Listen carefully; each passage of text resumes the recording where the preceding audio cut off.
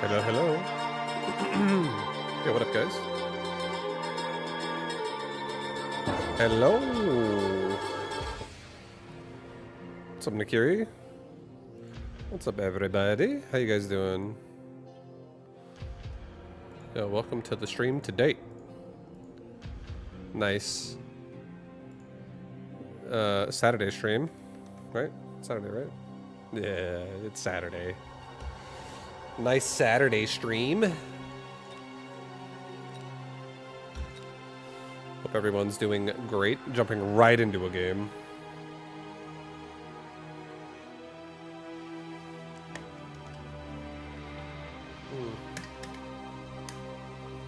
I did not prepare myself. As soon as I hit go live, I just realized I have no water. And I also... it's okay. I'll play a game and I'll get water. Let's start it up. Let's start it up. Start this shit up, dude.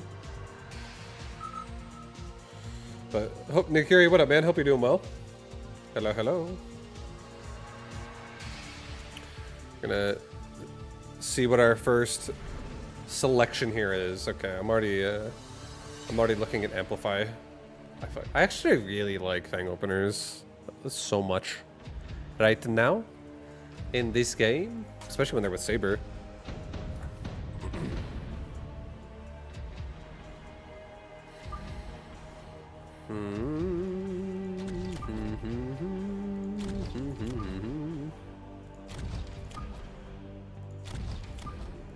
I feel like this is a very strong opener. I believe in it.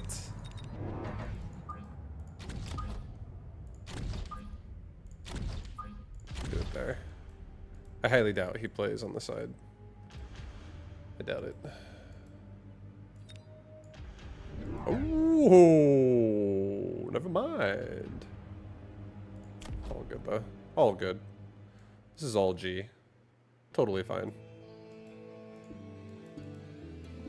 We're definitely gonna lose my right saber. That's for sure. But hopefully my left saber and the rest of my army is, I think it will be enough to finish it off. But right saber, he going down. Oh, he going down. Right saber gonna have a bad time. Gonna be tanking a lot of the Void Eye.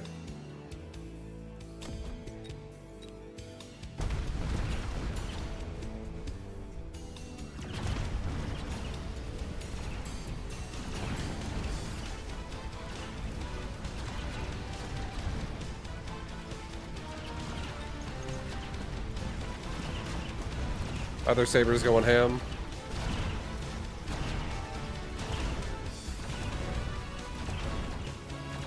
That's right. That's right, saber. That's right, saber. Oh yeah.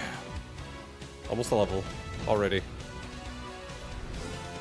That's good. Okay, Assault Fangs. Attack by 50%. I'll do it.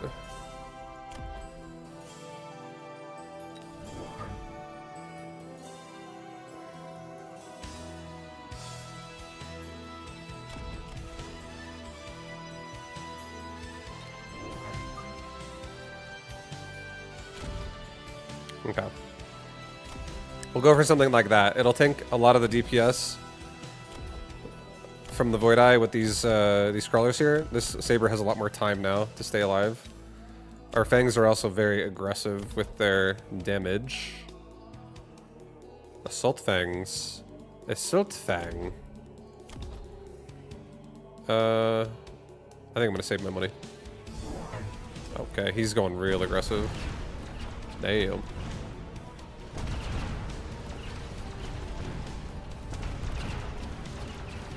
This is okay.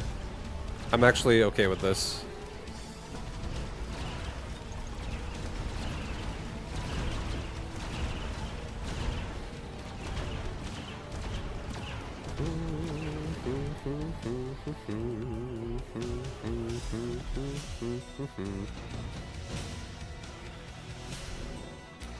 Oh, fuck. Hell yes. There's a lot of good choices here. But with how aggressive this already is, I feel like taking the Typhoon, kind of. We're also too spread out for a farce here. Let's take the Typhoon. Let's just put it over here. Let's get rid of the Crawler pack here. Let's get another Saber over here. Let's get another Crawler ourselves over here.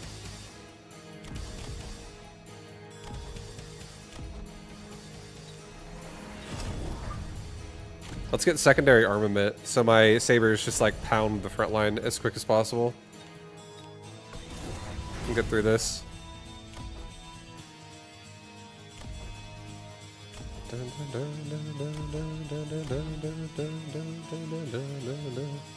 Alright, we're gonna probably want to get some hounds with sprinkler systems this game. That is my guess. I'm so glad I have Typhoon. Our Typhoon are gonna smash these crawlers on the line so hard.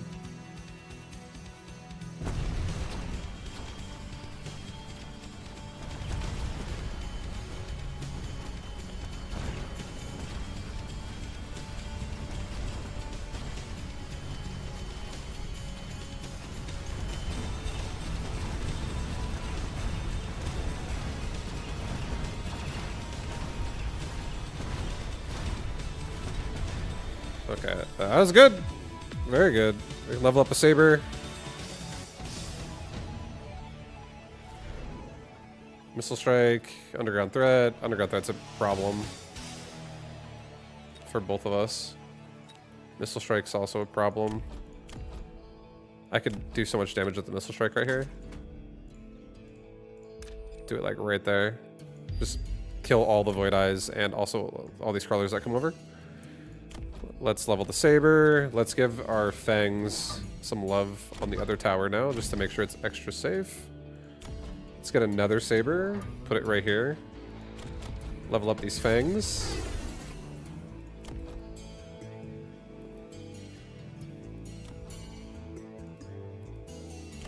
And just in case we get, I guess just in case we get Underground Threaded, let's get another crawler pack in the back mid just to like help out. We don't want to get screwed by flanks. We don't want to be screwed.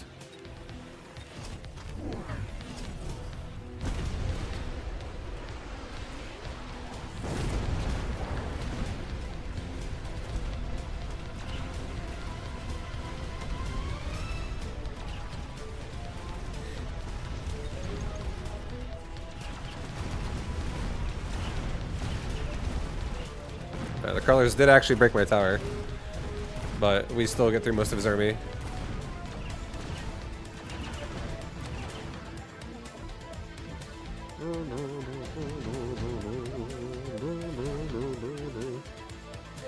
Alright, a worm?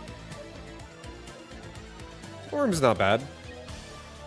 I'll put a worm out here. I'll put a worm like right here. It'll take the aggro of the Vulcan, and then hopefully we can assist it, keep it alive. Let's get 2 more Typhoons. Let's get another Typhoon like right here. Let's get another Typhoon like right here. Level up that Saber.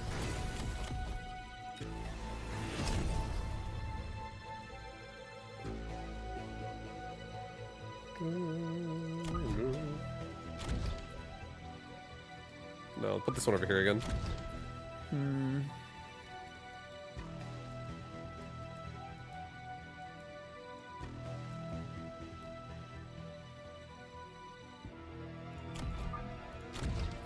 Do another Saber. No, not a Typhoon. Another Saber. Like right here. Put the worm next to it. Okay. We're being pretty aggressive with the shove. For sure.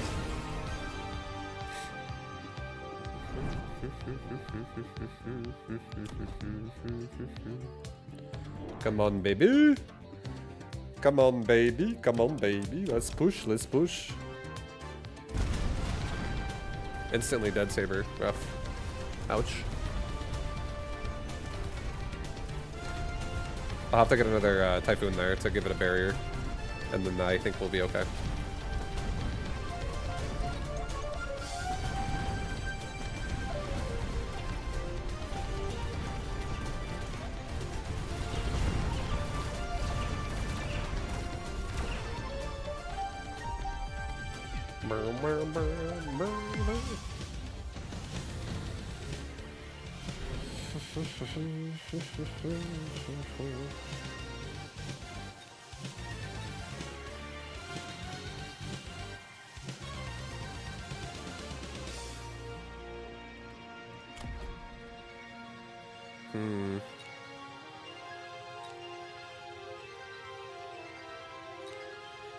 I'll do efficient tech.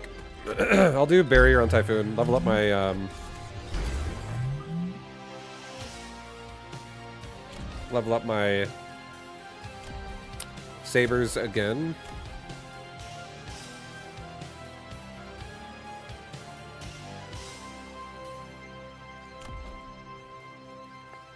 Let's actually just sell the Sandworm. I don't think it's necessary.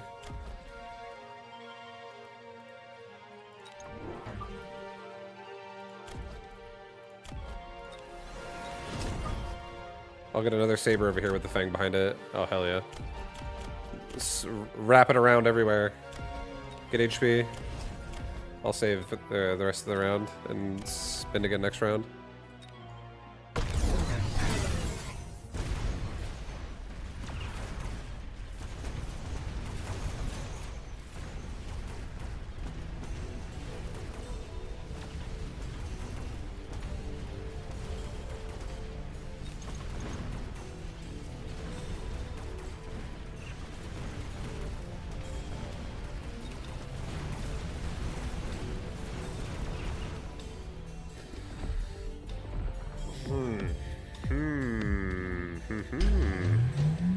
Missile Strike again.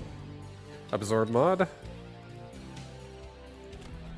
Alright, I'm gonna Absorb mod this dude. Rhino Assault could be a thing this game. Or this round, rather. I think I'm gonna get range on Fangs. I think I'm also gonna get Mechanical Rage on my Typhoons. I think I'm also gonna get another Typhoon, like over here. Do a nice missile strike.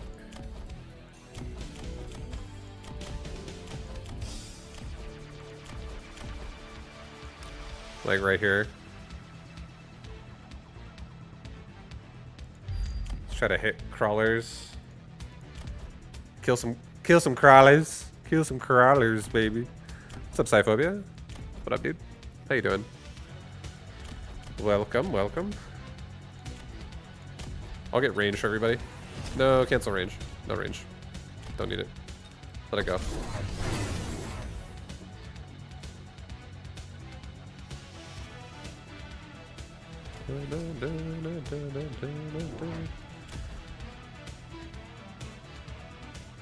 So many void eyes.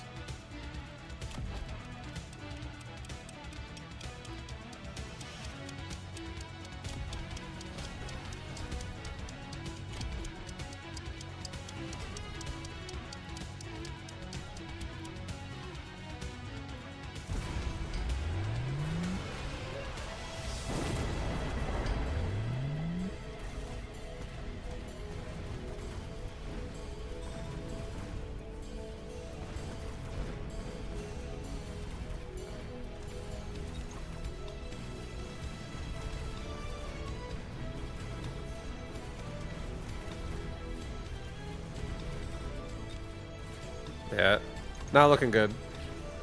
Might be dead. The Vulcans on the extended range Vulcans on the line are owning us. Things are getting crapped on right now. But good luck, have fun, and show everyone that aggression is not dead. Yep. So far, so good.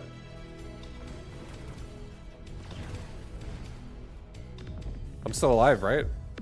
Yeah, no, I'm dead.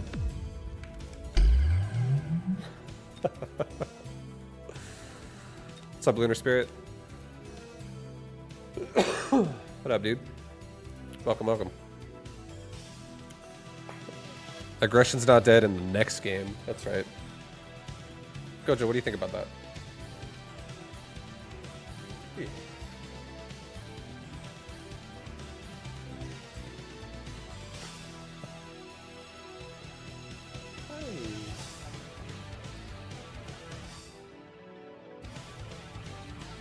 So sweet.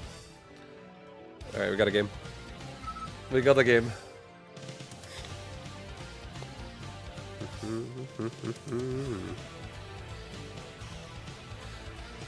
Time for some Mechabellum. Time for some Mechabellum. That's right.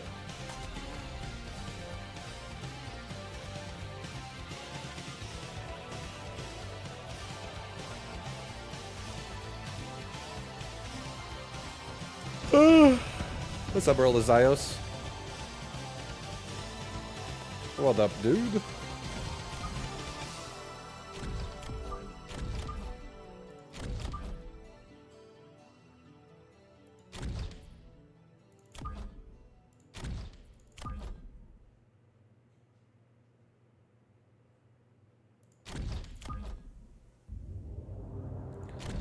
Alright, I'm actually going to do a weird formation this game where I'm going to actually ramp myself like up into the flank up here. I'm going to like start low and go high.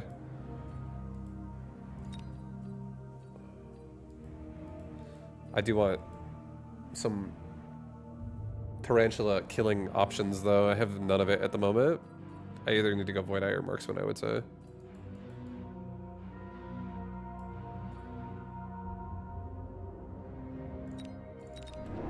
I'll just do 2 marksmen. I'll do 1 marksman like right there. I'll do another one like right here. Put it down like this actually. Yeah, I like that better. Okay. Alright. So he is playing mid. More to right, honestly, but overall mid. He also sold his anti-armor cannon.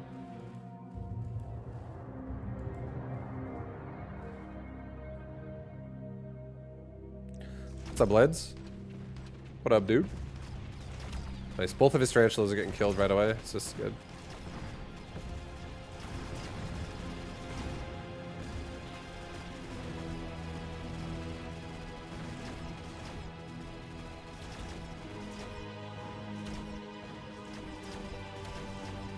Good evening, sir. Yo, good evening. What up? Welcome. Welcome to a beautiful mecha stream with a beautiful Gojo.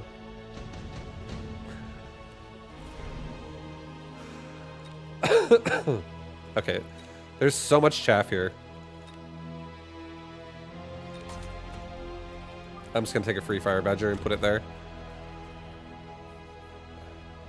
I always wished WoW had standard reset servers like D2 did. I would say I can relate to that. I love ladder resets, gives you a reason to jump back in, 100%.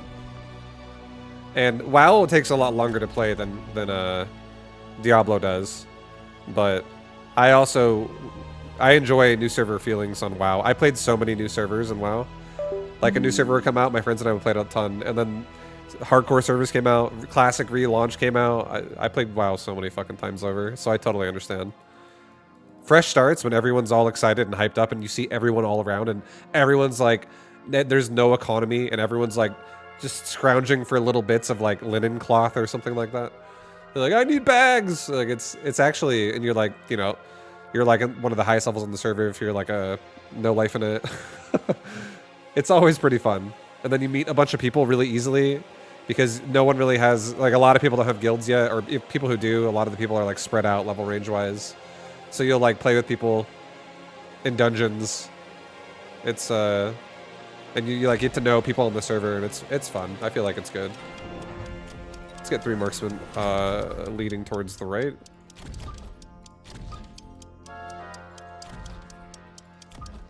Okay, that should be fine. So all the chaff is running away from his tarantula. But my fire badger will die this round. So we'll have to, you know, kill it with whatever's left over on my left side. Hopefully we have some mustangs or some hounds left over. It's a very big Vulcan right now.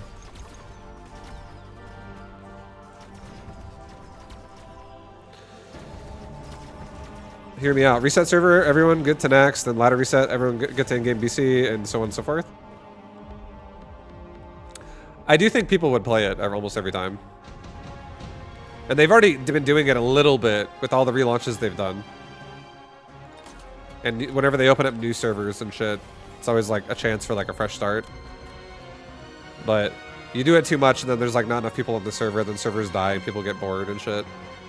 I feel like all it takes is like one bad experience when your server dies and then you end up just like wanting to quit. And you're like, okay, I probably won't do this again. I feel like that's totally a thing.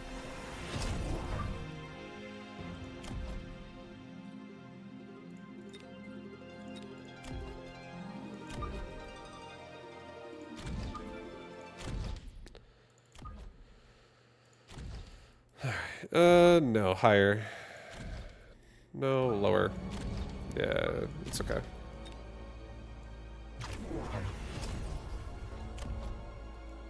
Okay, just straight Vulcan gameplay here. We're just playing straight Vulcan gameplay.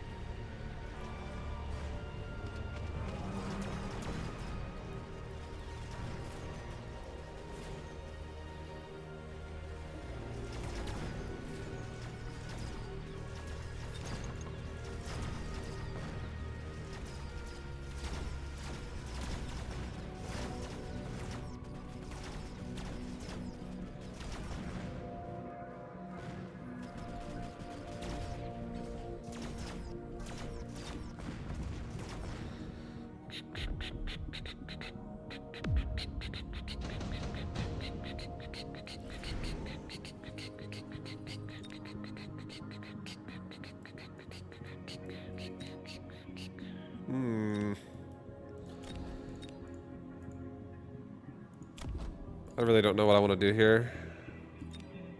There's a lot of choices here that I can make. I almost feel like doing intensive training and just like, because these are now two level 2 Vulcans. This guy's this is Vulcan just doing Vulcans the whole fucking game here. Maybe I do additional redeployment or additional deployment slot. Maybe I get some missiles for this guy.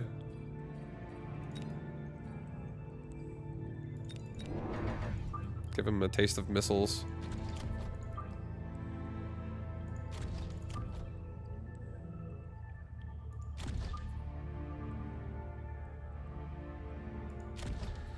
Yeah, we're just gonna give him a taste of some missiles. Fuck it.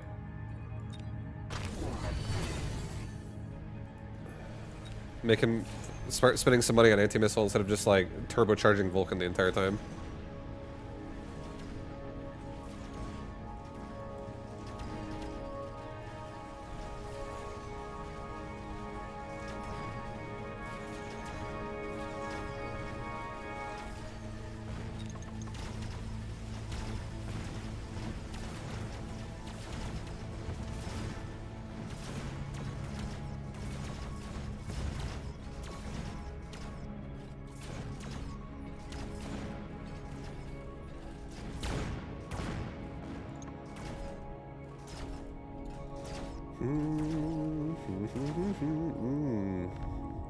Kind of wish flank sides were deeper to give more options in flanking, especially since the front line is a bit weird now with walls. Yeah, I mean, I honestly think that if you want my opinion, I think they should just get rid of walls. I think walls should just be removed from the game to kind of. I think they dumb the game down a lot. It just makes it like always convenient to just defend your flank immediately and then just play back so you can walk into your tower and play with it. This guy's even selling his. He doesn't give a shit because he just likes to play Vulcans, which is another strategy that I think is questionable. Just like, I mean, he has giant spec, so it's more realistic, but yeah, I don't love it either. Not a huge fan of it either.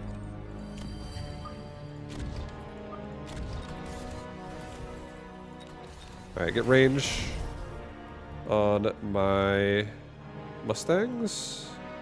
Let's also make sure we don't get blown up by missile strikes.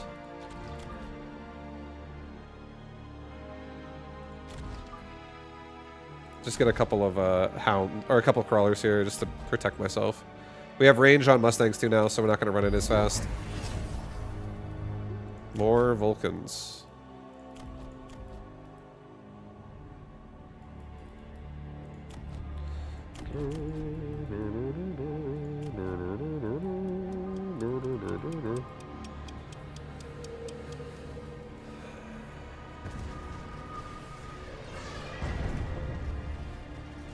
Another Vulcan drop now. This guy loves Vulcan so much.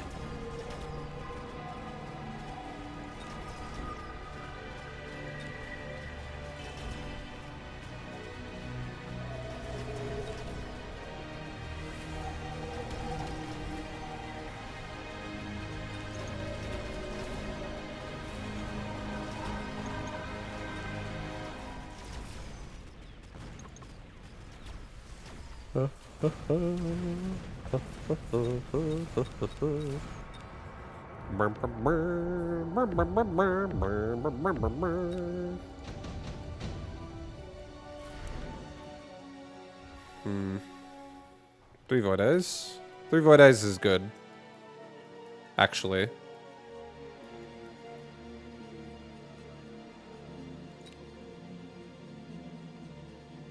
Alright, we're gonna take the Voids.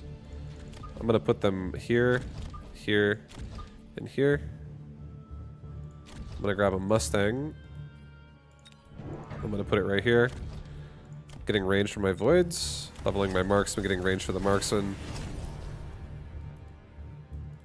I'm gonna get 2 Storms. I'm gonna put them like right here and right here. And we're gonna get Chaff in the front as well to bait missiles out, but I'm gonna attempt to get through his Chaff a little bit nicer and also be able to have my Voids be able to just like wear down the Vulcan. I might even just go suppression shots next round.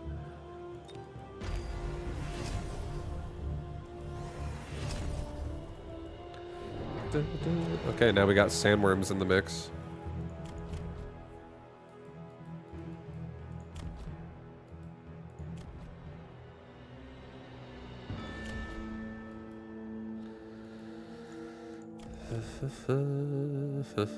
This makes me want to upgrade napalm on my Badger just to hopefully make his crawlers light on fire that are here too. But I don't know. Might end up just selling this fire badger.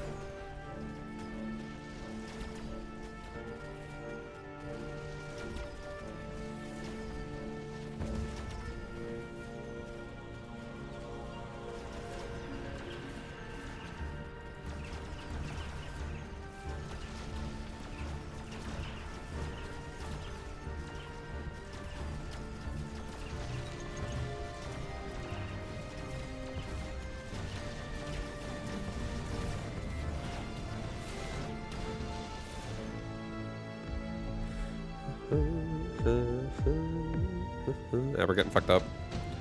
We're getting fucked up. I'm also way more vulnerable to a lightning storm, which is awful. That's pretty awful.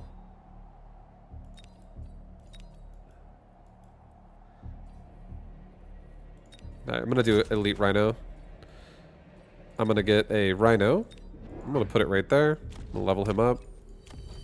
I'm gonna give him armor.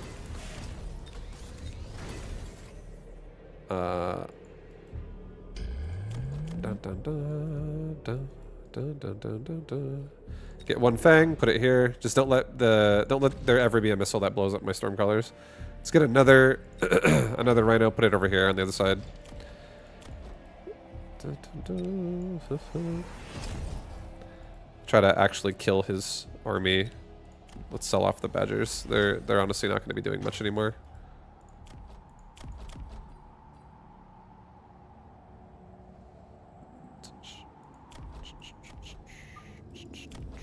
Get 1-1. Okay. There's the smoke bomb.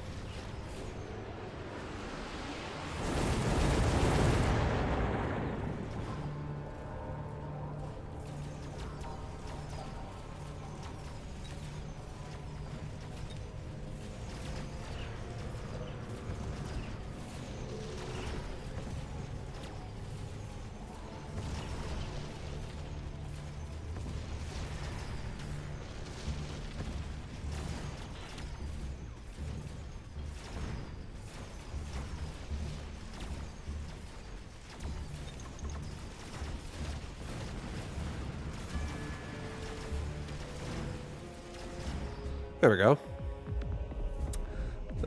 Rhino's getting it done for us. He's gonna probably most likely end up going charge shot on Phoenix, would be my guess. So I'm kind of loving the idea of going Wasp right now.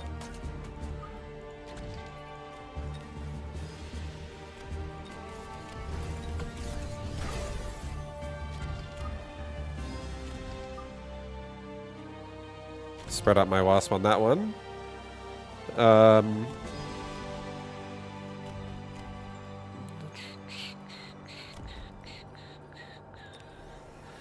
I feel like taking elite marksman on my marksman as well. How much is wreckage recycling is only 250? I'm gonna take it. And let's get ourselves just fangs. Put a fang squad here, put a fang squad here.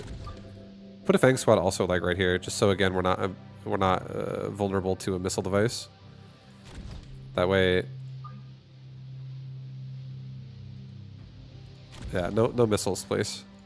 No missiles.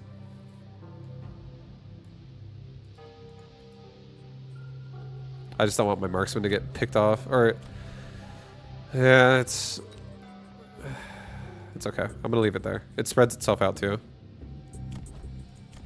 I don't think I'm gonna resupply. I think I'm fine. I'm gonna save my money. I don't need it. Actually, I'll resupply it. It's all good. I'll fucking resupply. I'll do it. I'll put another thing here, just so we have backline. Hopefully after the Vulcans are dead.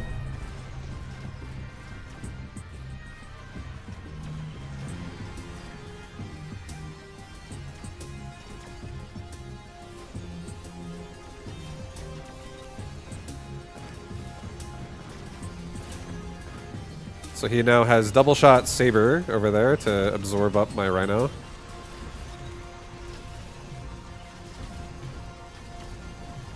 Nice, I healed through that. Hell yeah.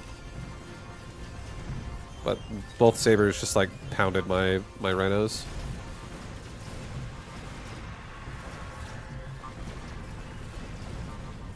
Alright, we might be dead this round.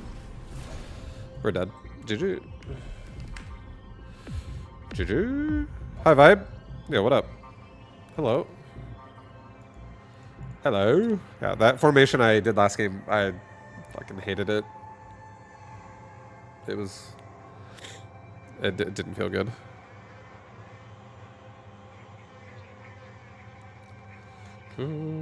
Does this game have a strategy?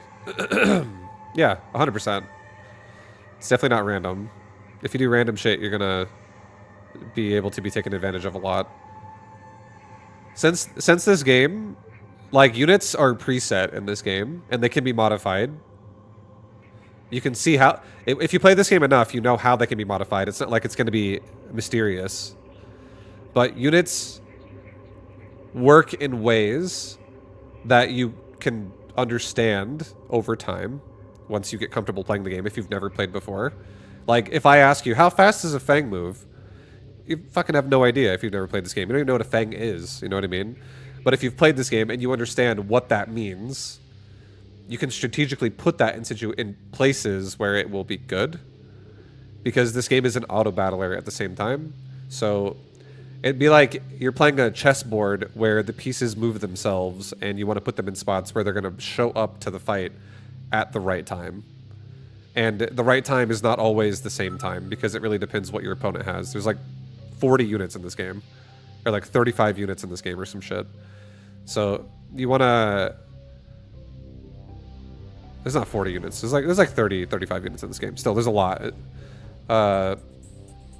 And you want to make sure your units are not being wasteful. So if you randomly put stuff in random spots, it absolutely can be wasteful. But if you have units and things complement each other and support each other, then it's suddenly really strong.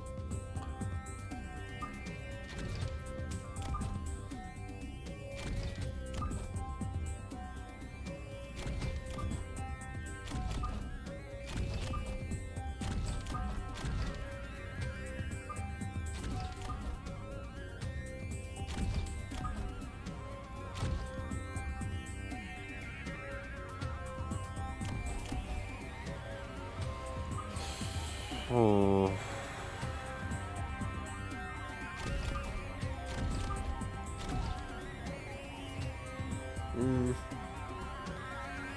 I don't love this.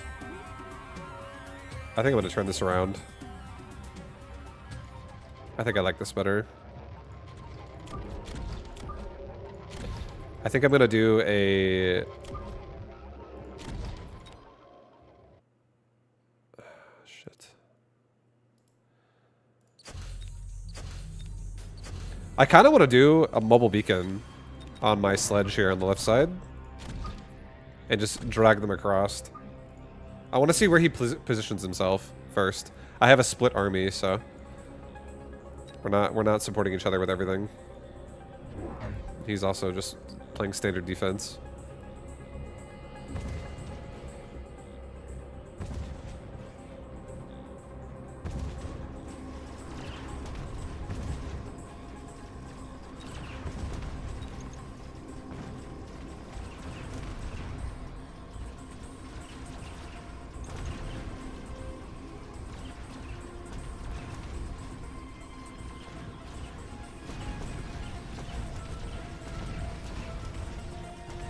We didn't get the tower fast enough, unfortunately, so left side got kind of crapped on.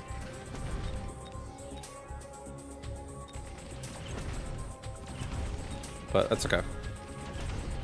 That's okay. It's like making a game with lots of shaped holes, or yeah, only using the square hole. Yeah, they're talking about the Vulcan thing. Yeah, I remember seeing that earlier. But yeah, it's I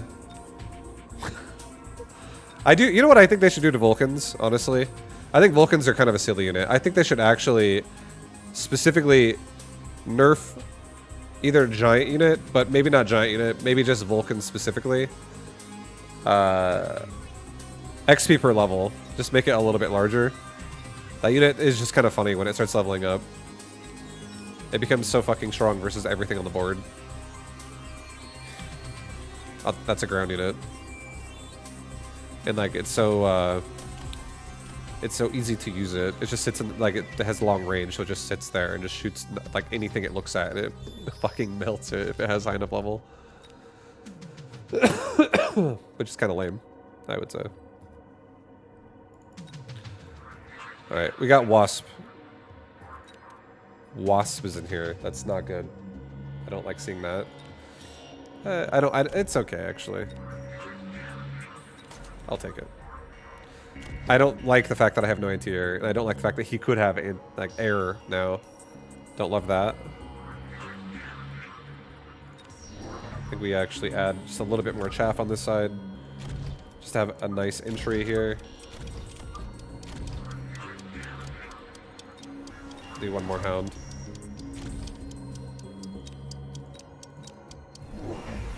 Okay, lots of voids.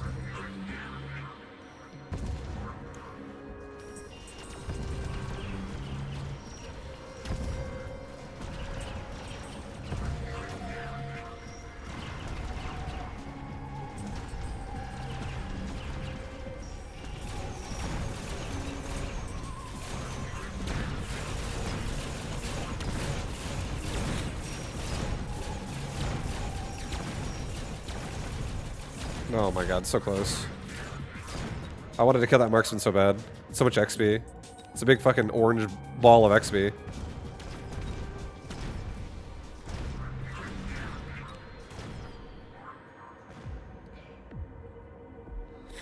It's the problem with all fast attacking units. They level too much. If they level too much, it bypasses its role. No, it's definitely good for sure. Subsidized balls. Subsidized balls. Let's give a damage device to the wasp here. I'm gonna give my hounds range.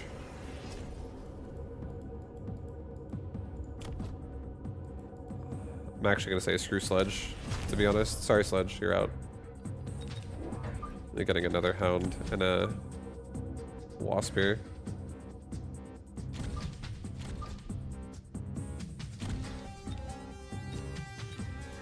I was gonna keep Sledge, but I don't really want to keep Sledge if he's just gonna go Mass Void Eyes.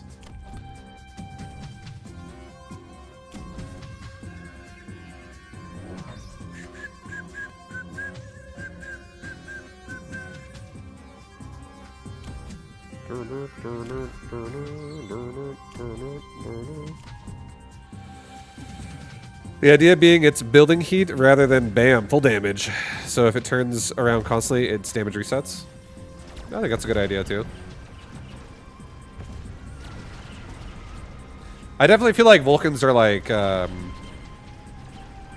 probably, in my opinion, the most annoying unit in the game. Just because of how much power they provide. With how simple it is. Definitely not the biggest fan of that.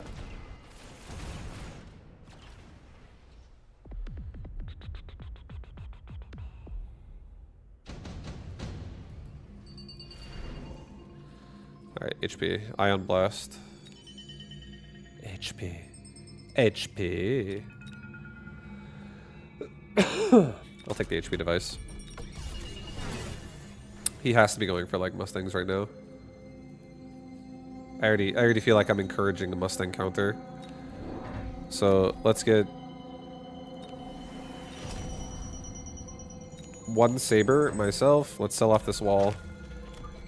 Put a hound there. Put a hound here. Put a saber like right here. Device it. Damage for everybody.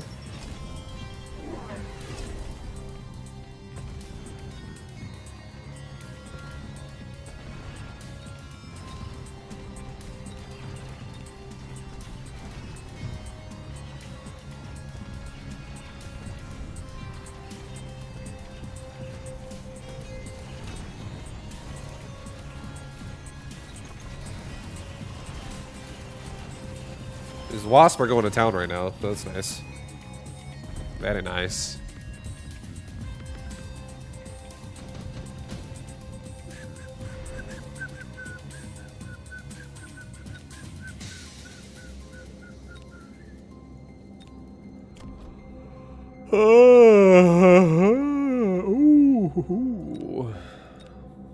I'm gonna put a Phoenix right here. I'm gonna probably sell this thing eventually. I'm gonna put it right there. I'm gonna put a crawler pack in front of it. I'm gonna sell off the sledge. Put a crawler pack behind the tower. Give Wasp range at this point. They're honestly owning pretty hard. They're doing great. And let's just have Hounds just race forward to kill all the anti-air so that my Wasp can, and my Phoenix can do whatever they want. That sounds good. Okay, he's got Wraith on the line. I have range Wasp, so and a damage device and level 2, so I'll be killing that Wraith pretty fast.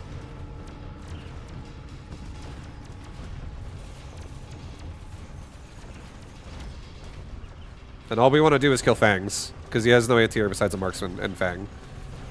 He got range on Fang at the same time. Okay, but we paralyze him, so Fangs are going down due to a paralyze. Wasp are farming.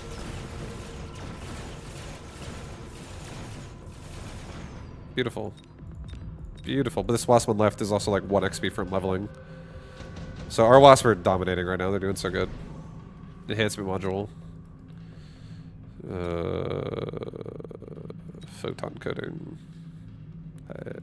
No. It's okay. I think I'm maybe gonna skip this. Like, these are great choices, but I don't have a good choice to put it on right now. And I honestly think, I'm not even kidding, this game I'm probably going to end up going for a Titan unit.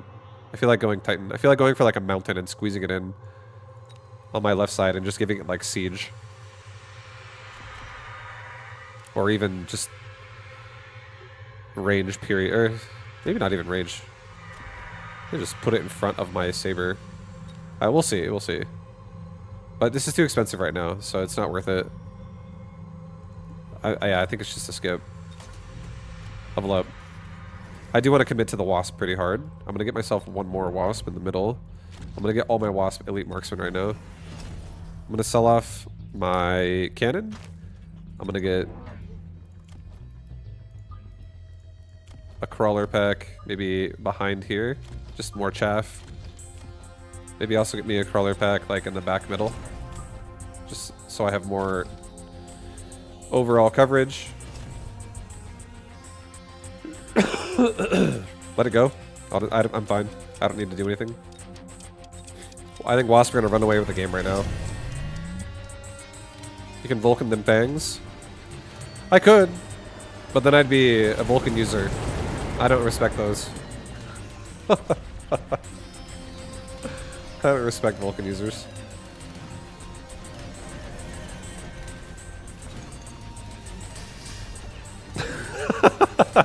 No, I mean, it's fine. I totally could be going Vulcan, but I'm just going to let my Hounds do the job. I've already invested into range and mechanical range for them, so I may as well keep using them.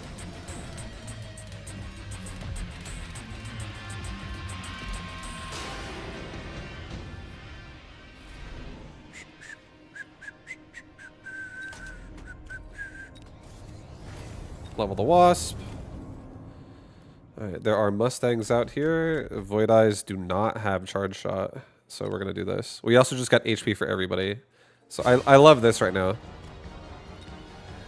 Boom boom. Our Hounds now have a bunch of support in the form of Rhinos. I'll get armor just so they're as tanky as possible. And I'm going to sell off my saber on left side. I'm going to give a Rhino over here the device. And I think I'll give myself also a HP upgrade 1 more time. So now we're like extremely tanky. Okay. He's got fire on top of oil? Jesus. Well, I might still get it done with these Rhinos and the Wasp. Like, all my crawlers and Hounds are dead. We'll definitely need to get some sprinkler systems. So we can just at least protect my Hounds. Or give my Hounds armor, honestly. And just say fuck my crawlers. Because my Hounds are going to... They have range, so they're not going to kill the fire off very well. Their sprinkler system is going to get stuck further back. So, yeah. I might actually just give the Hounds armor. Because armor also reduces fire damage.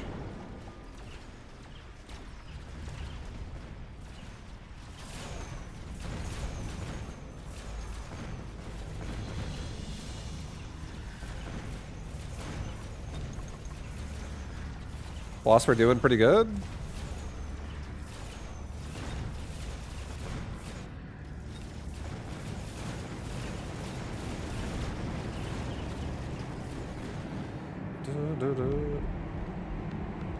Looks like they get most of it. Well, all he has to do is put a unit right there.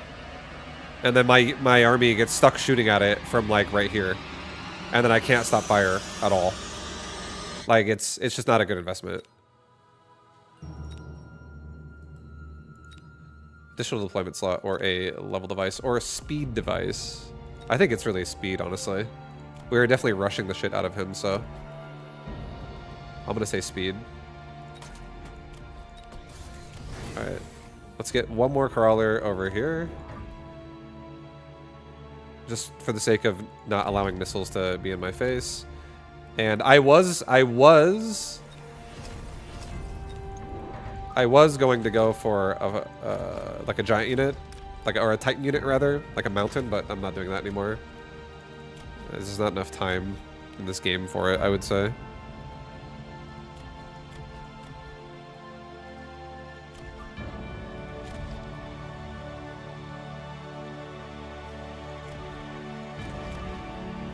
Okay, we're gonna put a Farseer here, and we're gonna do a Farseer also over there, like here. And we're just gonna do a photon emission. So I'm gonna give my rhinos something really juicy this round. I think I'm gonna actually give my rhinos quad upgrades.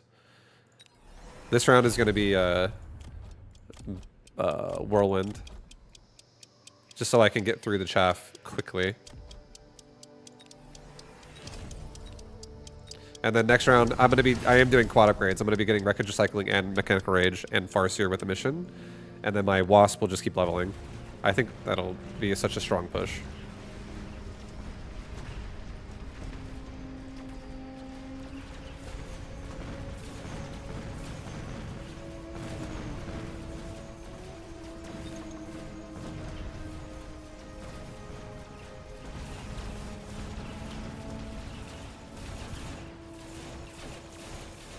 Yeah, I feel like our army is pretty strong right now. How am I supposed to pay attention to the board while I'm staring at the cat?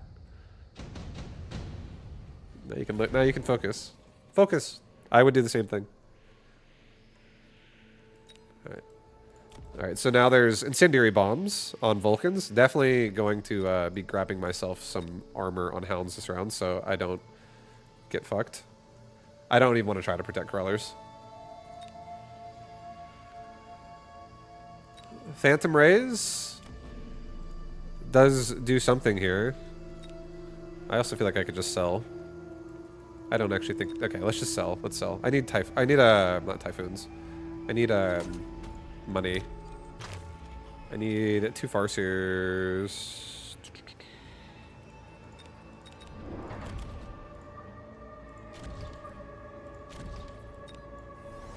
Level up the Hounds, get armor. Level up the Wasp. Alright, that was a pretty big round right there. We now have crazy tanky rhinos. We have crazy tanky hounds. These fangs won't even be doing damage, because they also are very countered by armor. So many things in his army get countered by armor.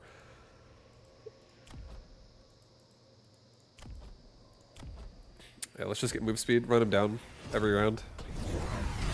Run him down every round.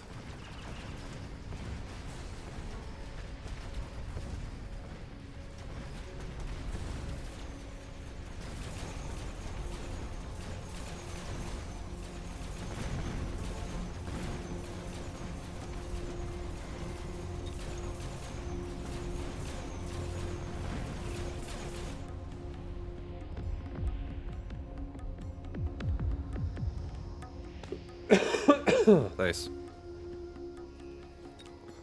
Definitely pushed. We definitely pushed. Hound Rhino, baby. Hound Rhino. Oh, yeah. I checked your videos. Seems like you're new in Kick.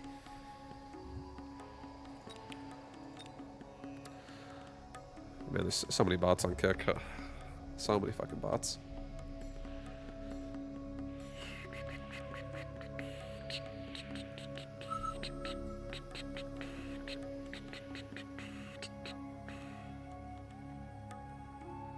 Glitter, you got some long nails. You gotta clip that shit. I think that restream bot guy could be a scammer. No, it's the, yeah. Definitely the J654. It's funny because like every single bot on Kick literally asks, "Hey, give me your Discord info." It's like just literally bots just trying to like advertise Discord links so that somebody can try to sell you something in Discord. Every fucking day. We're gonna go missile spec. Missile specialist. We're using the missiles. We're gonna do hounds again. Hound ball, pretty good. Hound ball, good, baby.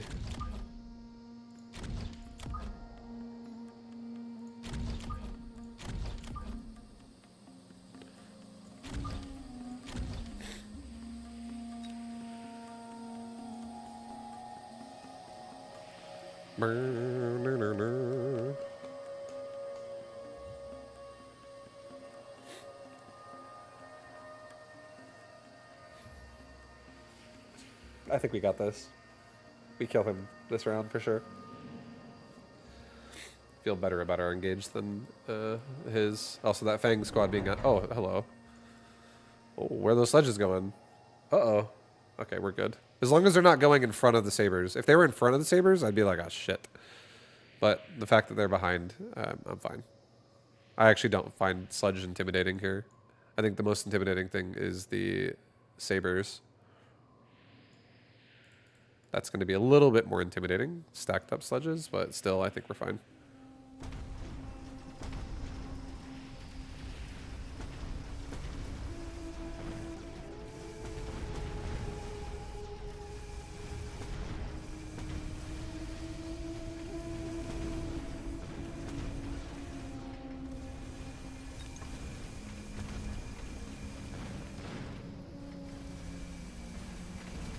I'm so happy steel balls are targeting every single different tank.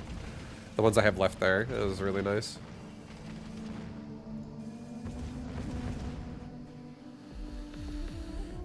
Good old vibe. Good to hear the voice of SC2 coaching again. Hey, what's up, Freebie? Hello, hello. Welcome in. Welcome. Thank you again for last time you were here. Appreciate that.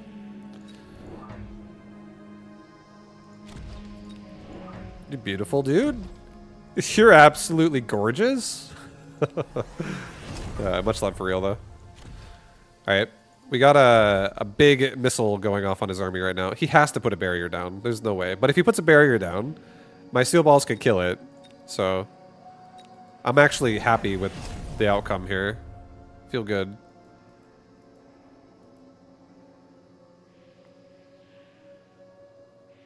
And now I have... He also skipped missiles. I have 3 missiles, so I'm missing them every single turn now.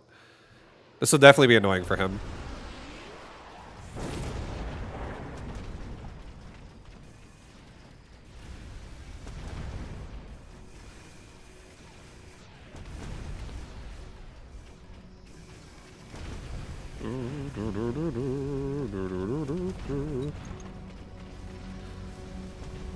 Kill that the saber. Oh, hell yeah. Thank you.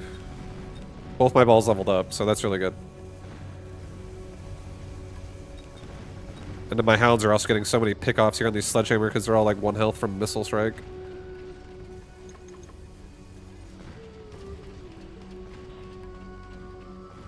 Hounds, you got this.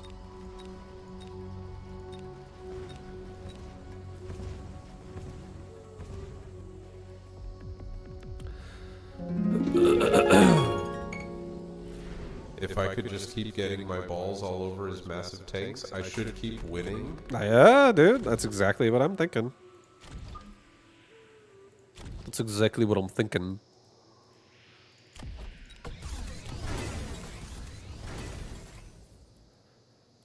Alright, we're gonna do something similar on the side.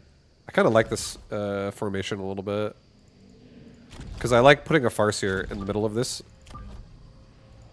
push overall. Putting a farseer like here, putting a ball. I do actually kind of like this. And then we have wasp to support. Let's get another missile hitting him right here. Same thing. Maybe down a tad, like there. His sledges will drive into it. Oh yeah. Oh yeah. Seems to be like TFT and Dota chess, but with more depth. Yeah. So let me explain what this game is to you. It is an auto battler. It's an auto battler, and it's. I would say TFT is a good representation of an auto battler, where like when the battle starts, when the battle starts, everything fights like automatically. Like it's just you don't control anything, but you make all the decisions and strategy choices and stuff, and everything between rounds, between like the fight scenarios. So now you get to like diagnose like are you winning or not. Yeah, I know what I said. I said the two words incorrectly. It's okay. I fixed it. You know what I'm saying. But yeah, when the fight starts happening in this game, you watch and you observe, but you have a lot of ways you can customize in this game. So there is a lot of depth of choice that you make in this game, and there's also a lot of strategical elements that come to it too, where you can also predict what your opponent's going to do. So when you get really good at the game, you can really like read the game, similar to like how you can read a game in StarCraft, where you're like, oh, I already know what their strategy is going to be. I have a good inclination of what I think he's doing. Stuff like that. It's honestly very fun. This game has been my new addiction after StarCraft. And the main reason why is just because like this game just has really good it's got good development overall. It's got like a good trajectory of where it's been going so far. The first thing I don't really like about it is these buildings. But even then, it's like not even that bad. It doesn't even like it doesn't even feel that bad either.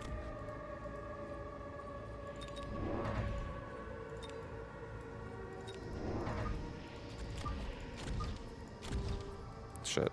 Cancel. We need to sell that turret.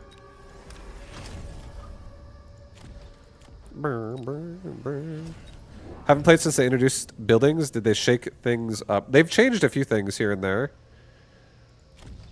Like, buildings have been tweaked to be nerfed a bit, but they're still pretty good. Overall, they're still just solid. He's got regen sledge. At least I can nuke his wasp all day. I think that's even better shot than sledging at this point, especially now that he has regen. Alright, he's going for a lot of wasp and sledge, so we'll just play... I'm just going to play wasp. I don't think I lose here if I just play wasp.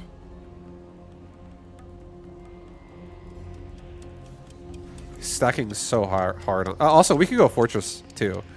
Fortresses would be great here as well. He does have the ability to turn on range and armor-piercing bullets, but if I turn on range and anti-air missiles, I feel like we could also win that way too. There's a lot of ways we can win this, I would say.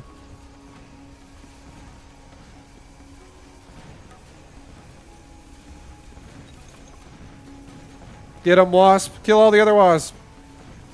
You got this! Oh, they're all dead. No, we'll just play a wasp game. It's fine.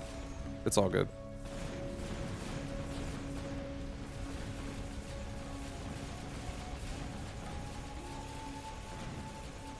Especially if I start getting extra farm on these damage device wasps.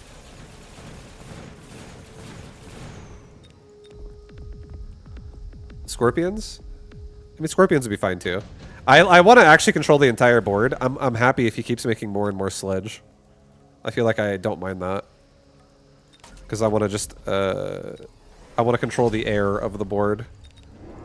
Because his sledge can't even shoot air. And then if I level these wasps, it puts a lot of pressure on him to make anti-air in a different way. Because his wasps don't have as good of upgrades as I do. Air versus air. So he has to make something else. And my guess is he's going to make Mustangs. And when he makes Mustangs, I can do a lot of things. I can make Abyss. I could make a really strong frontline tank of some kind. I could make, I could do armor on hounds. I could really armor on balls, actually. But that's like going against the sledge is not like the smartest idea. I would say he already has so much investment there. But so, like Scorpion would be a good investment because it one-shots the sledge.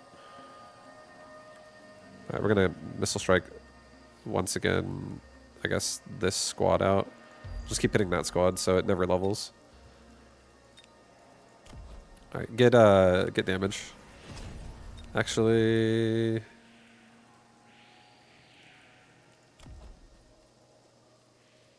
that's fine. Get damage. Okay. I'm hoping we win the anti-air battle.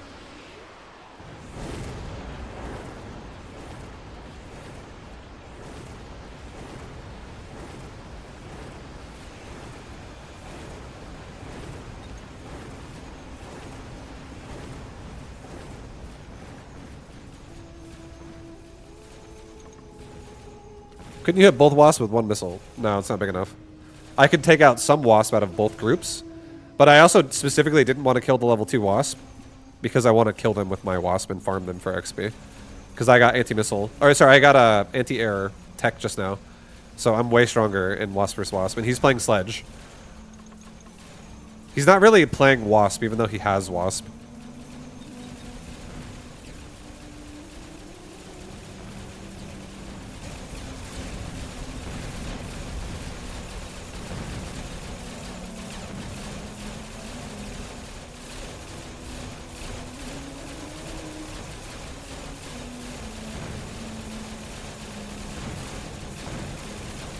They're regenning just a little too much right now. I can't kill them, guys. I can't kill them yet. They're too strong. They're too good. He probably takes the Mustangs. I'm gonna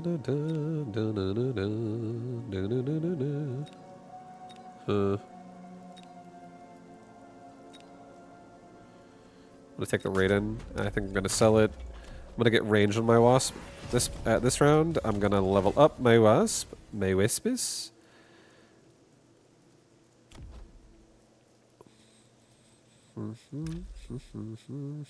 See, like I can missile strike in the middle of them, but I wouldn't kill all of them. I'm gonna kill, I think, all of this again. I think I need to get range on my hounds. I think I also want to get range on my balls, just so like my front line stays alive a little bit longer.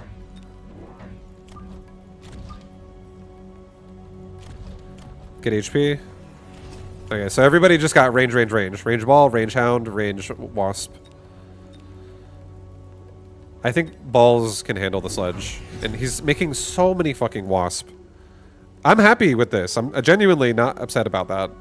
Because I have elite marksman and range and anti-air. He has range, anti-air, ground spec, and energy shield. So my wasp will always have, like, the more they level up over him, the more I'm just going to have advantages over him with being able to one-shot him from far away.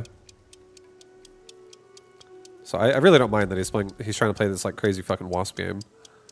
His plan is he's going to have really tanky sledges, and his wasp are going to have anti-ground and kill my steel balls. I think that's what his plan is.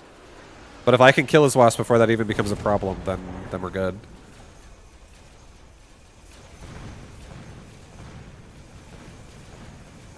And now that we gave our steel balls range, they really don't go in nearly as deep to die.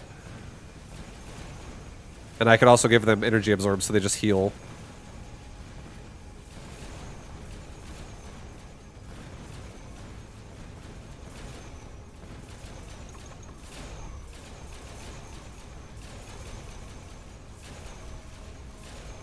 Come on, steel balls. Get that XP. Yeah, I saw this single thing. Would be afraid of having wasps near their balls, but I embrace the challenge. I do. I don't think I'm scared of it. Try and sting my balls. My balls are very calloused. I think I'll honestly like the stinger will. It's like almost trying to sting concrete.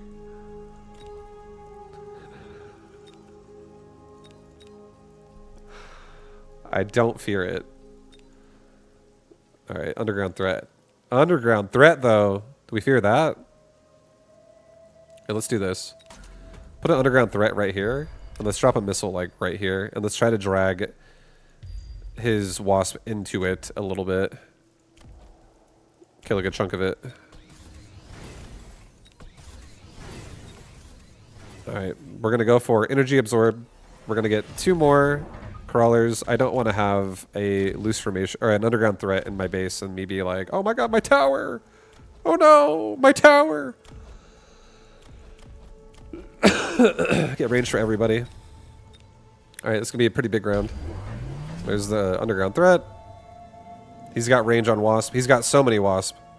He's got 1, 2, 3, 4, 5, 6, 7, 8, 9 groups of wasp. That's a lot of wasp. I have 4.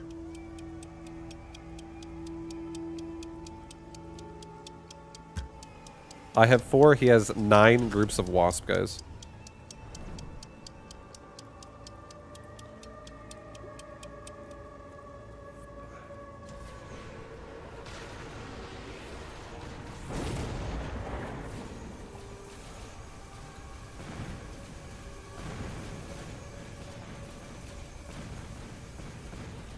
But our steel balls, he just like made like the tankiest steel balls ever for me because I'm able to just leech off of his sledgehammers the entire time while my wasp kill his wasp. He definitely is going to go ground spec, and I won't be able to do this as much anymore, but if my wasp are too high level, it won't really matter, I think. Or he might be dead right now, actually. Yeah, he's dead. But yeah, next round, we have no level, level. Right side both leveled, left side did not. This round, so I would have 3, 2, 2, 3. I would have got elite marksman, and every single round I'd be running temporary range. So I'm always rocking like an extra like 25, 30 range over his wasp. Unless he also gets range, then I'm rocking an extra 10, 15 range currently per each group. Which is like having another range upgrade turned on. Which is huge because when his wasp... Yummy balls. When his wasp are not in range of my wasp, and mine are in range of his, but my steel ball are going to get shot first instead, and he's just currently shooting balls that heal a ton. It's not too bad. It's not too bad. Yummy, yummy balls. Yep, dude. Steel balls. You heard of teabagging, but Vibe does bee-bagging. Drops them nuts right on them little folks. Yeah, I don't just drop them. You know what I do, Cyphobia? You know a cannonball into a pool of water? I just straight up strip down to nothing, and I cannonball the concrete where the wasps are currently walking around. Or in the grass, whatever. And I make sure I go ball first. Ball contact to the ground first is what I aim for. So sometimes I even try to wrap my ankles around my neck while I'm in the middle of the air, you know?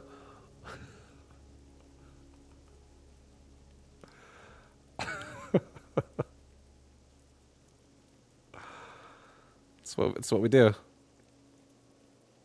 I cannonball. Balls first onto the concrete. Yeah, dude. Why not? Live a little bit, you know? That's how you get calloused. You want to get kicked in the nuts and not feel pain? Do 10 of those a day, and you won't feel pain in 3 weeks.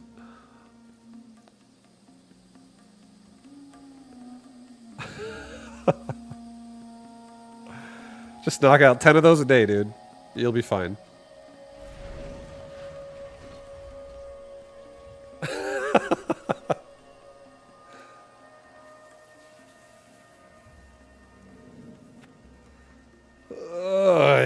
What are we doing? Saber? What's up, dude? How you doing, Saber? You want to play? Rhino? Nah, I don't like Rhino with those units.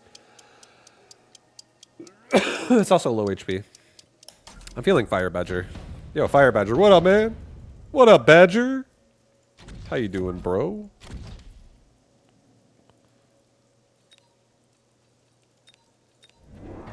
Alright, I'm gonna avoid eye. Other side. We're going to void eye the other side. This side. This side.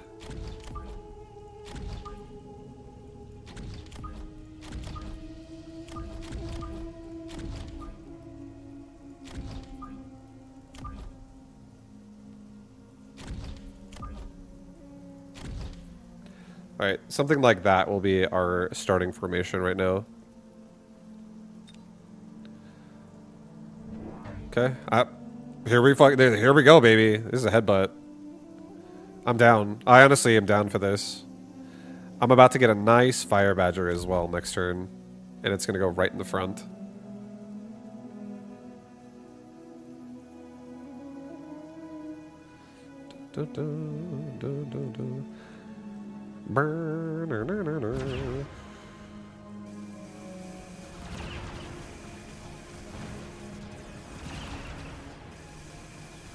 That one poor Mustang got pushed up so far from the crawler. This is a crawler peck. Come on, Void Eye, do it! Beautiful. Beautiful. Free Tarantula. Free Tarantula is pretty sweet. Honestly. We have no anti-air though. Oh, God.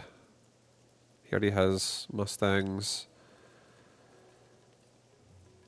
Here, I'll take a free Tarantula, I'll take a Mustang, and I'll take a Tarantula, a Fire Badger, and a Mustang. Damn, bro, we just got hooked up right there. We got a lot of stuff.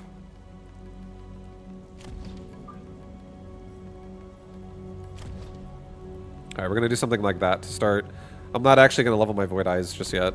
It's okay. I think I want to make sure I have anti-air, so let's not have a problem there.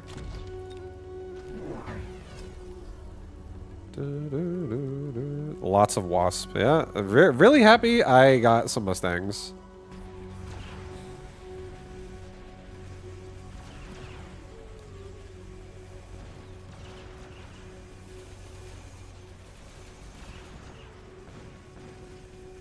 Hopefully we can kill off a lot of his Mustangs before my tower dies. We killed some.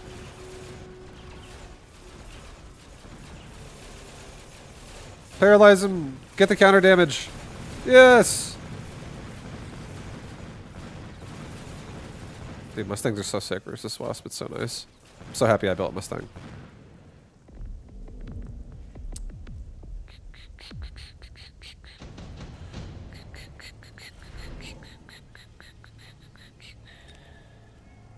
I can't afford too much here. Alright, I'll do an underground. No, I'll do... It's okay. I'm going to afford everything. Let's get a Mustang squad over here. Let's get a Fire Badger also over here that goes with it. Just in case he adds, like, chaff now.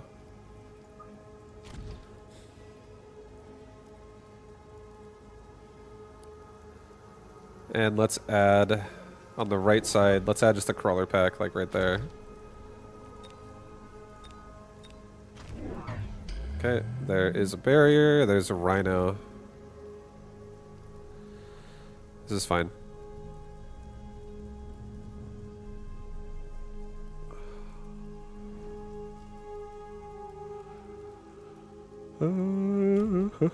I had a feeling something big was going to come. I wasn't sure if it was just going to be chaff, but it's a rhino. It's a big fat rhino.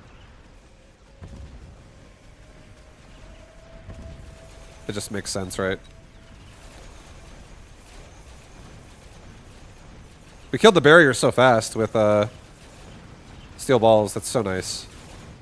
This is actually a great fight this round.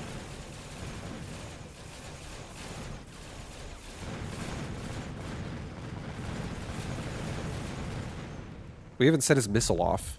Holy shit. What a good round. Honestly, what a great round. Javelin?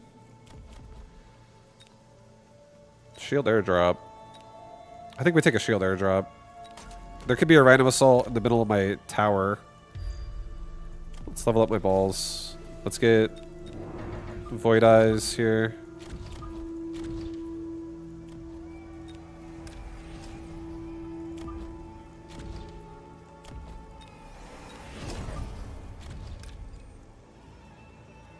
Actually sick. That's actually like a pretty chonky formation right there. I'm gonna get a tower level on the left side. Cancel everything actually. I need to not have the mobile beacon yet. I don't need it yet. It's a waste of money to do it right now. Let's just make sure a rhino can't break either one of my towers. Easily. Let's get one level on each tower. Because I just spent all my recruits on Void Eyes right there. He's doing a javelin.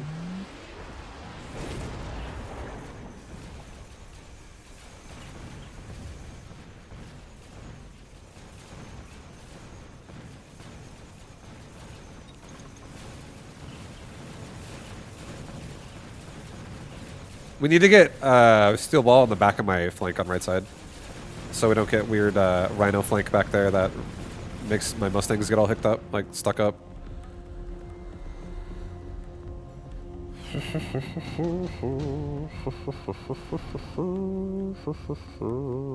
Incendiary bomb. Redeploy.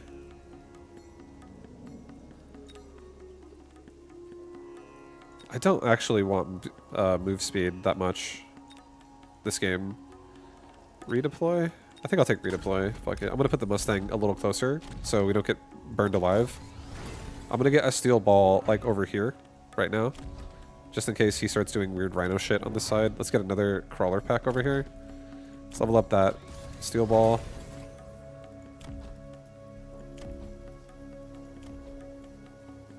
Let's get another crawler pack that goes like in the back. And let's get anti-air for Mustangs right now so we can just like reach Wasp easier.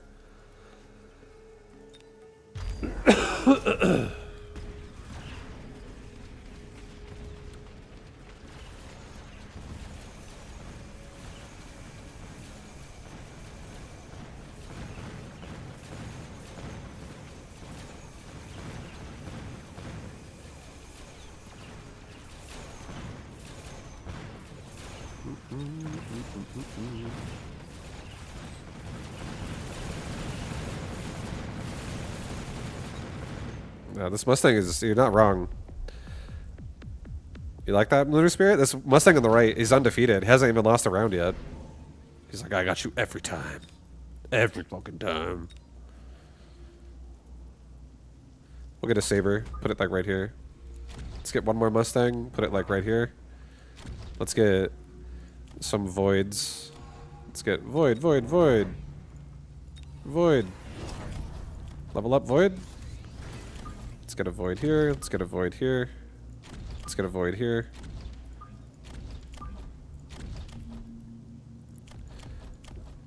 Let's get a tower level on left side.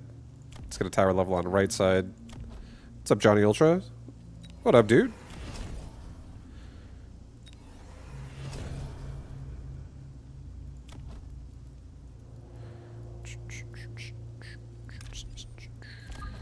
Put this steel ball right there. We'll just latch onto all these sledgehammers like right away. Kill them.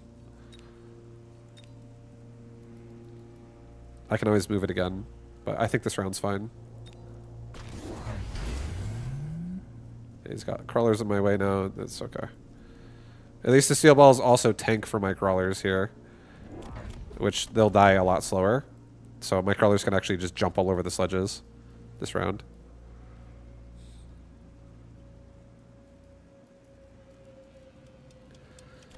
And now that these Voidas have charge shot, they're gonna drop these rhinos on the ground so quickly, even if they're level 1, because these are only level 1 rhinos. So we're gonna put them in the dirt. Gonna put them in the dirt.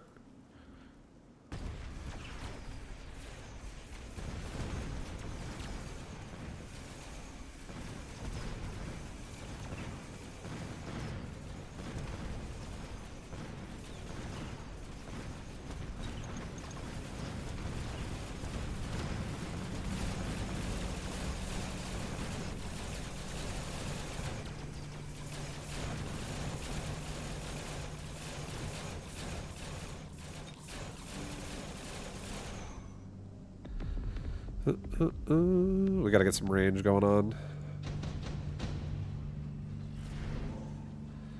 Repair kit, shield device. No, I'll do a damage device.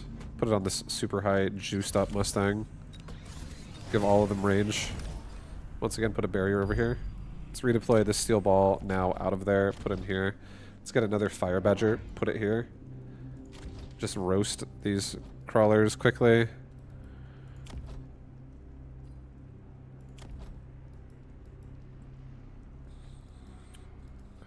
Let's get a couple chaff squads over here on the other side. Let's just stop allowing this to kind of break me. So easily. On the left. And now we have range on Mustang, so they're gonna totally be able to shoot the Wasp a lot safer. Should look at getting range on Void Eyes here pretty soon.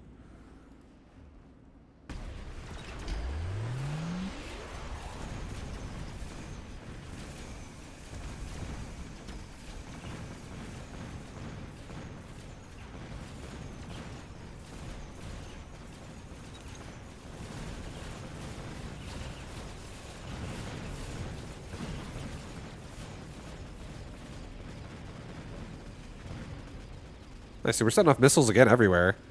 This is so nice.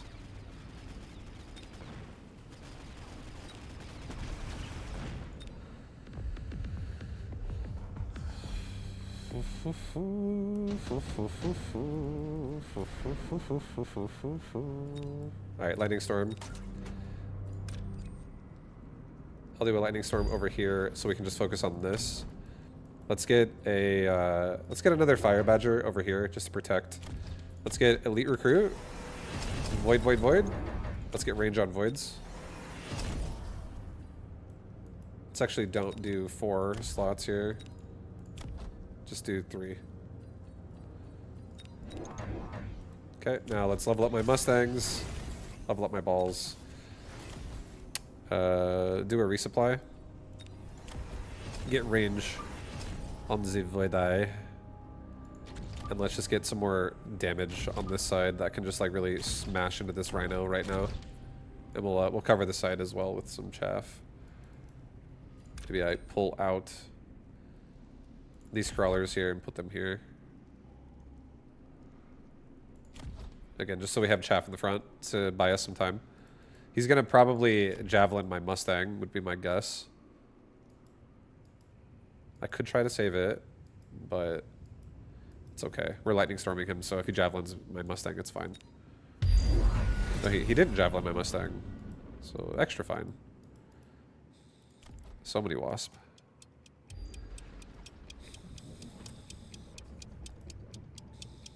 Okay, he's lightning storming me too.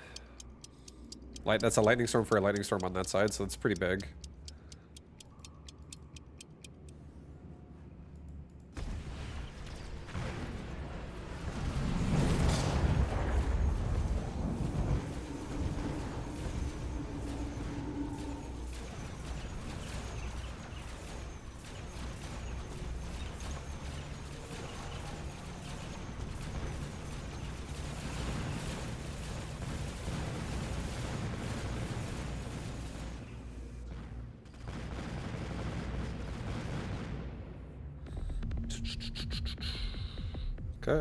Okay.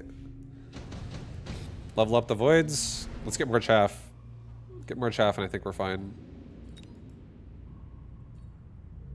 Let's also get 3 Wraith. And let's put a Wraith like right here. Let's put a Wraith right here. Let's put another Wraith right here. Actually, put this Wraith over here. Put this Wraith like right here. Put this Wraith like right here. This is fine. Get degen beam. Level my Mustangs and my and my Void Eye. Let's get just more crawlers.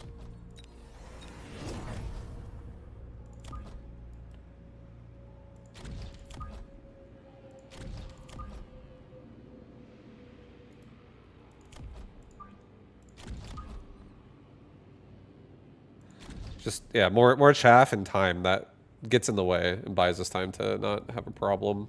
Sounds wonderful. Wonderful. Let's also maybe redeploy one of these Void Eyes a little closer so we can like instantly start just killing these fucking sledgehammers right away. Let's get range for everybody. I think I'll missile device out also, like this right here. I want this Rhino getting killed ASAP. These guys need to level up. This is like the weakest part of my board right there.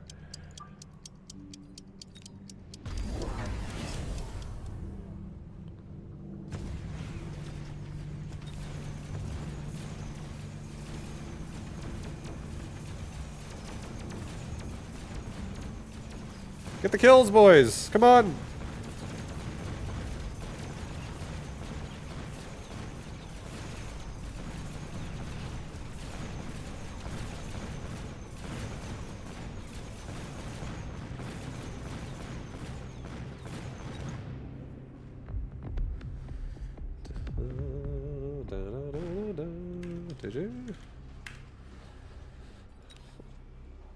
The Gigastang survived.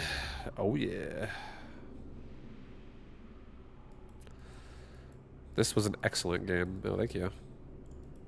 Just took out the rhinos. Take out the rhinos, take out the wasp. Take them all out.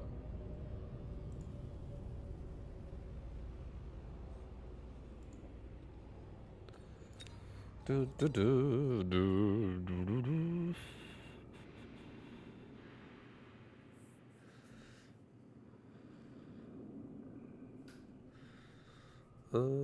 Good Stang D game, yo. Thank you. What's up, Raven Spawn? Thank you, dude. What up?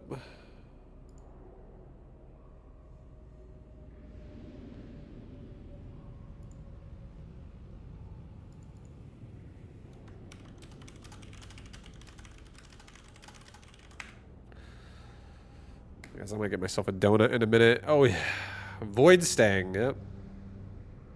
Void Eye Mustang is honestly a really, really nice combination. Definitely feel like the Mustang's helping be able to kill chaff and also being able to kill air and just pepper damage in. Like it.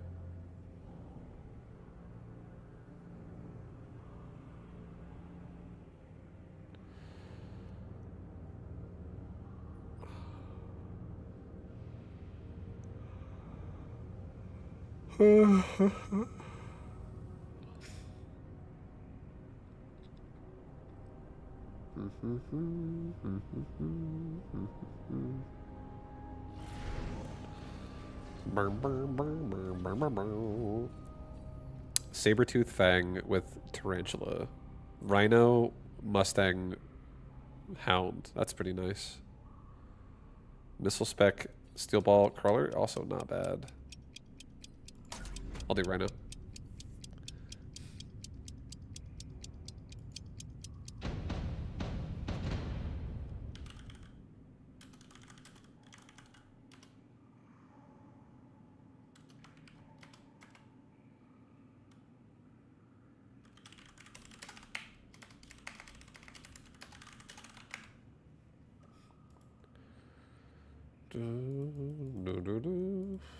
Rhino Spec and Aerial Specialist. Alright, we got Sludgy Fangs here. Sledgy Fang. Sledge Fang.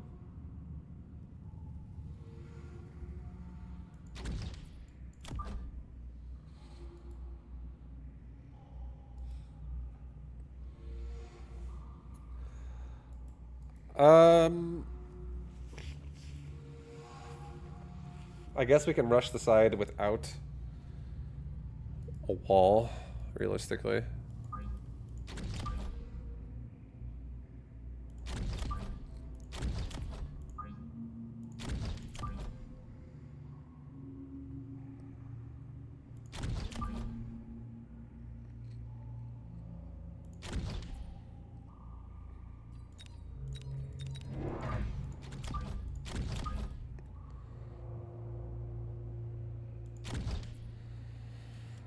Okay, something like that seems alright.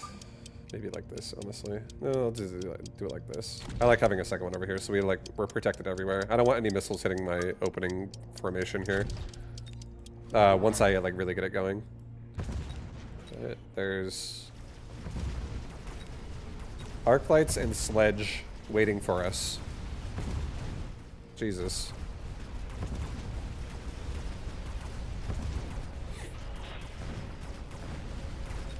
That's a lot of damage. We weakened a lot of it, but didn't kill any of it, really.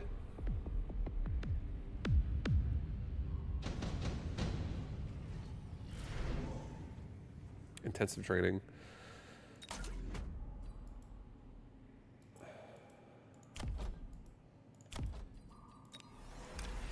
gonna sell a Mustang. I'm gonna buy a Rhino. I'm gonna level it to level 2. I'm gonna put it right there. I'm gonna get myself another crawler. Right there. No missiles. I'm probably just gonna go Wasp again this game. This is such a good opportunity. Now he has fucking Phoenix, so yeah. If I see a Wasp drop, I'm probably like looking to love that.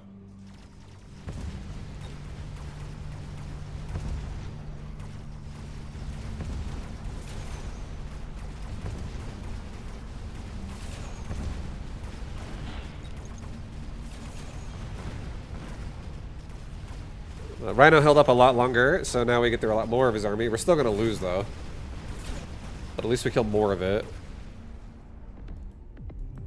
Rushing into fucking Sledge Arclight is definitely rough for Hound Mustang. Typhoon.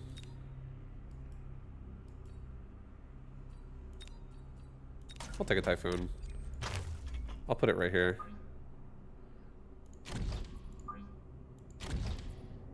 I'll get,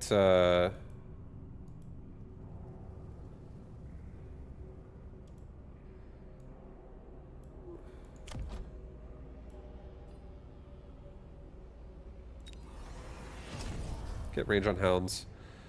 Let's get ourselves... Shit, dude. I feel like I have to get a backline crawler.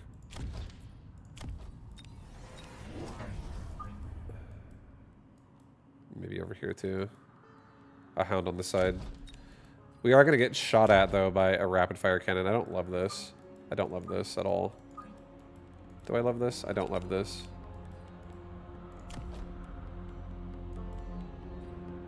Get another crawler pack. Just buy time. More chaff. Okay. It's a nice fat scorpion over there. I do think I can make... He's got Scorpion and Phoenix, so it's a lot of DPS. I do think if I get Whirlwind and Wreckage Recycling, maybe there's a chance. And then Armor after... Jesus. Yeah, we only have like one chance at this.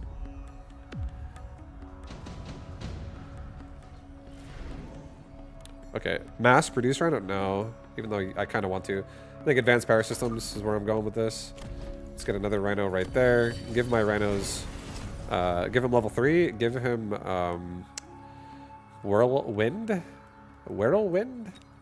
Let's get a Wasp pack. Let's sell off this Mustang. Buy a Wasp.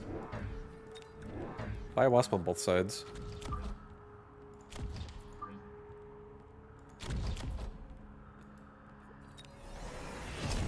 Get another deployment.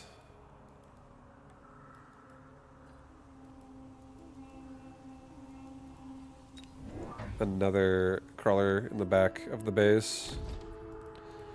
Okay, hopefully, hope to God, we can survive.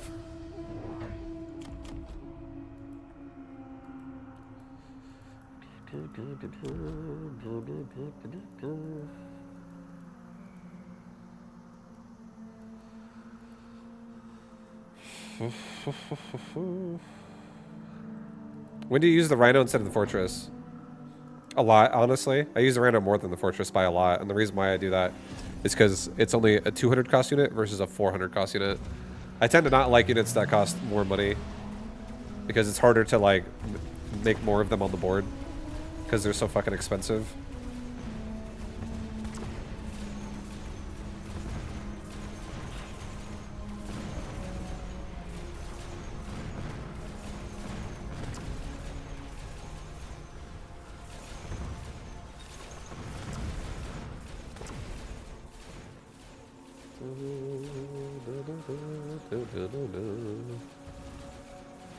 Alright, well, we're gonna try and tank through this, but I don't really have a lot of hope for it.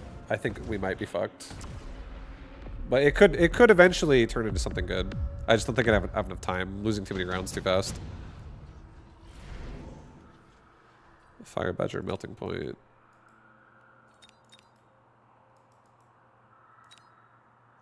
Three marksmen. I'll take 3 marksmen.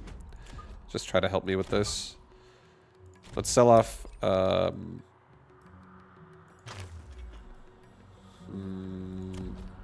Wait. Buy a Farseer? It's armor. No, don't do that. Just take the marksman. Sell the Typhoon. Take the marksman. Put one like right here. Put another one like right here. Put another one over here. We'll start working the walls with this. Get armor and wreckage recycling on these rhinos. I believe in them, guys. They're gonna shine today. Let's get 2 hounds and let's start setting up the right side. And yeah, I think I'm going to. I think I'm gonna.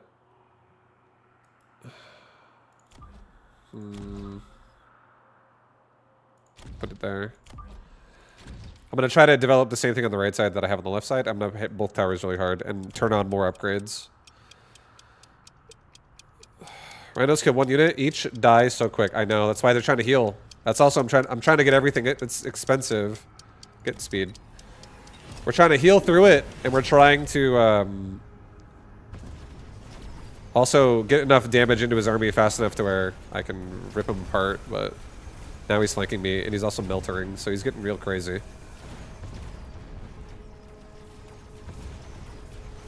He's getting crazy. He's getting crazy.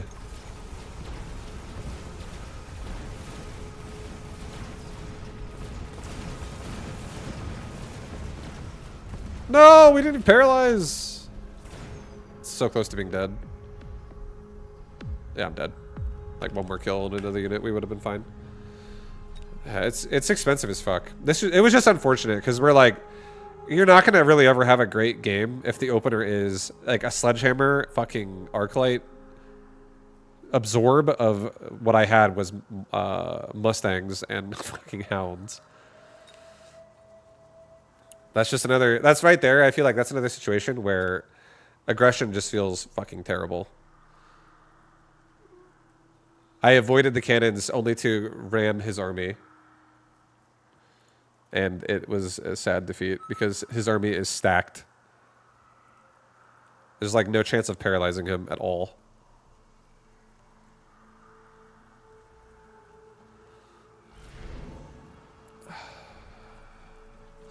Fortified. Fortified.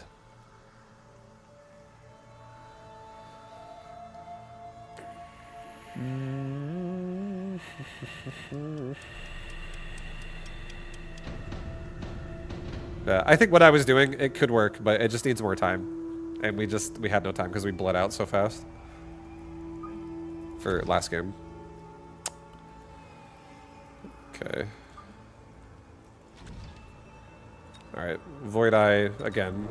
He's got Steel Ball, and I see an opportunity where I can push this cannon.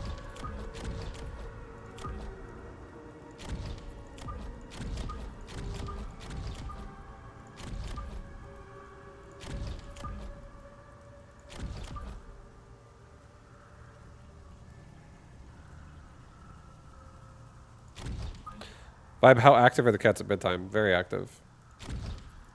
They love staying awake. Meowing.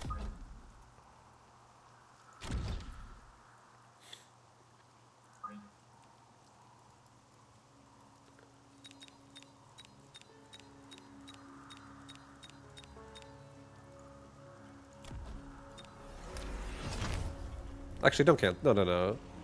Leave it. I should have just left it. Actually, like,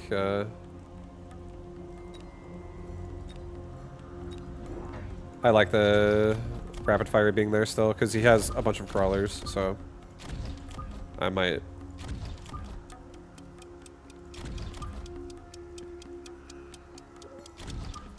I'm gonna do something like this. I'm gonna have like a little Mustang separation.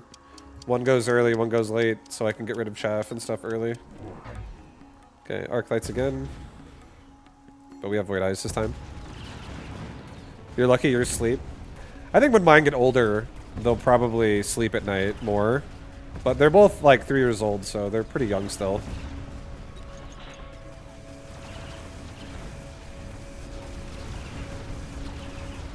So they just like having fun. Playing a lot.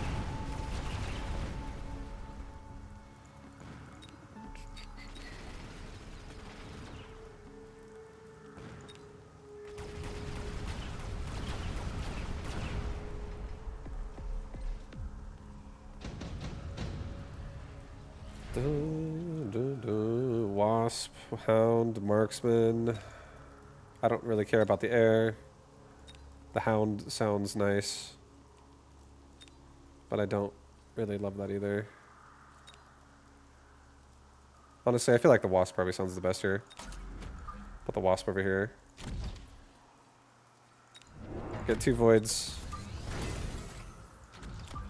Get 2 more voids like that. Spread them out. Get ready to shove his base with it.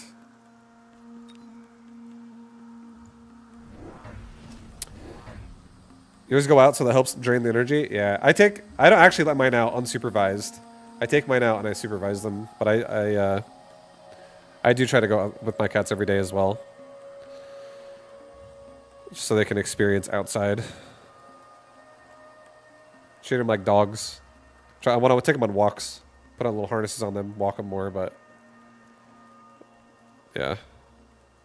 It's hard.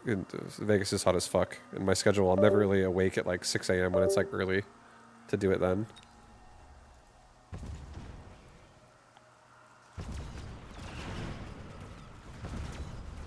But I at least take them outside to like the backyard. Why not 3 a.m.?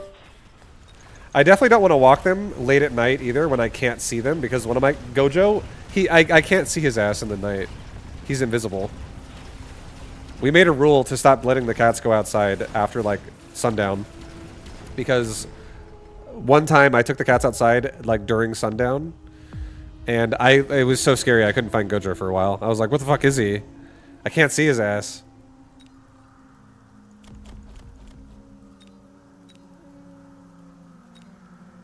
Missile strike?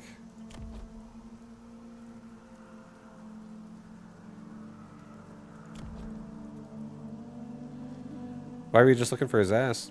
Because I didn't want to lose it. It's scary. I'm going to sell off my Mustang. I'm going to buy a Vulcan, guys. I'm going to be a Vulcan player this game. With a nice range device.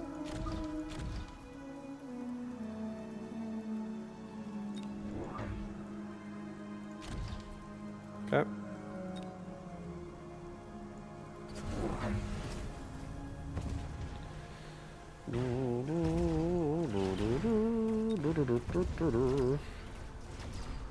Now I'm the Vulcan player now. I'm going Vulcans.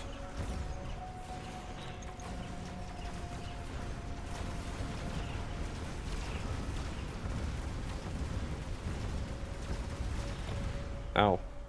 I'm getting owned is what I'm getting. Jesus.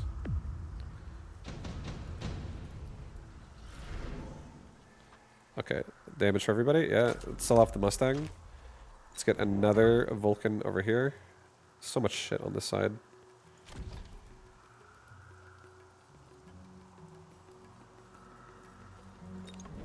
Let's get 2 more voids. Like here.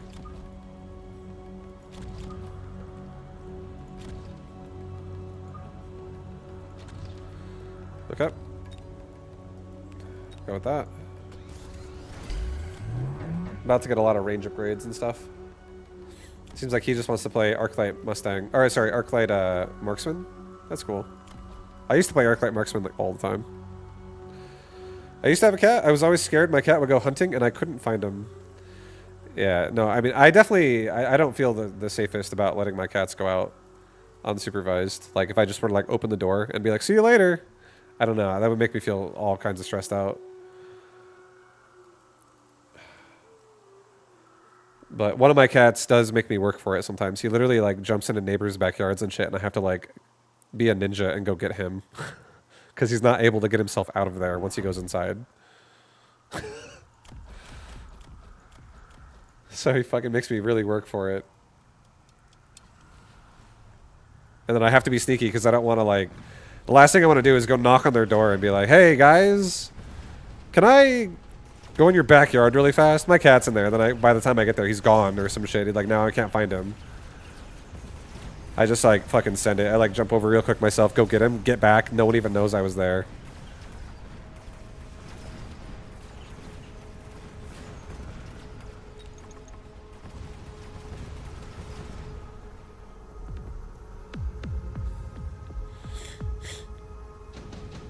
Trespasser. Hey, my cat, Malfurion. Not this one. This one's a beautiful angel. Gojo, he doesn't ever trespass. The trespasser is Malfurion, my white and gray one. He fucking constantly jumps into people's backyard. He tries to. He's always all about it. He's a sneaky boy. Alright, we're gonna have 2 rhinos escorting the wasp here. We're gonna get 2 more Vulcans that go like this.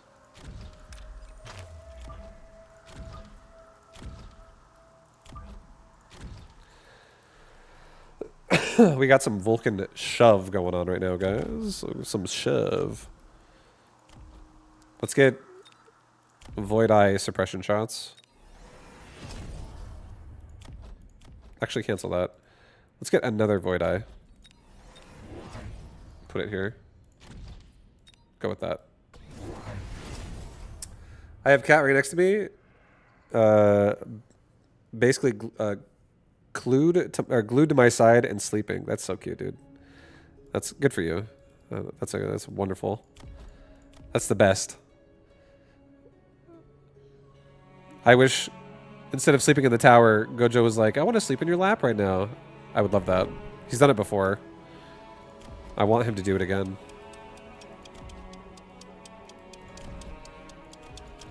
Alright, we're just gonna get...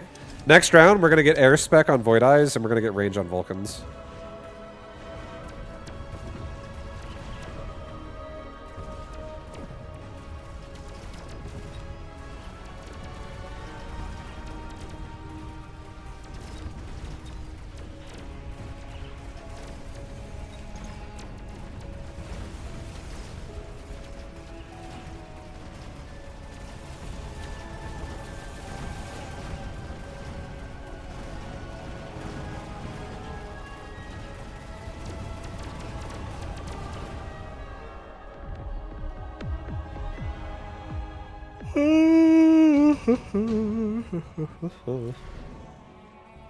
Damage device? Sure. Put it on this guy. Aerial spec, range spec, level up, level up. Wasp.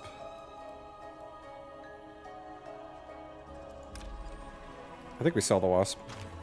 I think we get 2 more Void Eyes, like, in the back. Maybe even 3 more. Like, all in the back sides of the board. This is, like, one of the downsides of playing really aggressive, is you're so fucking vulnerable to a flank all the time. You're vulnerable as fuck. Let's get suppression shots on top of this. Actually, no, cancel that. Let's just do a Scorching Fire. Let's just roast his entire ground army. And now we need to start thinking about getting, like, either rhinos or... If I see mass-produced rhinos, I might honestly take it. But, yeah, we need to think about getting some chaff for EMP now that I'm definitely... I just turned on a bunch of shit this round, so I'm definitely vulnerable to EMP. If he wanted to do it.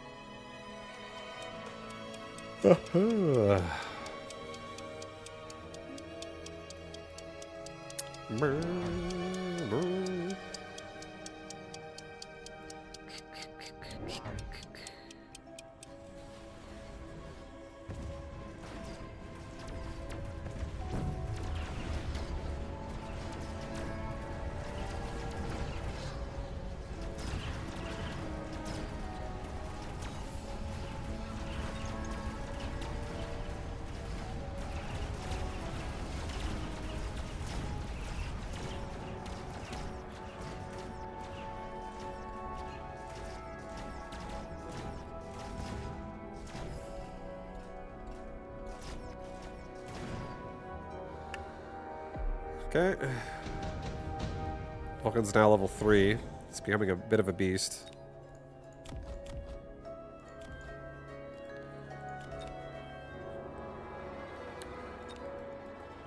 I don't have anyone to put this device on, unfortunately. I wish another Vulcan leveled up. I'm just going to take damage of everybody. And I think we take a lot of chaff.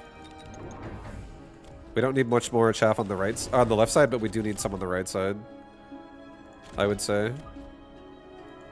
Just so my Void Eyes aren't so vulnerable. Okay. Get range for everybody. Actually, cancel that. Sell off one of these rhinos, get suppression shots on my voids. So now we have more range. We fixed the fact that we lose range with aerial spec, but now we also pull units in like the Wraith and make them lose range. Boat, etc., etc. He's got Wasp technologies, Mothership Wasp. On an Overlord.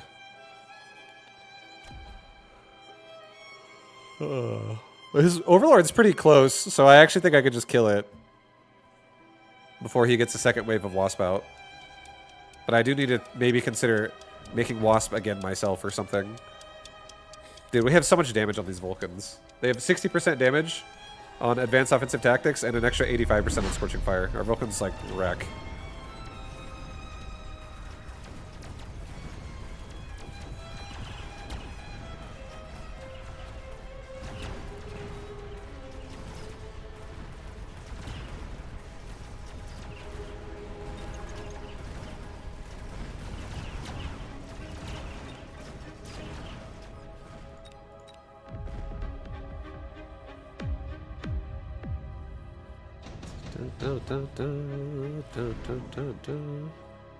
Typhoon. Typhoon's really nice. Typhoon actually is exactly what we need right now. Let's get a Typhoon here. Let's get another Typhoon here. Let's get Aerial Specialist on both of them, just so they kill any Wasp. Level up my Vulcans. Level up my Voids. Let's sell off the other Rhino, I guess. Let's get range on my Void Eyes now as well. And let's just get... I'll get a couple backline Fangs that walk up late, but also keep me safer from weird, like, flanking Wasp or something. Alright, get another damage upgrade. Actually, just get range. Just get range. It's fine. More range for everybody.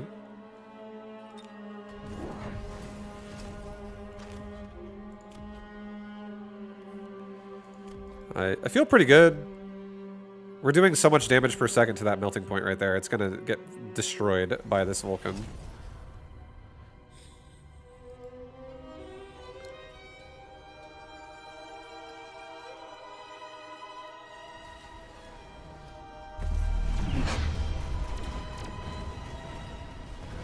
We also instantly killed that boat. Oh my god. So nice.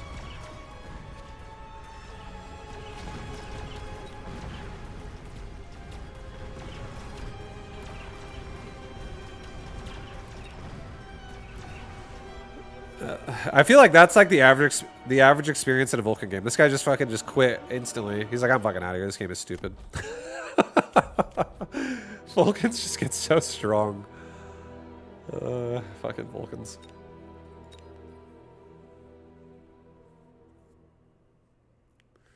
That's not even the proper way to play a Vulcan, I would say. We're so like up on the line.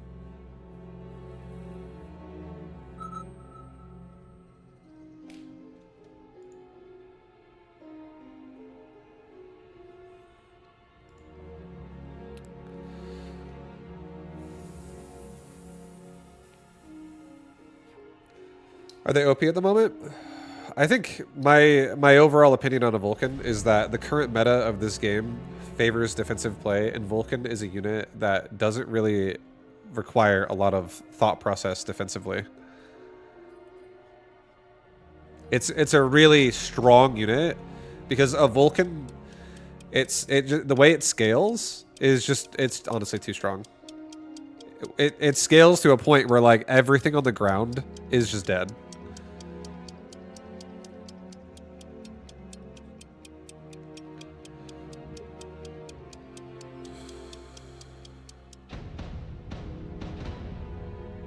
Yeah, like there are definitely ways you can handle a Vulcan and you can deal with a Vulcan. It's not like it's impossible, but it's just like if there was like if there was like a flow chart, right? Like if you had like a chart in Mechabellum and it was like yeah, like each one of these circles represented like a unit, and it's like, oh, if you have this, that can counter it, and then if you have one of these can counter it, and then if you have one of those, this can counter it or whatever. A Vulcan's kind of like this. A Vulcan's like if the center was a Vulcan here, like let's just say this little red circle's a Vulcan, it'd be like, oh well, I can counter that, and anything else. I can counter these things. I can counter those things over there if you make more. I can counter these over here if you make more units. Over here I can counter those. Because its damage just gets so fucking high that like it overrides everything. It just kills everything once it has enough damage. It does so much fucking DPS, it's ridiculous. And it does it from a safe distance, and it also doesn't struggle versus chaff. It's like one of the best things you can make versus chaff. It does not hit air. It does not hit air. But it is a very solid unit, though. Let's get 5 arc lights. I really actually liked this last time I did this. This is pretty sick.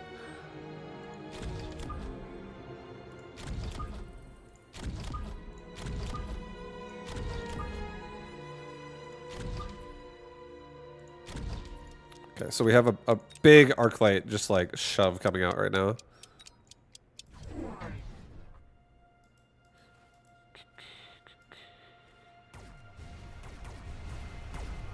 Your Vulcans always feel like they die pretty fast.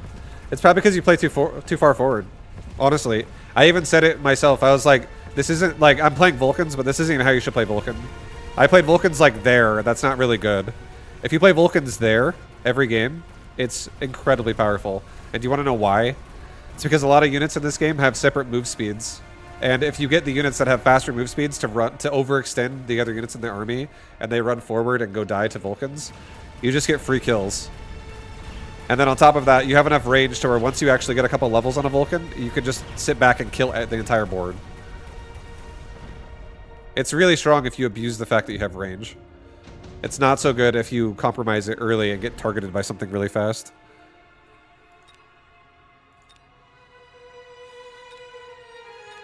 Alright, we're going to take a shield airdrop. I'm going to put it like right here. Out of the range of the cannon, but like still in range to block a missile. No, that's too close. Yeah, that's good.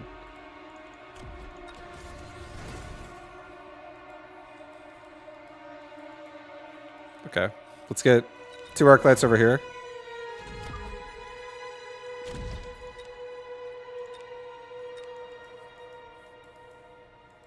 Just so we can absorb. We're trying to absorb all the crawlers. And now when we turn on range on arc light, probably next round, we're going to have so much fucking arc light power here.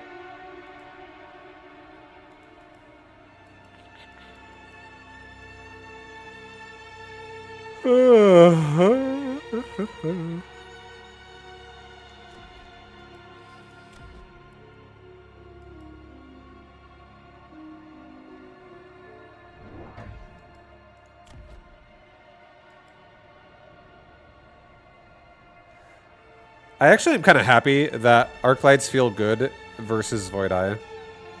Kind of happy about that. It's really because it has EMP and Elite Marksman. Makes it feel so nice.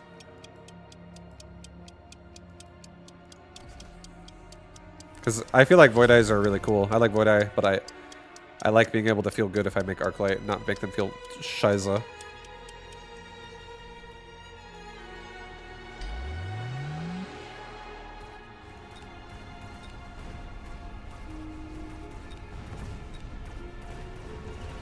Hopefully one of my arc lights comes back with a level this round so I can double level it with the training device. That's what I want to happen. I would love it if this far left arc light kills all these Void Eyes here. Don't think he's going to. I don't think anyone's leveling, unfortunately. Yikes. Yeah, we're not going to win rounds until we get range. Oh wait, someone did level. Fuck yes. Hell yeah, I didn't realize it was going to happen, but I'm so happy it did. Let's get Phoenix. Put a Phoenix here. Put a Phoenix here. Level up twice. Get range. Let's sell off a steel ball. Let's get a Fang. And let's get another Fang right here. No, don't do that. Put a Fang here.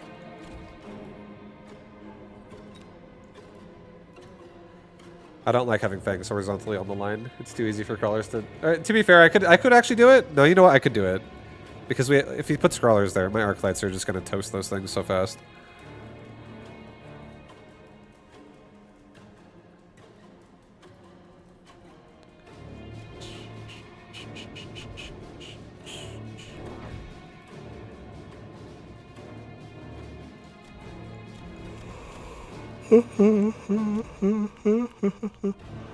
All right side has to do is kill crawlers. This is the same concept I'm talking about when I talk about how Vulcans can be really good if they're played at the towers. Like, all of these crawlers will run faster than the rest of his army, except for the Phoenix will go the same speed, but the Void Eye and the Sledge will go slower than crawlers. So all his crawlers will take lead and come out first. And it's so easy to, like, wipe out efficient chaff, like efficient chaff killing there. Because they're so far back. It's really nice absorbing this way.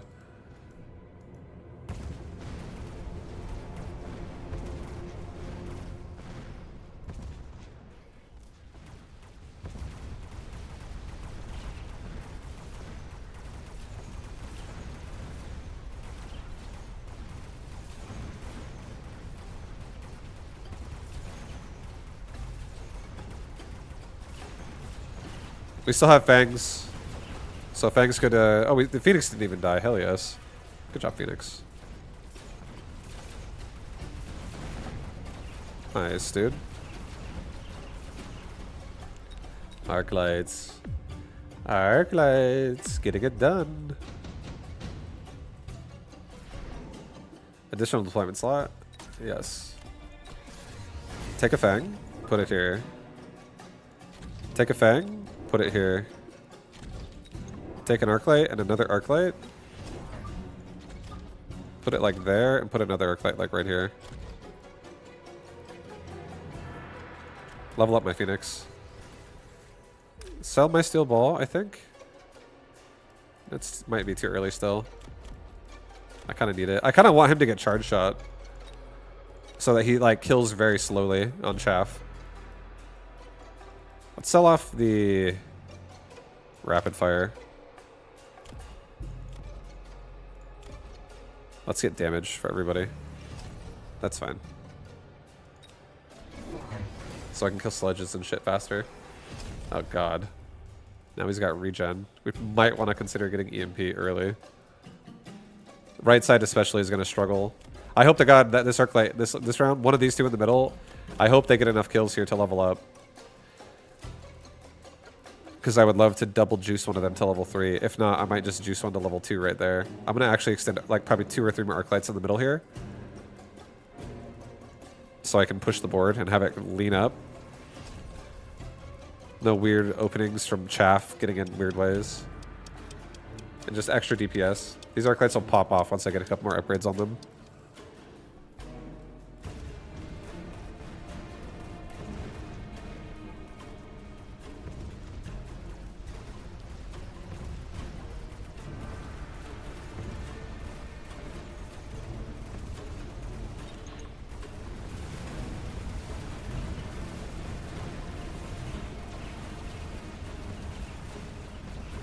Hell yeah, we still got through it. I might lose my Phoenix though, this time. To a paralyze. Sucks.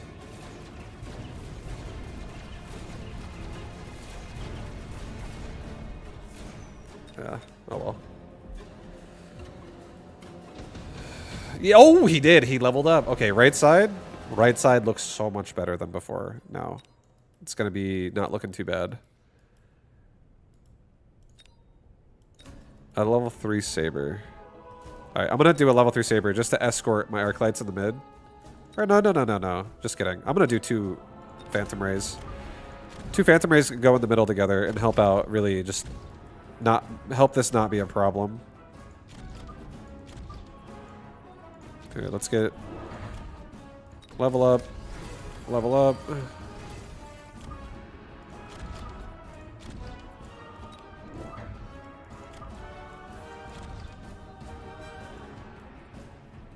I I could sell my balls. I could get EMP. I want these Void Eyes stacked and killing right side, to be honest. I don't really want to go left. We have a lot of power on left side. I think we're fine. Let's get another Fang squad. Like right here.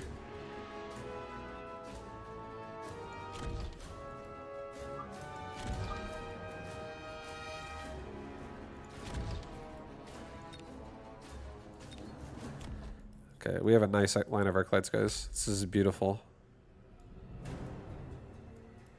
I'll help these guys out this round. Help out level 3 arc light.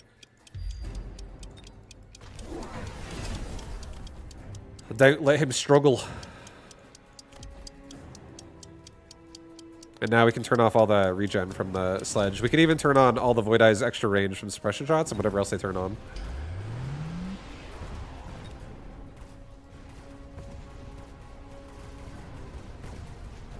And we're also snaring him too, which is extra nice on top of everything else.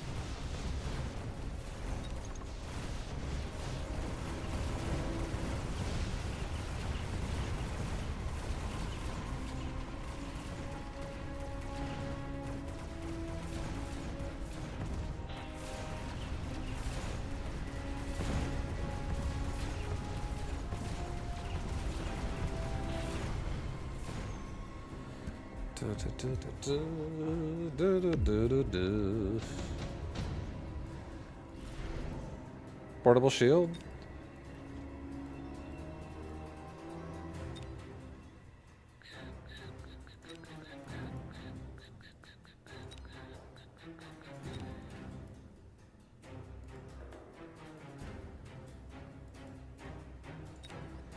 I'll take portable shield.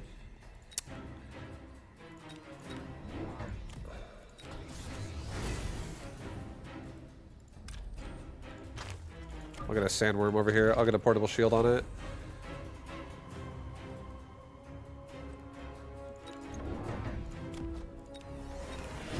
I'll get range for everybody, and I'll get some crawlers, baby. Crawlers.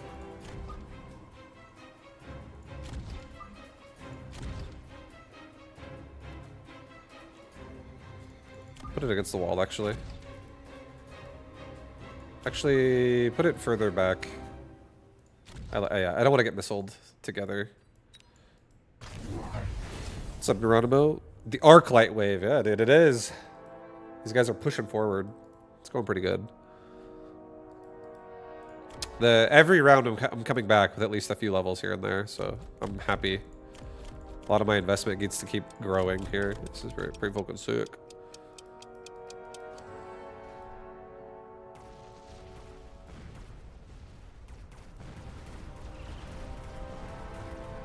This looks like a young adult novel cover of a book, yeah. Beautiful stuff. Spicy read right there.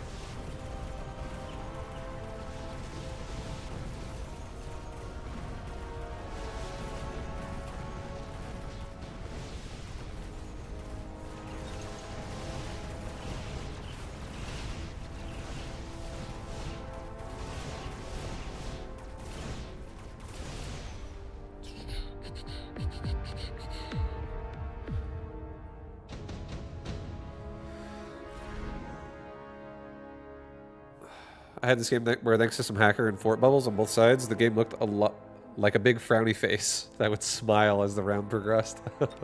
How beautiful. That's pretty funny.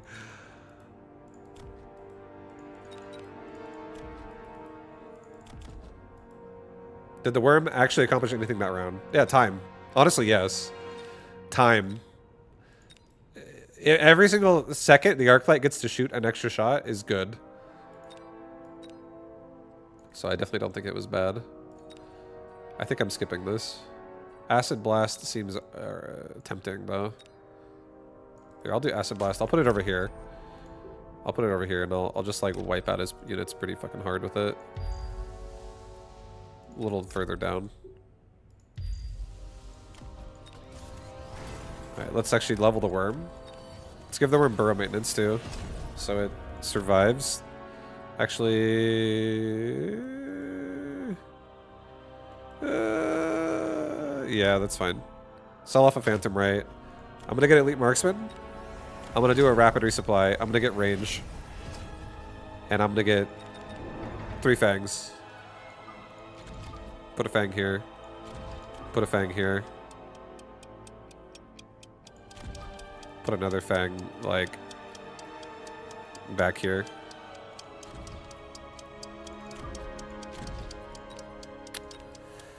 Does giving Worm Armor give them plus 50% shield?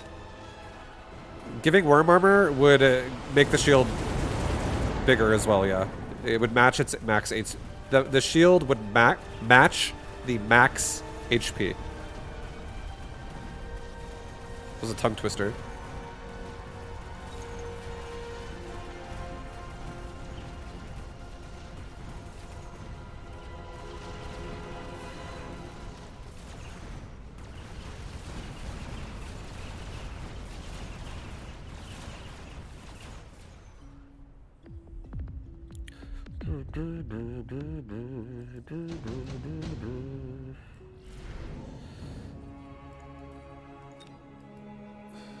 Alright, take the enhancement module, put it here, level it, sell it, put it here, level it. Arc lights level for free. Let's get crawlers. Get a crawler pack. Get a crawler pack.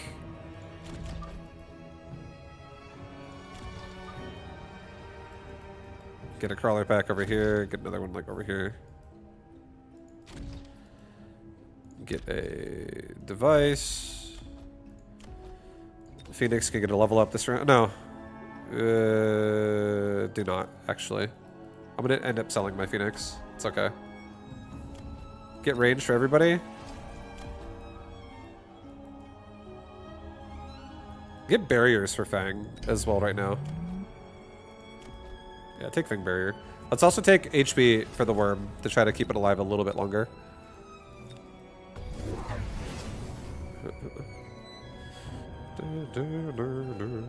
Alright, boys, here we go. Here we go. Here we go, man.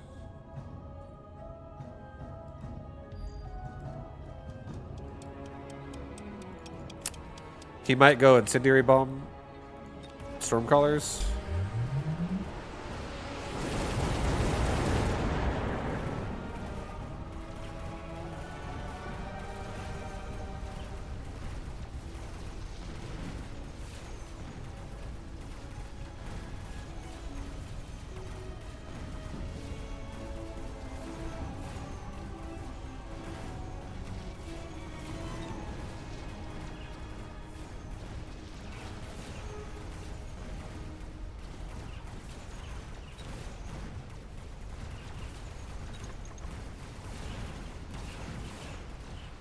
Okay.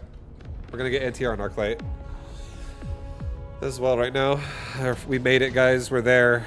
We're at the super upgrades. Efficient tech? No, I don't think it's worth it. At this point, let's take super heavy armor. Let's sell off that Phoenix.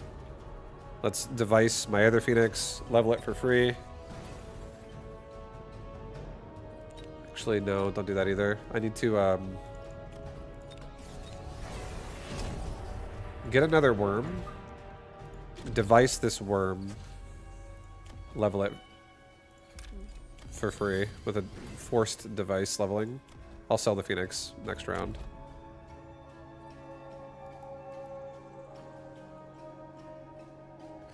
Get range. Let's just get backline fangs. More fangs, more fangs, more fangs. More chaff. More chaff. He might light this on fire. That's a little scary. If he does. Let's get another Fang squad that comes out a little bit later. Like in the, like, you know, not too much later, but try to give the Arclight some cover. Alright, I'm saving this device. I'm doing it on a worm. I'll put it on this Phoenix for now. I'll sell the Phoenix this next round. Anti-missile devices? I don't need them. Let him Stormcaller me, it's fine.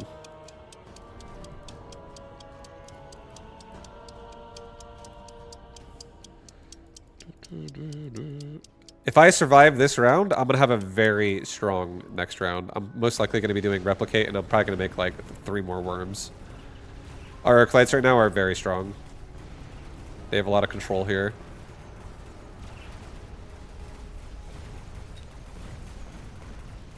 We just need to level. All we need is levels on Arclights to make them even more effective every time. So they can stay further back and shoot with longer distance fleet marksmen and also kill targets faster. Just a bunch of good things.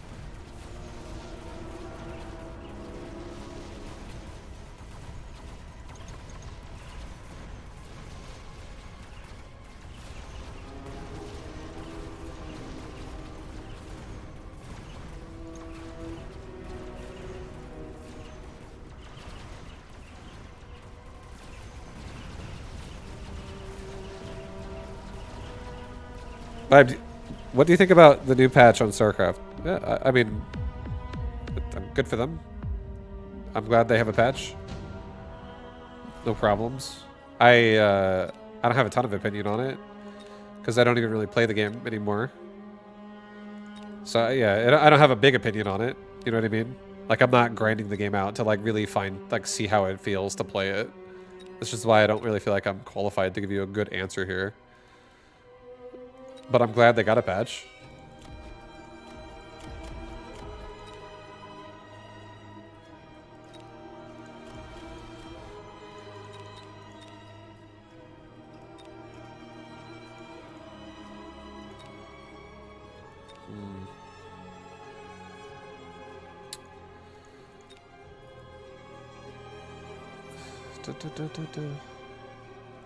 I've been disappointed by my own carry Arclights lately. The attack speed slow and charge shot. It really sealed it for me. Yeah, no. I've been all over the place with how I like to play carry Arclights, but I definitely think EMP is important. EMP is important.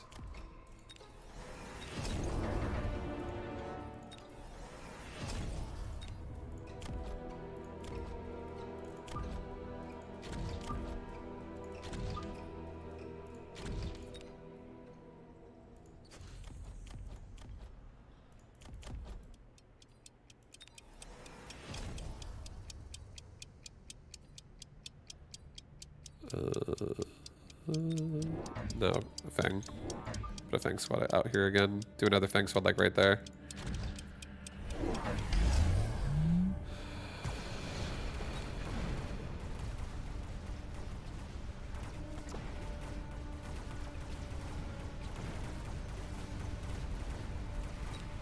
Come on, Arclight, you can do it. Level up, man.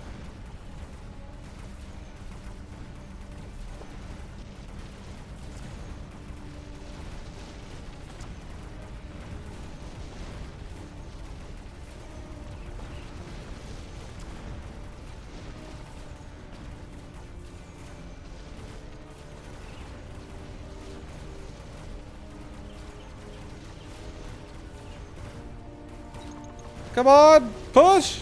Oh, we did it!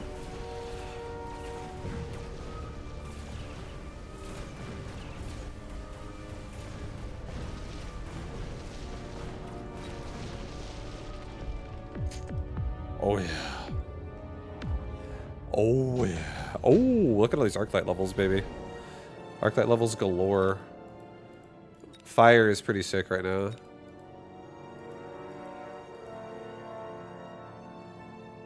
Let's just do this. Do a nice acid drop like right here.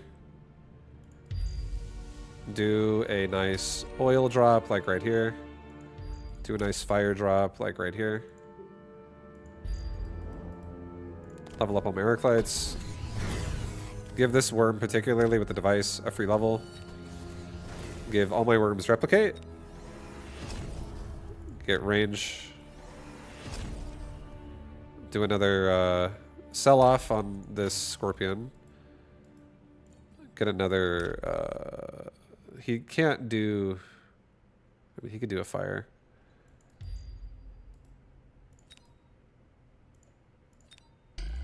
Let's just do this. Be safe. Be safe. Get 3 more worms.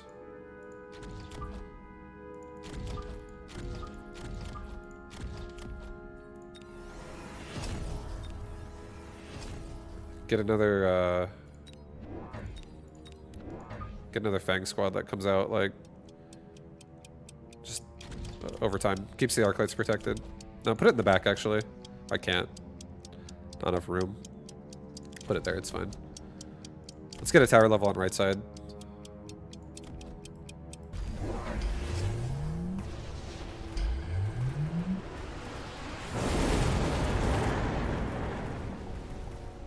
We just killed off all his stuff in the back.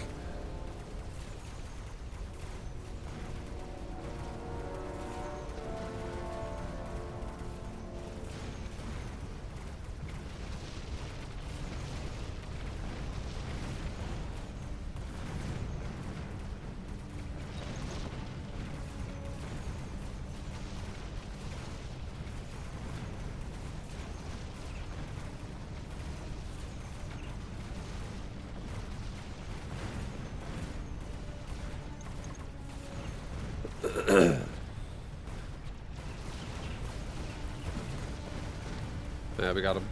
He's dead, boys! He's dead! Nice, we just arc light carried a 2K player down. Fuck yes.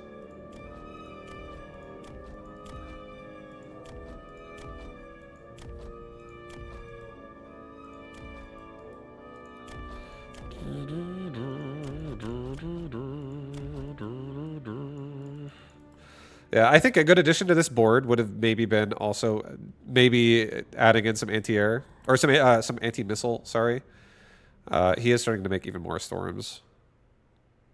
It's not just a storm color anymore. We got storms across the board. So, and that's also killing fangs and shit.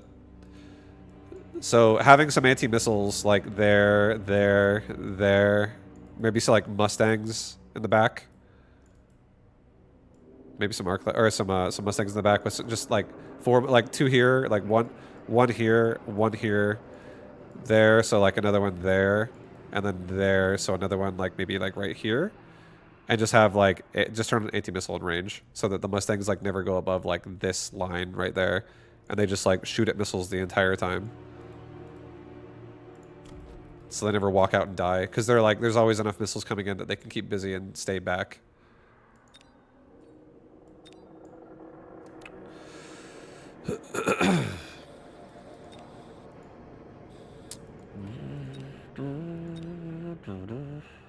Same guy.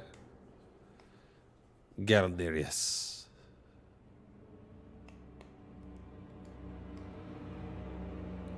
The extremely rare arc pump. I still haven't gotten myself water yet. Been streaming for 2.5 hours. I said I was gonna get water after my first game. It's crazy how time flies by.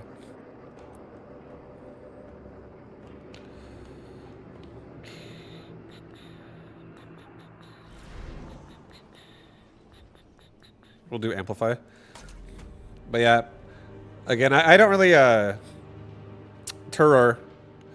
I feel like you'd be better off asking somebody a question about the new patch that plays every day. Because all it takes is like I had fun when I played it, but all it takes is like understanding if something is broken or abusable and then realizing that it's like not very fun. And I haven't played enough games to even get to that point in the new patch. I've only played like the one time.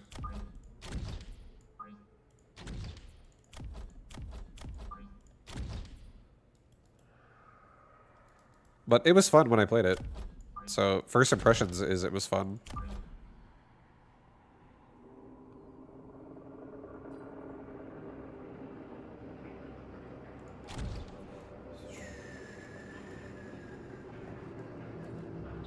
Let's go this way.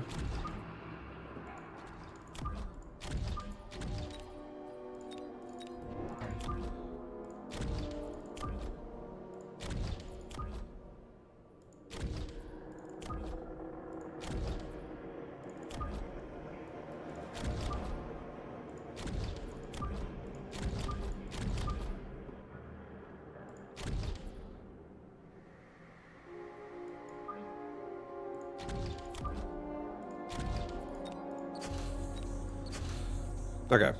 Go with that. We're going to go with this. We're going to do this. I don't know. Do this. I'm curious what he might put some shit down here. I'm leaving gap. I'm leaving some room. I don't want this flank to be like crawler killing. Too heavy at least.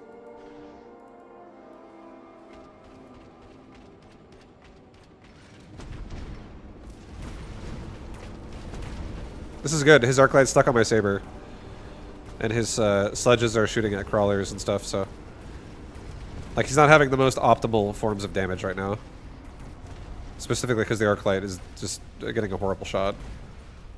And so is his rapid-fire cannon. And now the Saber doesn't even die, and the units that were shooting at it are now dead.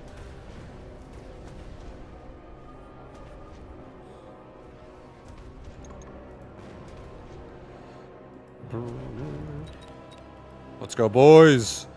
Let's push! Push, baby! Nobody dies today. Oh, yeah. Saber good. Saber real good.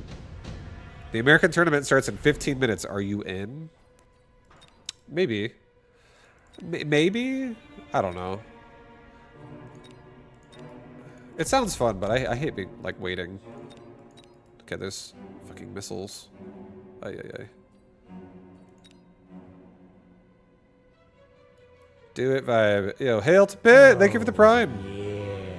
I appreciate that. Thank you for letting me know as well, by the way, Park. We'll see. If I'm out of this game, I might play it. It sounds fun at the same time. But I also don't know if I'm doing a podcast today.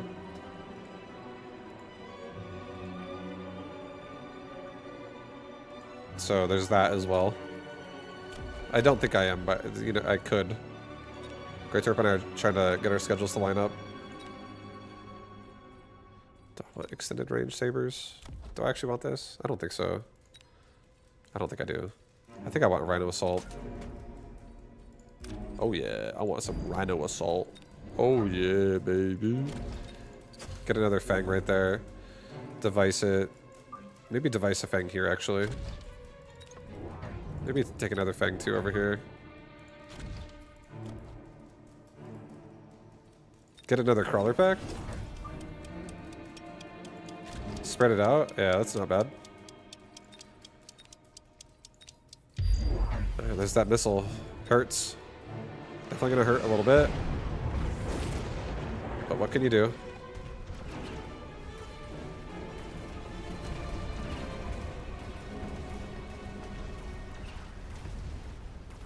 Rhino gets him.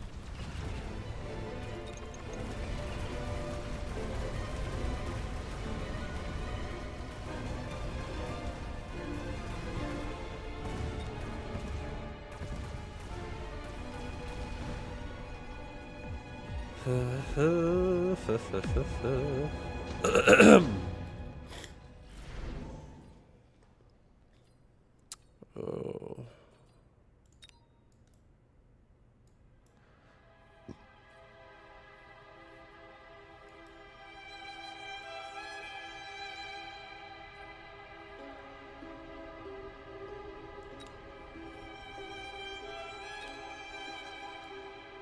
We'll do a Typhoon.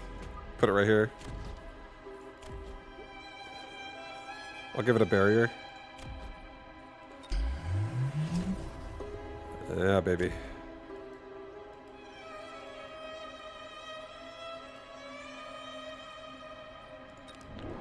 I'll get another saber, put it like right here.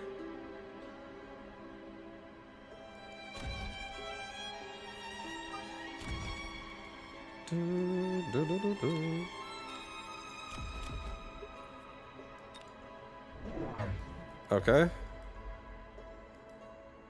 Massive Farseer.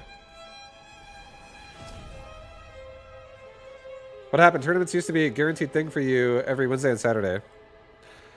I play other games sometimes, so I've also been taking breaks because I was playing PoE for a little bit, and then when I'm on, my schedule just hasn't been as normal as it normally is. So it's been a bit fucked up for reasons, and I don't know. I don't like. Sometimes when I'm on, I just want to grind and I don't want to wait. In tournaments, a lot of times I play aggressive a lot, so a lot of times my games will be over as well. Like they can be over early, and then I hate fucking waiting. It does happen sometimes, and it's a slight deterrent to wanting to do it, especially if I lose and then wait. It's annoying.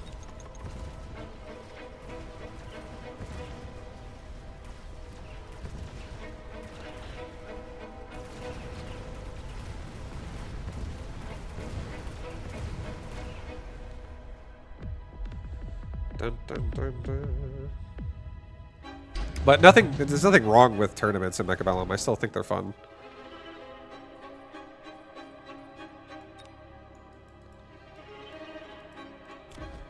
Alright, let's get a missile. Get a missile. Alright, let's get range on my fangs. Let's get another fang right here. I'm pushing with some fang action.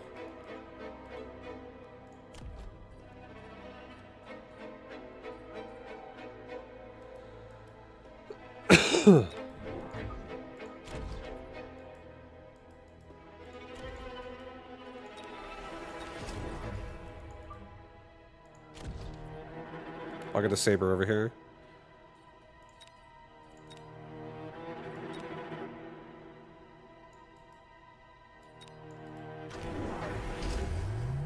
Okay, we got some scorpion action with a barrier.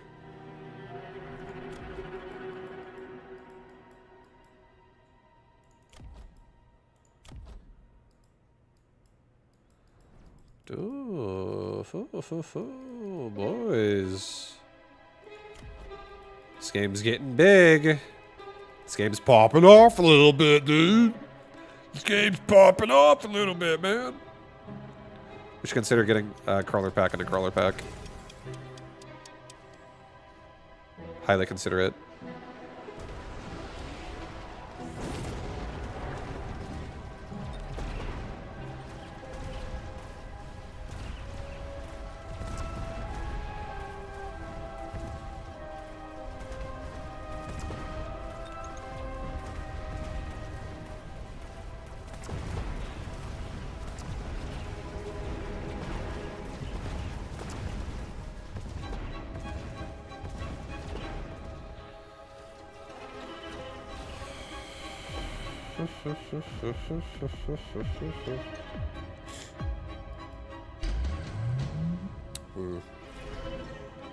Efficient light? Yeah, baby. Just gonna get a couple more crawlers, just to be extra safe.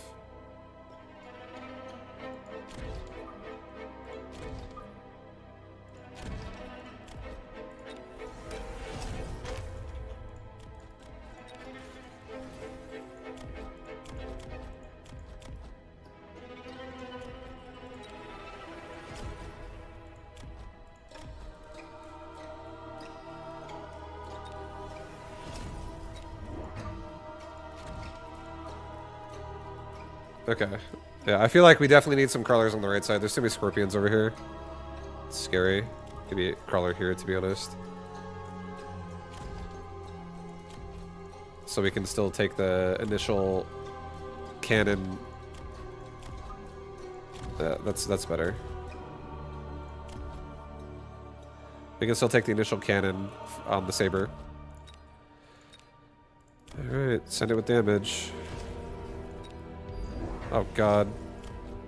Not cool. That sucks. Well, I have a rapid fire cannon, so like we haven't sold that yet. So I can still kill these crawlers, and the tower's not actually in jeopardy right now. If I'd be doing tournament, if I can finish this game in time, maybe. I guess.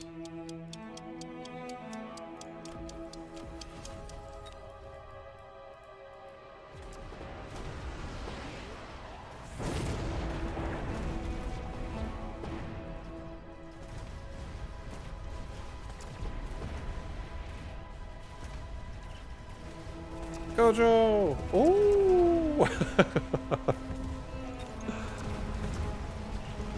Five, what made you change from double shot on sabers? I like trying different shit out a lot. I don't usually just use one thing every time and then just never change it. A lot of times I'll find something I really like and I'll use it a lot, and then I'll use it to the point of like really enjoying it, getting the most out of it that I can, and then I'll switch and do something else, and a lot of times I'll force something else and start looking for like more compositions and different ways to play. I mainly do it because I think my stream is more fun this way. I think if I found something I liked and I never changed my strategies ever, and I just did the one strat every game, I can only make that fun for so long before I get bored. So that's actually why I switch it up so much, is I just want to keep the game fresh for myself. But I still obviously have things that I like as like my main thing I enjoy doing. I just don't like never mixing it up. Alright, these scorpions are a problem. Let's get loose formation. Try it again. See how I feel about it. If I hate this, I probably won't do this ever again. Let's get another couple of anti-missiles in this area. He might do this again. Live's so caring and generous. He always thinks about our entertainment. I do. Actually, I don't want to put a crawler there. I do, actually. I always think about your entertainment. I want you to have a good time.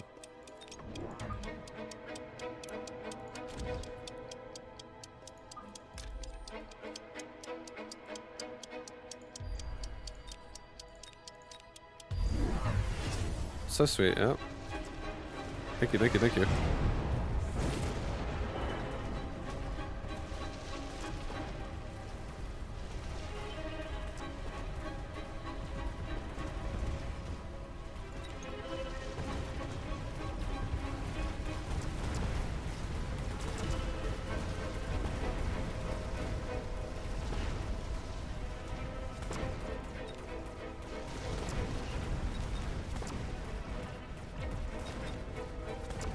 I think I'm dead. Yeah, I'm dead. GG.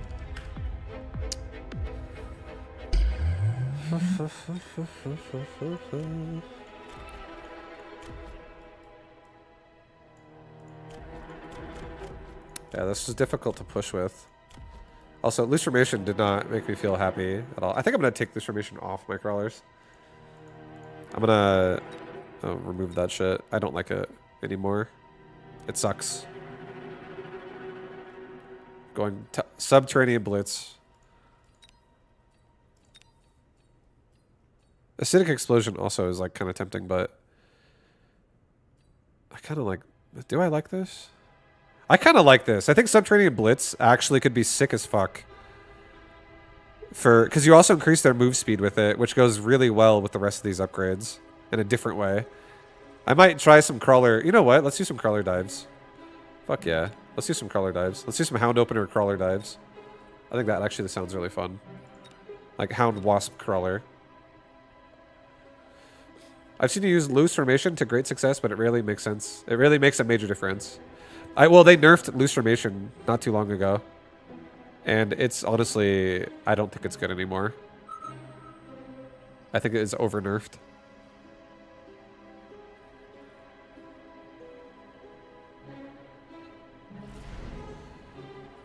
Like, with how tight the crawlers get, I feel like you should revert the fucking HP. So, like, this is how it goes in games a lot. There's always, like, multiple nerfs that compound on top of each other, and then it makes units really suck. And then something gets changed in the game, and if units don't get re-looked at, those abilities that got nerfed into the ground just stay bad. So, loose formation has gone through multiple waves of nerf, and one of the nerfs it had in the past is they made it have every time you take the upgrade, you lose percent HP on the unit. It's like 40% HP reduction when you turn on loose formation now. So all crawlers are 40% weaker. But you get loose formation. And then after that, it was still not bad because it was still good because you would spread out enough to make AoE not as good. But now you don't even fucking spread out that much because they also now on top of the HP nerf added on a distance nerf to where now you stay closer together. Your crawlers don't spread out as much anymore, even when you turn it on. So you get AoE and you also have fucking weaker health. The upgrade honestly sucks ass now. It's pretty bad.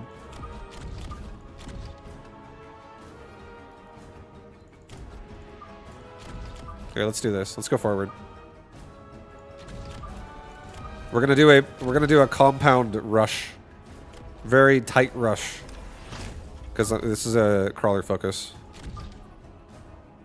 I'll probably end up selling the Mustangs.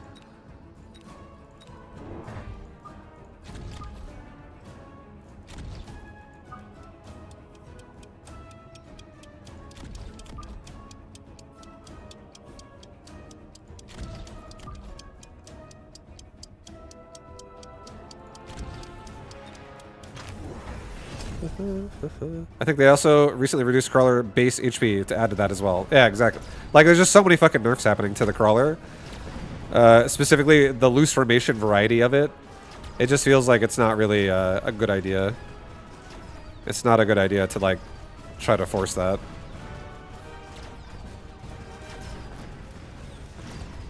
I feel like I'm excited about this strategy this game.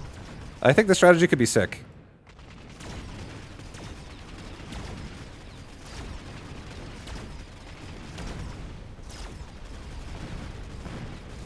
I'm already starting to imagine like a build that in my head right now. Like, basically what we're going to do is we're not going range on hounds. Hounds are going to get mechanical rage, and they're going to get water sprinkler system if I need it. Other than that, it's just mechanical rage for hounds. They're not getting range. I want them to be as close as possible. I'm also going to give myself a rhino because it's going to run with the crawlers. So rhino goes in, it goes deep. Get another crawler pack. Level up that hound. Get another crawler pack. Let's sell off the other cannon. No, sell the wall. Yeah, sell the wall. Let's get another crawler. Bless you, Gojo. Oh, bless you. Yeah. Bless you, little boy. What's up? Hey. Yeah. Look how cute you are. You love the camera, don't you? He's posing for the camera again. Yeah.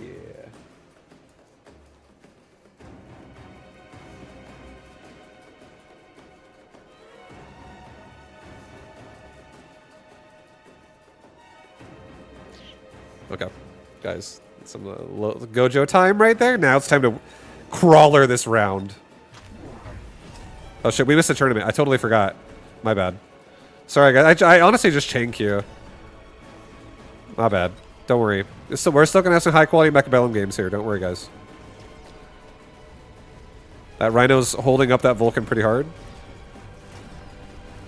Perfect.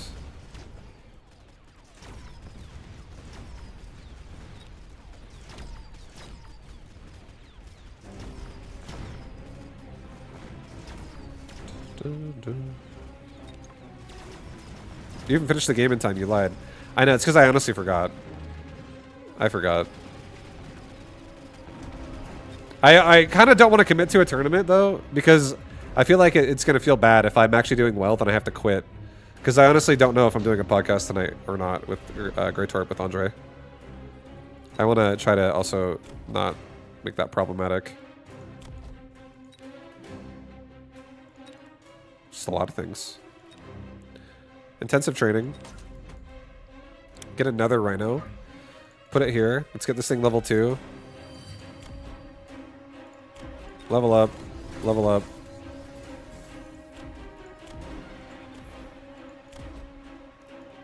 Let's sell my Mustang.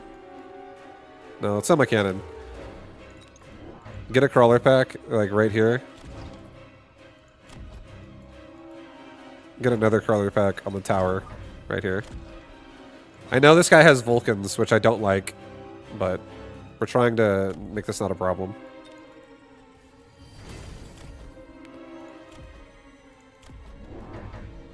He's just going Vulcan Marksman. Which means we have a chance. We have a chance.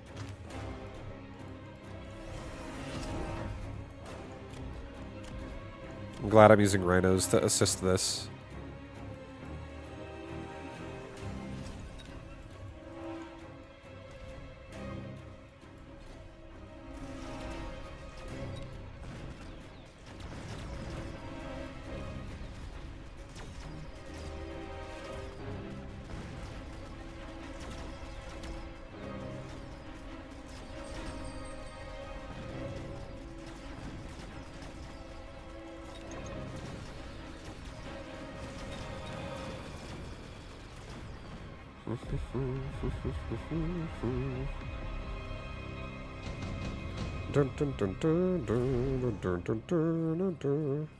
Rhino assault. Put it up here. Level my hound. Crawlers. I kind of want to level the crawlers. I have to get armor on my rhino. I have to. Otherwise, they're dead instantly again.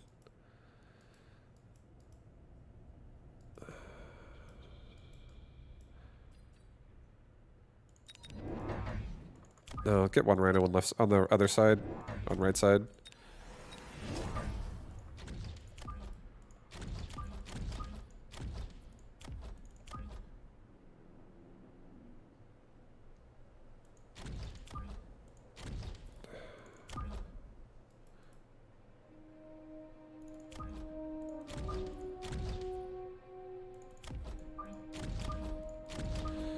Okay.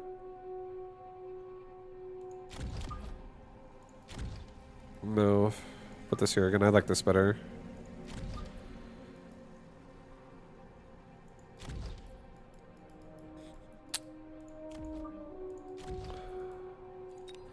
Okay, we'll go like that on this side. Being very aggressive, as you guys can see. Still. Lightning Storm on my left side. Hoping we get a Paralyze really fast here, so we can keep the rhinos alive through the Paralyze. I hope. Please, please, please. Paralyze quick. At least keep the level 2 rhino alive. Yeah, baby.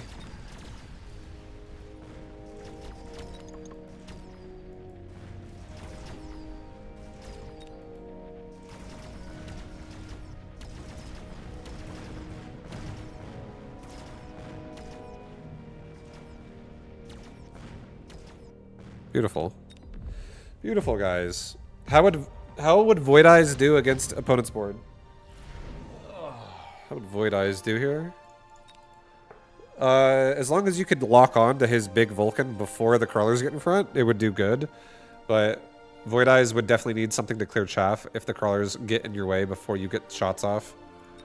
And as long as you have good chaff clear, then it would be fine. Void Eye is very good DPS. Alright, we're gonna do this.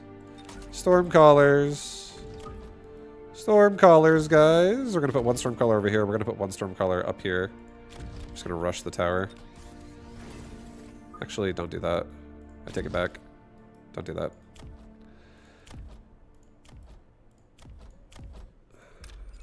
We're not ready to start upgrading crawlers yet. I think I'm gonna start upgrading crawlers when I have all my things ready to go. Like my death squad.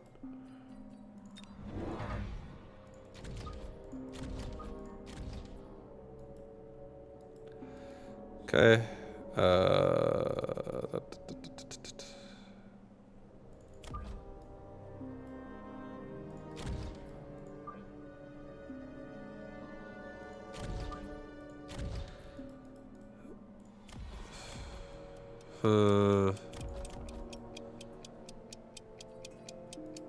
No, fuck it, dude. I'm gonna get one more crawler. Level up my crawlers. Give all of them damage right now. Take HP as well. Okay, so he's got a straight up level 2 Wraith on the right side. I gotta deal with that.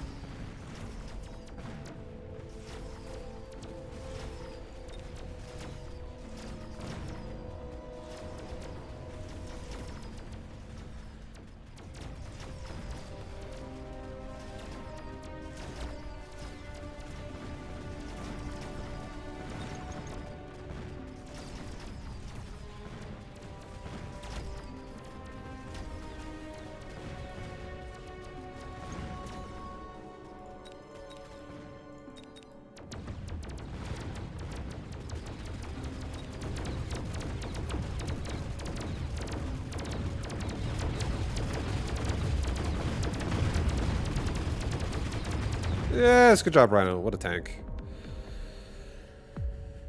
Okay, we should maybe make like a Phoenix. HP of all units or move speed for everybody? Oh boy, I think move speed. Honestly, I think move speed. We're so fucking fast right now.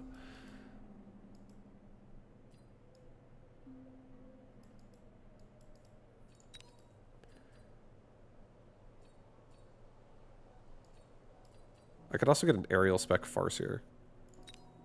And this Farseer would also be able to give me photon emission as like a double reward.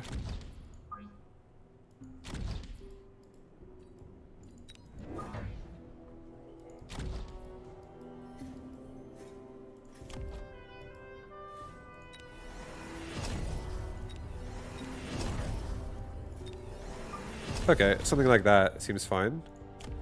Let's sell off one of these Mustangs. I'll get damage for everybody, and let's level up my crawler pack in the back that leveled. Okay. I'll get another first here like right there, and we'll get photon emission. Our crawlers are getting very strong. I don't actually run burst fire though on my first here, so that's not really gonna help.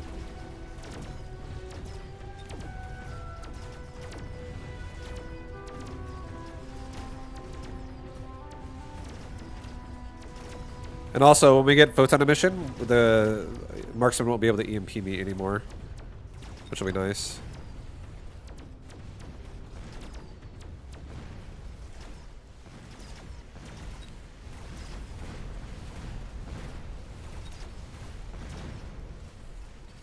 We killed most of his army. Most of his army's dead. We're okay. Everything feels fine, dude. Wasp swarm. We're absolutely vulnerable to a wasp swarm.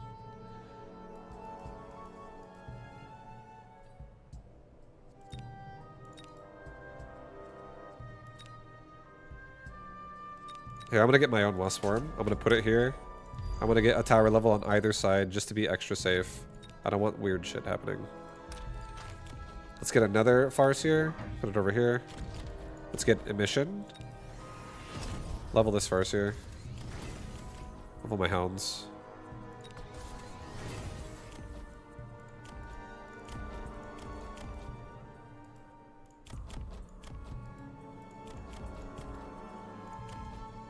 Let's level my level 1 Rhino, who's like a big shitter right now. I don't really feel like he survives long enough. Actually, no, let's level my level 2 one. It's fine. You got this, bro. Okay, how many crawlers do we have to upgrade? We have... I wish I had the free crawler upgrade card as well. That'd be so nice. Let's get... Here, put the Wasp Swarm over here. Put one Fang Squad over here.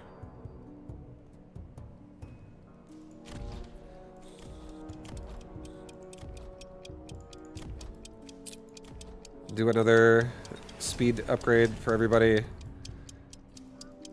And I'll get another Fang Squad over here too, fuck it. Just to be extra safe.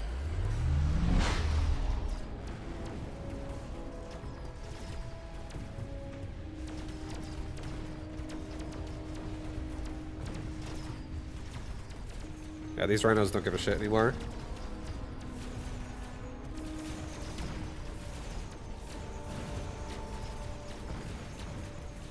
Now I can really just like juice my crawlers.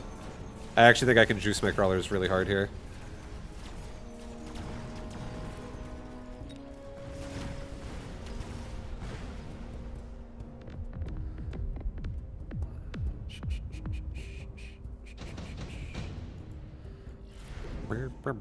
This rhino got a level on top of a level last round, so that's so nice. Sandworm.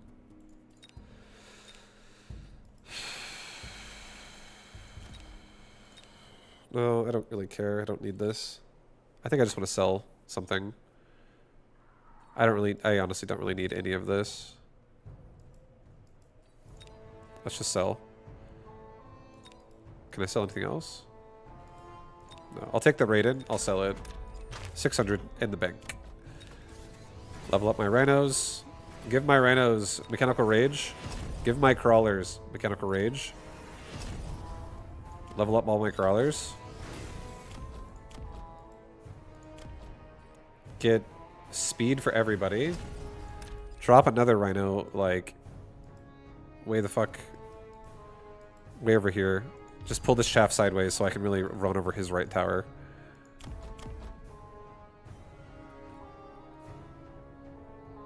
Let's get Whirlwind too. Let's get 2 more crawlers again. Like right here in the back and over here in the back. We'll just ram him. We're ramming him very hard. My army is... These crawlers are running at 30 move speed. My rhinos are running at 30 move speed. Like, dude, we're getting in there quick. He's got double shot sabers all over the place. And he's got a bunch of fire now.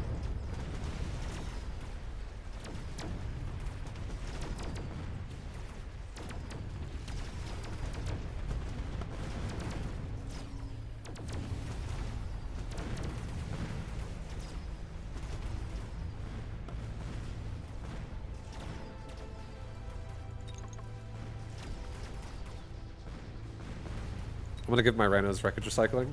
Oh no, it's over. Just kidding. Yeah, I think at this point I would have just made them heal. And maybe added more crawlers again to like try to distract the saber shots. That was interesting. We didn't even get to use Subterranean Blitz, but it's because he was going so Vulcan heavy. But yeah, the rhinos really are the ones that just like broke this board open. Just smashed it in half. Alright, give me 1 sec, guys. I'll be right back really fast. I'm gonna get myself a drink. Let's refill my water, and I'm gonna maybe get a donut. BRB.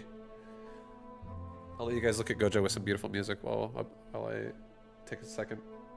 Yeah, I'll be right back, Gojo. I'll be right back. Yeah. Yeah, I love you.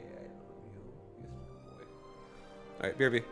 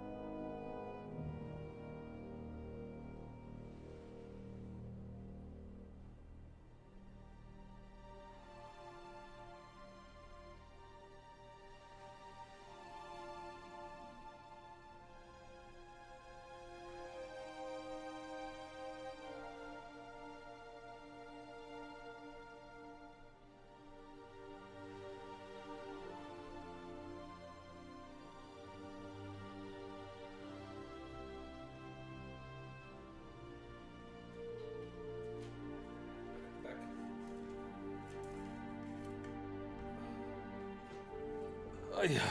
Okay. I'm back.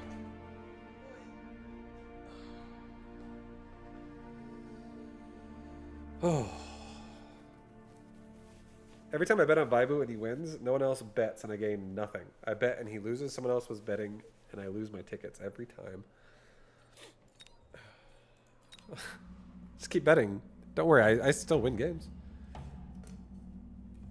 Just keep betting. I'll make you all your money.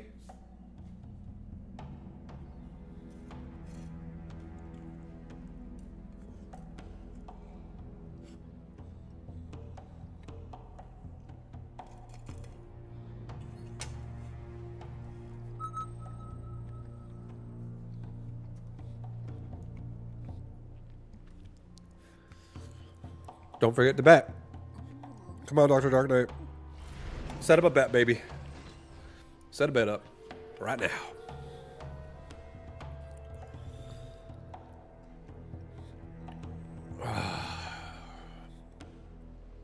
Okay. We're going to try Fire Badger again.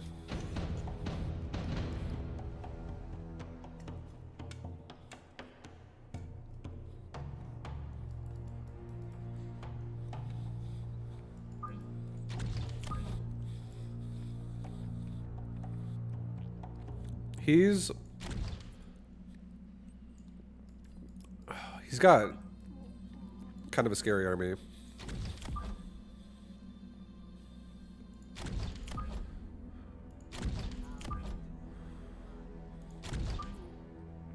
I think we do something like that.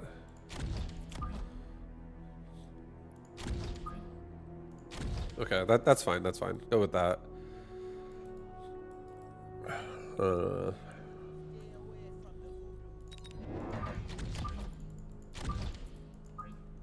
Maybe that.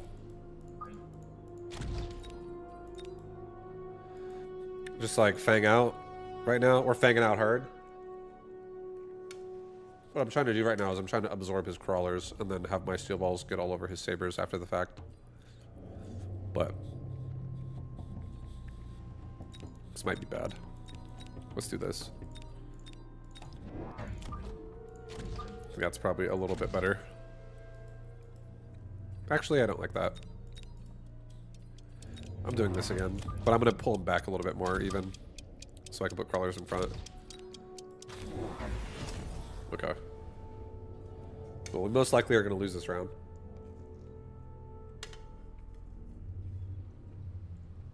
But it's okay.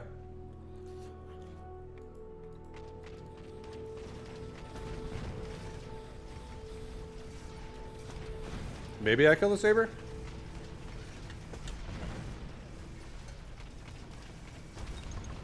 Come on, balls. Get him. Beautiful. Okay, I win the round. Wow. Oh, yeah. So nice.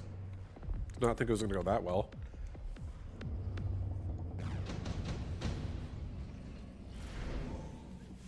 But he sold one of his sabers. So that does honestly help.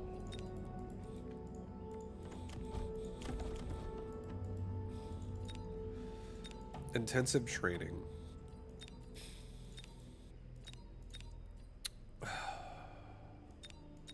Shit.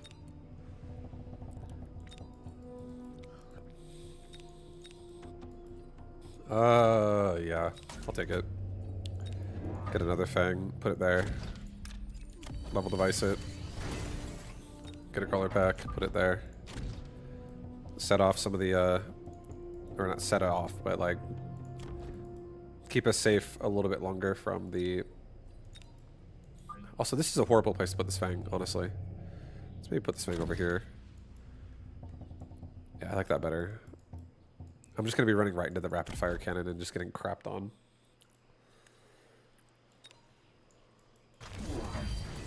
Okay, there's a Wraith in the play, in the game.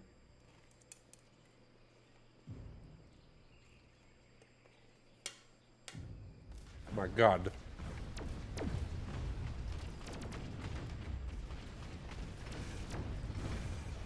I don't think I've ever had Tim Horton donuts.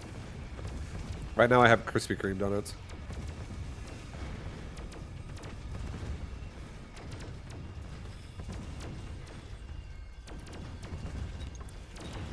He does have armor, and I do not have ignite. A little scary. You're not missing out on anything. Oh, hell yeah. Good to know, good to know. Buy the Phoenix. Absolutely buy the Phoenix.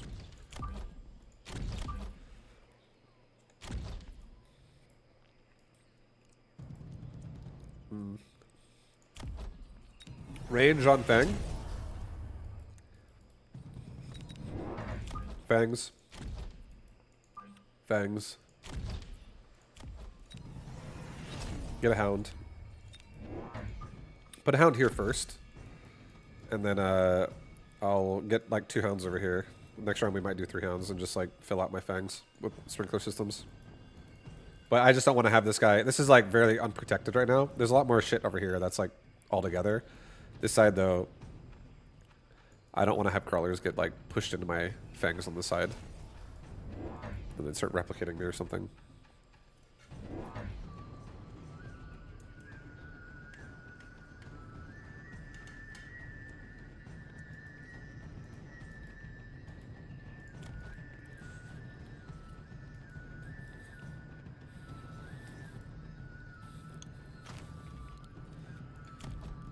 I don't know if I want to get counterfire.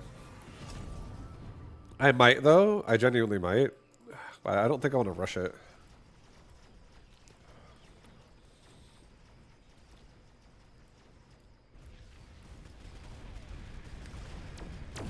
Kill the Wraith!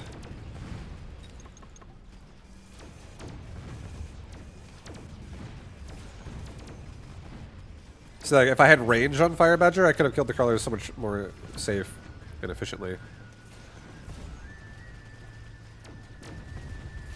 But we still got through the Wraith, so it's okay.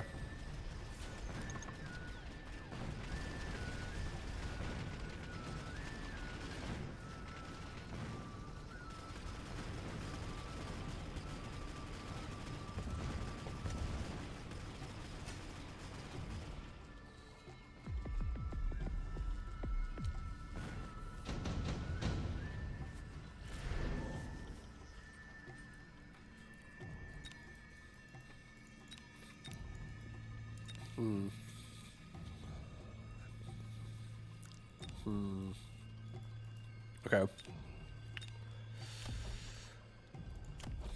I'm gonna try doing this, actually.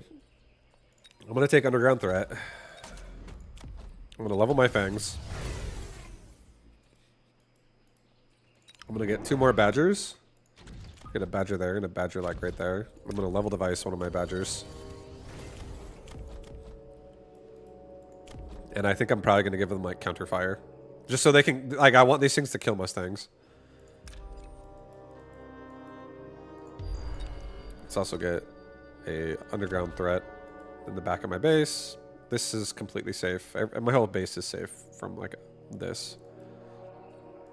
But I feel decent. I feel decent about this round. My Fangs are all getting stronger. I actually have enough damage now to overpower armor, even if he were to grab it on my Fangs. I'm doing 6 damage a shot. Even if he gets armor, man. Pretty sick. I'll be back 1 second.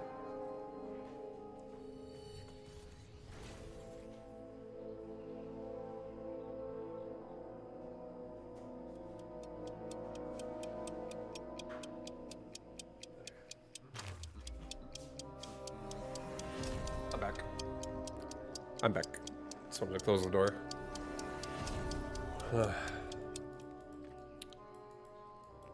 Alright, level 3 Mustang. There's another level 2 Wraith, or he sold it and bought a new one.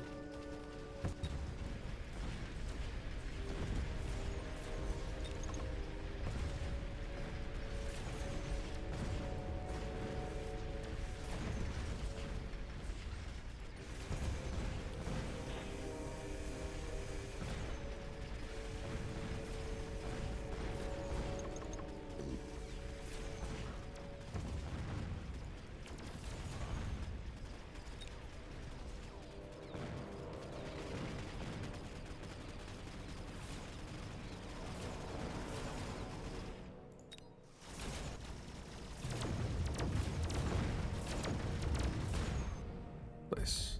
This Phoenix is saving us pretty hard every round too. Really helping us get through like the early levels of the Wraith.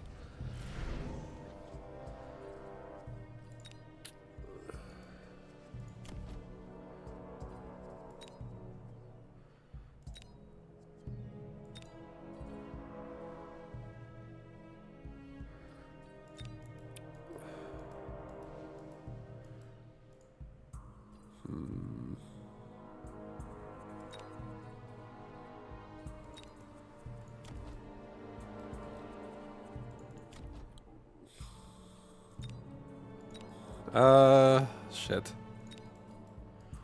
Debating how much I want to actually kill this Wraith in bottom right. It's pretty annoying where it is right now. It is pretty annoying. I think I'll do super supply. I'm going to be very greedy. I think I'm going to get one Phoenix to help out on this side. And I hope it's enough. I don't think it will be though, but I think I also have to do this. I'm actually a little bit afraid of like scorpions or something on this side. Something that just gets out and just like smashes me. Fire badgers.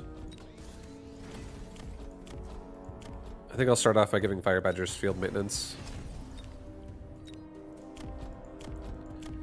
Alright, well this Phoenix has slightly more range than the Fangs. Hopefully the Phoenix can actually whittle down and kill the Wraith, but I don't think it will. I just think it'll make it weaker. They won't really make it weaker. It's got an absorb module. It's okay. I can level device this Phoenix in the future.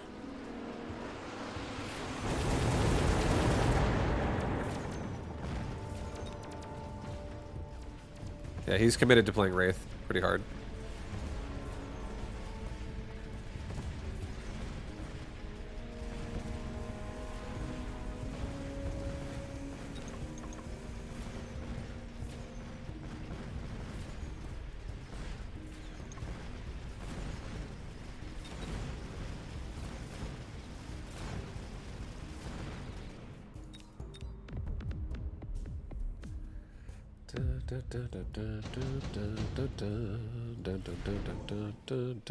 Thank you. Sorry, Wraith, you're not going to be able to stay alive anymore. I don't want you to exist in my base anymore. Get out of here. You're going to have to sell that shit off. Let's get counterfire on Fire Badger. Let's also get like a couple more of these beautiful Fire Badgers over here now. What the hell is this icon on them? They have like a crazy weird graphic. Like, what's that blue shit? See that shit? It's not there that time. That was weird. I don't know if you guys noticed that, but that was some weird color coloration. Either way.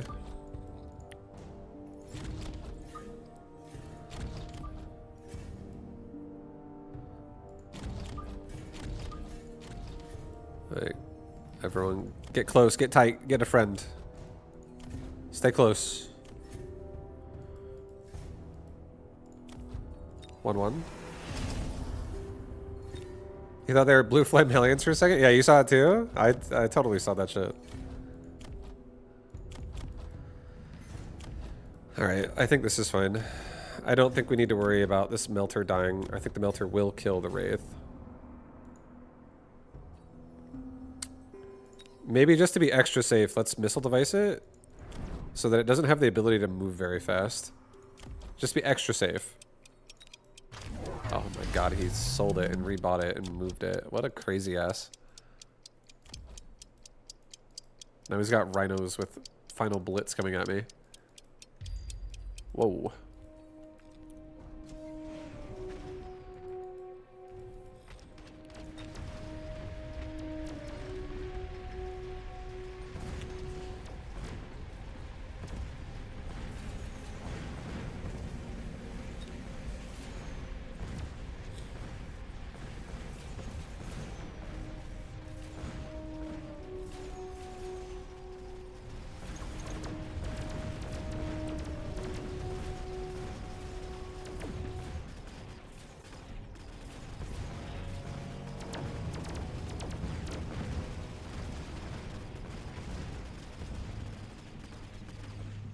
Nice. Level 3 Fire Badger. Let's go, baby. Let's go. Hell yeah. Fortified Mustangs, EMP, Missile. I like Missile. Drop a missile right on that Mustang. Actually, let's drop a Fire Badger in the corner. Let's drop a Crawler next to him. Let's drop a missile, like, right there. And kill off the Mustangs and also the Hounds right as he starts coming over here.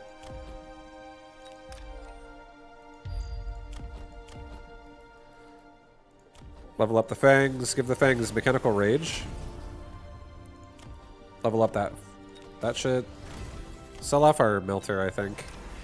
I don't honestly think I need it anymore. Let's just get range on Phoenix so they stay way further back and safe in the back of the base. Let's get another Crawler.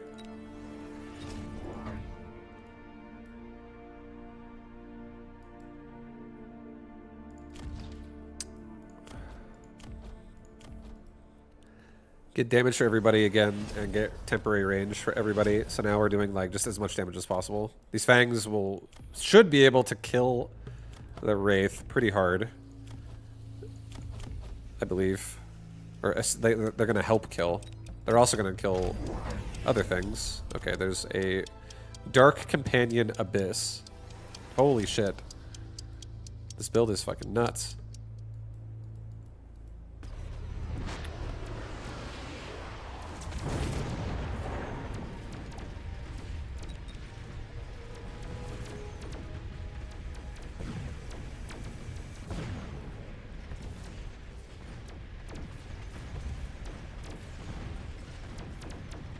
We're killing all of his Mustangs in the back with our other Fire Badger up there. It's so nice. Range on Phoenix really doing amazing right now. Oh, hell yeah.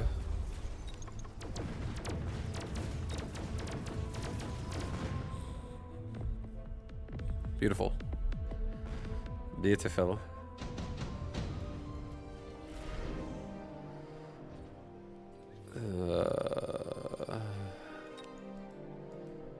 Alright, I think I'm going to take...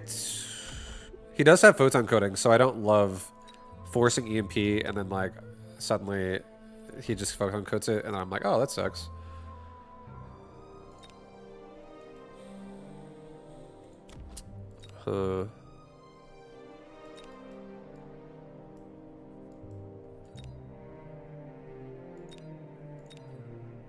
Yeah, I don't love trying to EMP it that much. I'm not a big fan. But I do want to not let it hit my base so hard at the same time. Send your own boom rhinos to meet his. I don't have boom rhinos. Otherwise I would. Otherwise I would do it. Let's do Phantom Rays. Put both Phantom Rays like right here. Just smash the shit out of that rhino. And then give me Fang levels. Level the Fang on this far side again. Give the Fangs armor-piercing bullets. Level this, both Phoenix. Do not bother leveling Hounds. Oils up again next turn. Do just a couple more Crawlers. Range for everybody. Crawler. Crawler pack. Crawler pack. Crawler pack. Okay. Let's see it.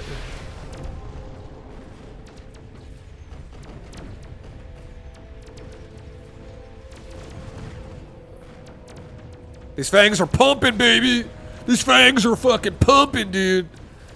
Look at that pump. These Abyss are going down, man.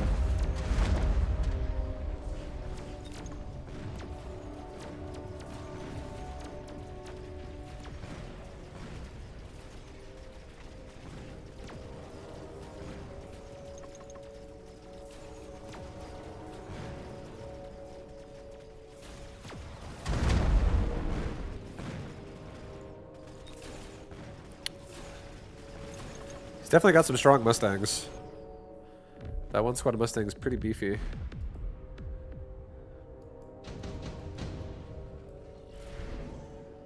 Laser sight? Oh, baby. Okay. Get laser sight, put it on this Mustang, or on this Fire Badger up here. Give range for all Fire Badger, level the Fire Badger. This guy will actually be able to shoot back and kill all of this.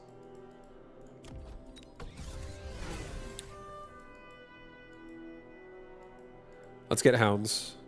He has oil on top of oil. Hounds, baby. Range for everybody. Hound, hound, hound, sprinkler.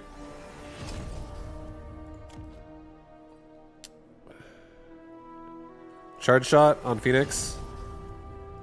So now this Phoenix is doing 36,000 damage per Phoenix here. It's crazy. Get a barrier. Get another barrier.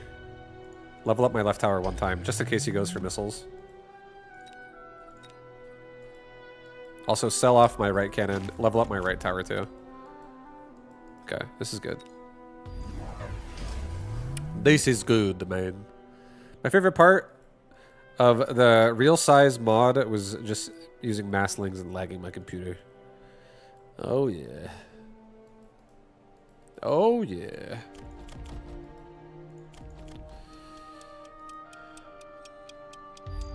The feeling when you beat like 5 Thors with a swarm of lings. Yeah, that's good shit. Yeah, he went swarm missiles. So barriers are a good choice right now. We're pretty protected. I think Fang's got it. The Fang's got it! The Fang's got it! Let's go, Fangs! Push, push, push!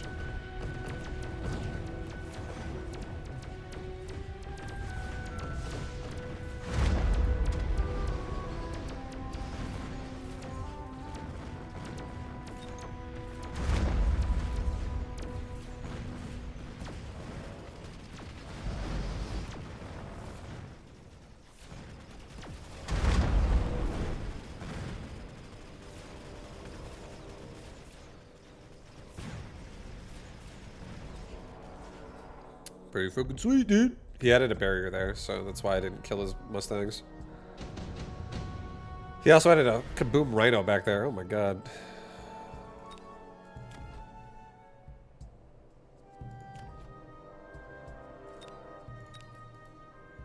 Let's take another intensive training. Level up my fangs. Let's double level this fang right here. I want my fangs to be extra, extra, extra strong. Level my badgers. Level the badgers. Level the badgers.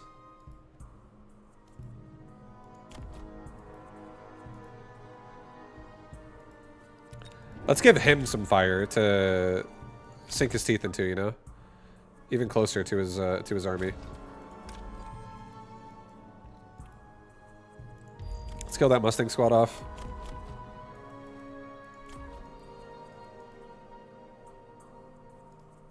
Let's get another tower level on left side. We have to do barriers. This is EMP round.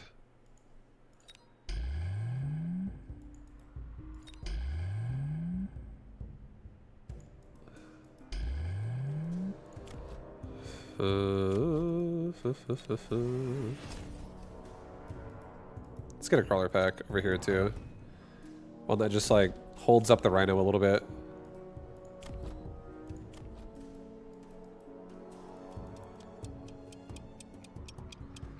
Let's also get a fire. Let's squeeze a fire in. Let's squeeze a fire in like right here so we like ideally can kill off his Mustangs. I want to believe that'll work.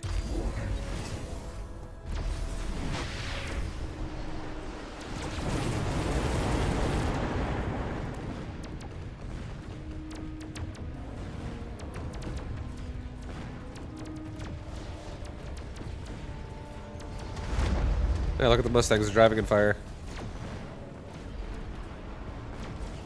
They all gonna die. That's game over. Or maybe not. It's gonna be close. It might be game over. I think it's probably game over. Dude, that oil. Oof.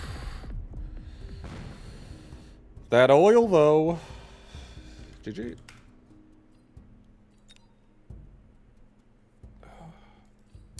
Yeah, as soon as I saw the rhino there, I was honestly thinking to sell the fire badger. I was like, no matter how much I try to like level this dude up, He's not going to overpower a Rhino. That's going to be just running in and detonating on me, especially if this thing just finishes off a level and gets level 2 and he detonates even harder.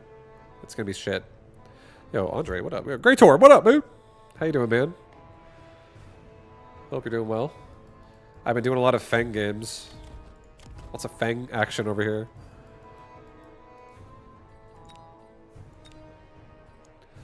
Fang time. Is nice. Is nice.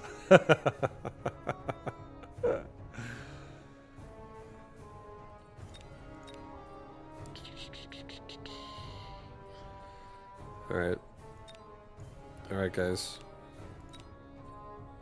It's been fantastic. It's been going pretty well. Fangs are fucking crazy good. I actually think Fangs are sick. So are Arclights. I'm all about Fangs and Arclights again, guys. You going Void Eyes? I'll just go Arclights. Do I have a Fang opener? Oh, I'll just go Fangs. Easy wins. Easy wins, guys. Fangs and Arcs. Are we back to launch again? It's come for full circle.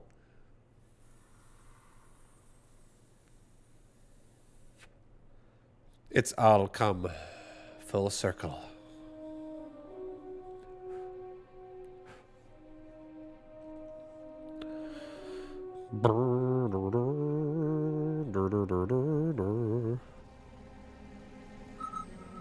Yo, Gretorp, if you want to do pod or 2v2, I'd be down for either one. Otherwise, I'll continue to ladder it up.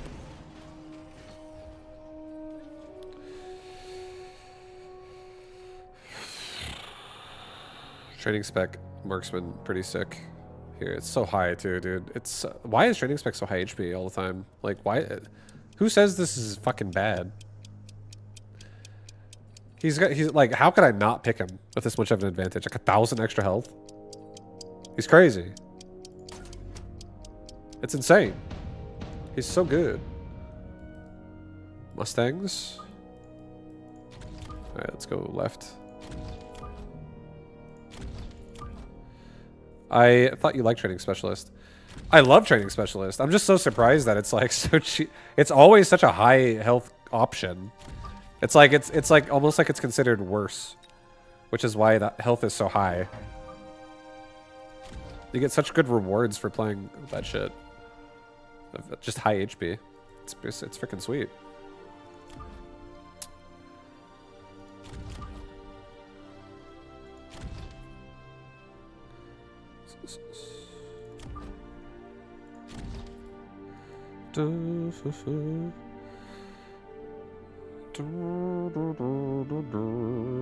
Oh no, I messed. Don't worry. I got you, dude. See, unison. we're together in this.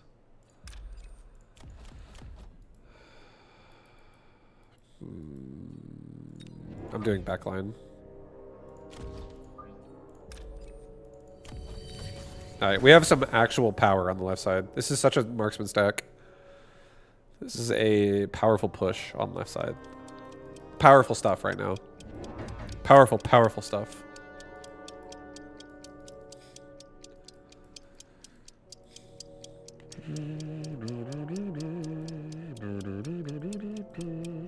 This is nice. My middle cannon's gonna kill a bunch of crawlers. It'll die to the Mustangs though, but it'll do a ton of damage.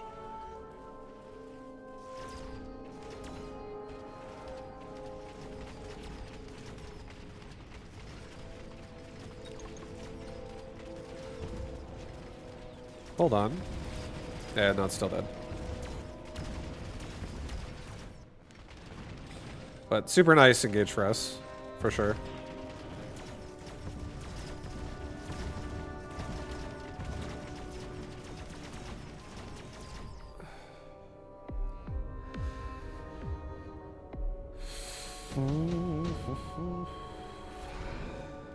Okay, Rhino Assault, kind of scary. Wasp Swarm. Both of those are... He's not scared of either one. I am, personally. I'm probably more scared of Wasp than I am of Rhino. So let's take a nice wasp swarm. I'll put it in the back mid of my base. I'm gonna get myself a crawler pack, put it like down here. I'm also gonna get myself a tarantula and put it like here.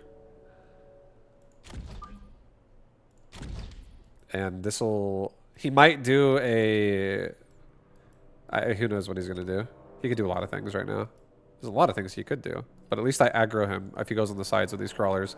Run the wasp into the marksman. This one runs the wasp up top. This one just defends, you know, wasp versus wasp. If he rhinos me, this side's going to easily defend it. This side breaks. This side, middle, defends it as well. I'm a little bit scared for the right side, but maybe some of my wasp come over and help. What the fuck is that? Oh, no, it's a wasp swarm on the right side. Well, it's okay. It's okay, because the crawlers are going to bait them. It's either going to come chase us, chase us. Chase us. And then these wasps should go to the right, I believe.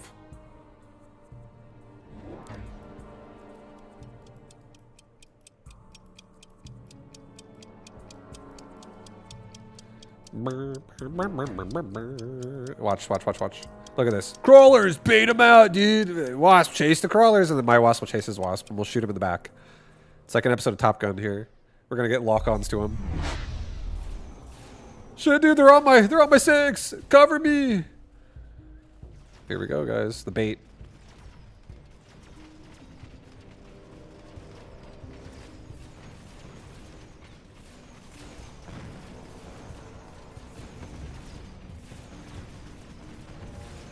Very nice. Very nice.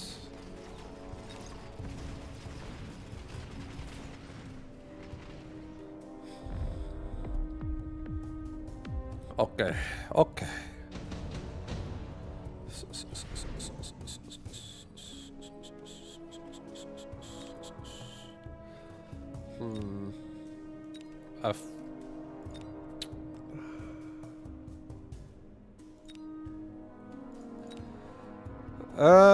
I kind of like 2 sabers, but like I also don't. A free Farseer is alright. I think I'll just do a free Farseer, it's fine. And I'll put it over here, like near the crawlers. It'll just defend that side of the board for now. Let's get range on Tarantula. I think we get another Tarantula like right here. And another marksman like right here. Level that shit up. Get some more heat over here, some more power in this push. This is a lot of chaff. I want to be able to kill it. And now we have a lot of marksmen also covering our tarantulas in this area.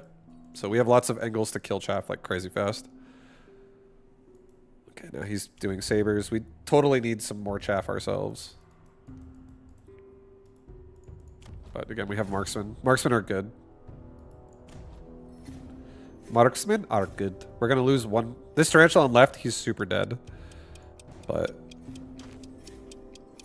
it's okay. It's okay.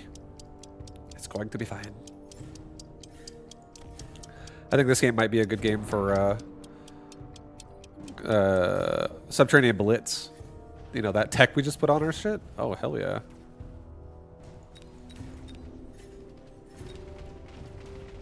Maybe not.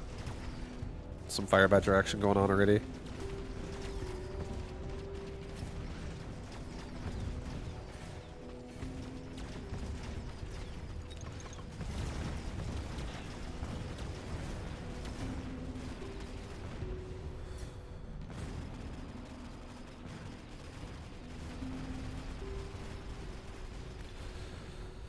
You generally might need some chaff clear.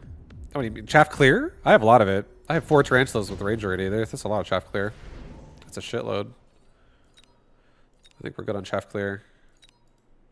I think I just need chaff. I think I just need to make sure it doesn't die to the sabers.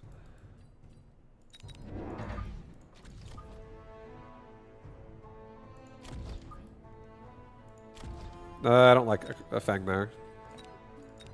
Or, okay, let's do this. Crawler. Put a crawler here. Put a fang, like, right here. Put Put another Fang, like, right.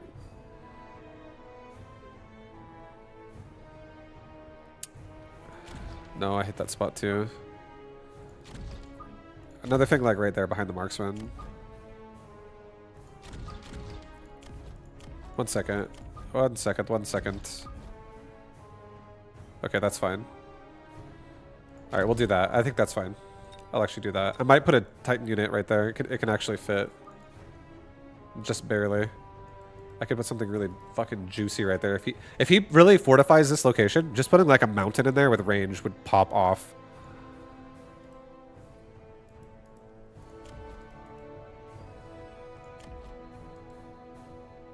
Let's get 1-1.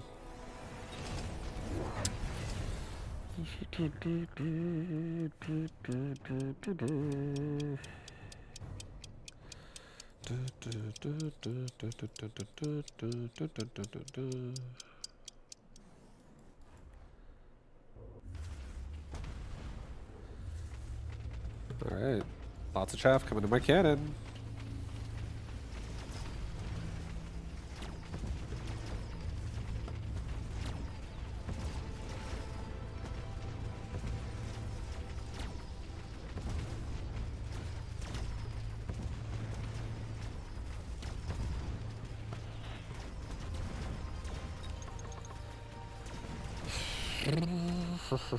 The middle leaks like a ton. Our left, yeah, we're definitely killing Sabretooth like for the entire year here, in each round.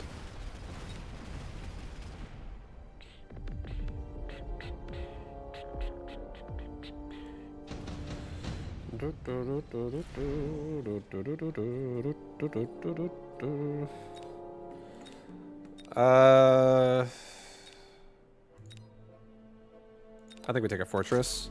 I think we put a fortress like right here.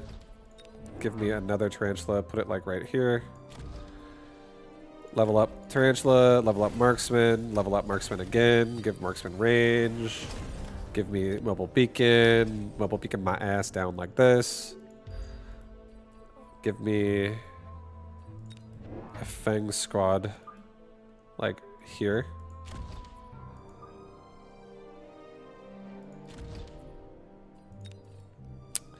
And then we'll probably have to make another Fang squad like over here or something so we can not allow like a crawler pack there. So Wasp Swarm next turn doesn't really fuck me up. Alright, this is good. This is good. This is good. He's trying to get some fat tanks in front of my tarantulas. Not cool. Why level 3 marks versus level 2 fort? Because level 2 fort is expensive. I'm probably also going to sell the fort. And unless I get a device that makes it really nice to keep it. And marksmen also are going to provide DPS, since I also just gave them range, to help tarantulas kill these fucking tanks.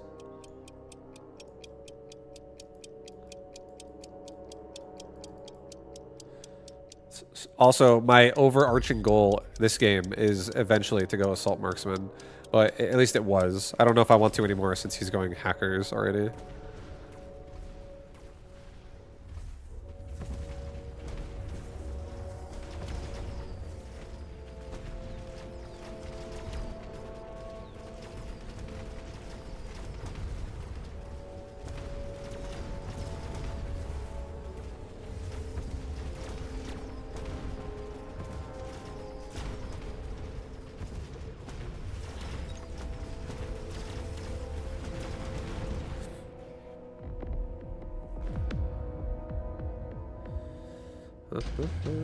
Yeah, we were definitely getting hacked. Another super supply. Oh, baby. Let's do it. Let's sell off the fortress.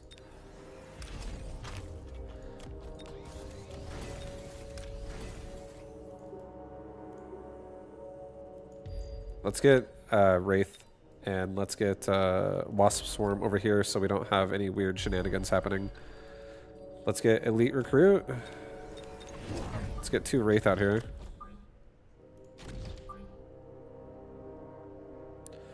Done fucking around, guys. Done fucking around right now, man. I said I was going to leave that for a giant unit, though. So hold up. Maybe put it there. Yeah, this is okay.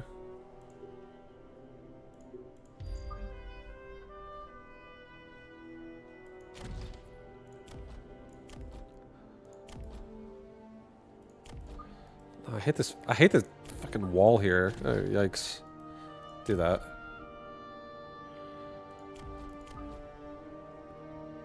I don't have the best locations to put this right, and I do not want to put it in this box right here.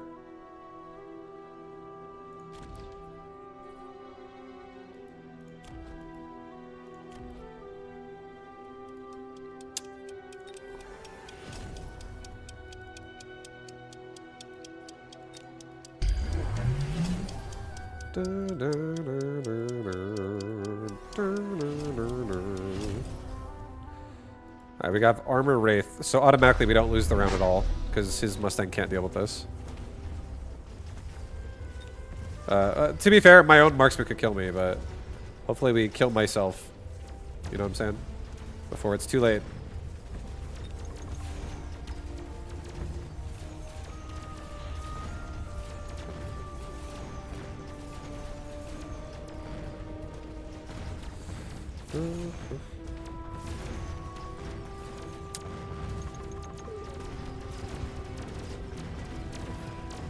Oh boy, my own Farseer is gonna fuck me over.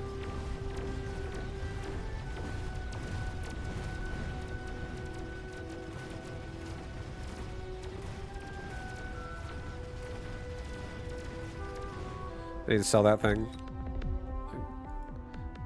But it sucks. Shit, I mean, it's not good. It's not ideal. Now I have a free fucking level device, bro. Ay. Extended range War Factory. Okay, we're taking the War Factory. We're going to buy the War Factory. Alright, War Factory, you're gonna save us. We're gonna put this War Factory with range right there. We're gonna sell this shit.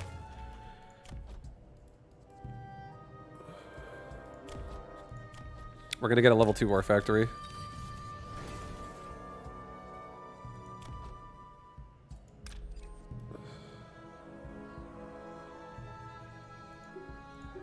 Let's pull this back a little bit again. Guard the War Factory. Resupply. Take a tower level upgrade on right side, and let's get ourselves like another crawler pack back here.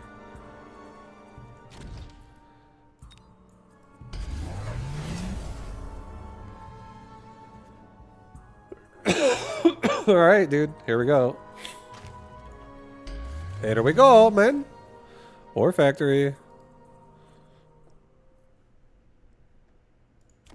This thing has mega range, so we're going to be popping hacker barriers pretty far away.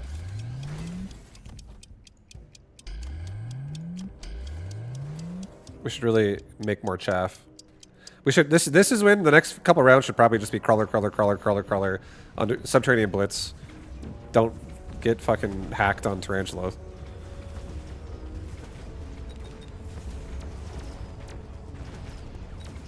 But hopefully this War Factory is enough here to get it done.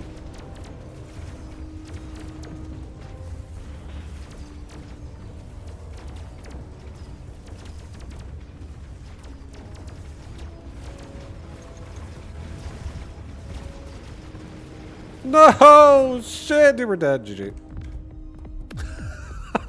Shit, dude. We got fucking slapped down this game. Slank was a horrible idea.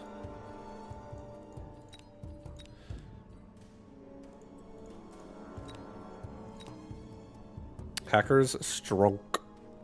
Hacker's pretty good. Hacker's definitely pretty good.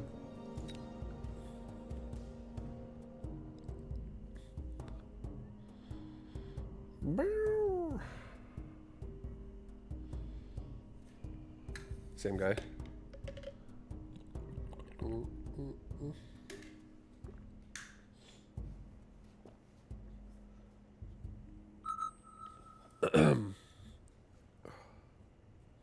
All right. All right.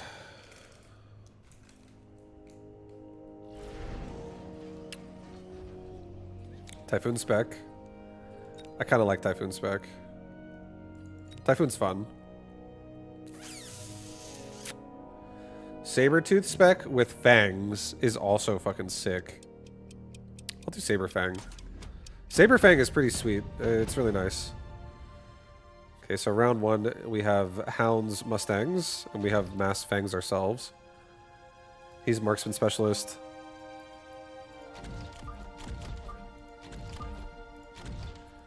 Alright, we're gonna lead with balls.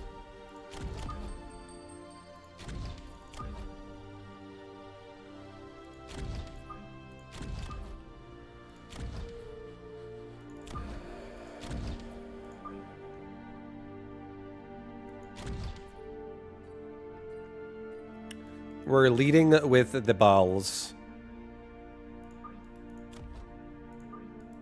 This cannon should shoot at my balls first. I don't think these steel balls push fangs in. Maybe put it there instead. Just a little bit further away. I want this ball specifically to run into the cannon. We're not ready for... Sell the rapid fire. Buy 2 crawlers, put a crawler pack like right there, put another crawler pack right there. And then our crawler, we'll make Hound, and then they'll just pre-spread. We can also put sabers in front of the fangs. Maybe pull the fangs back 1 more.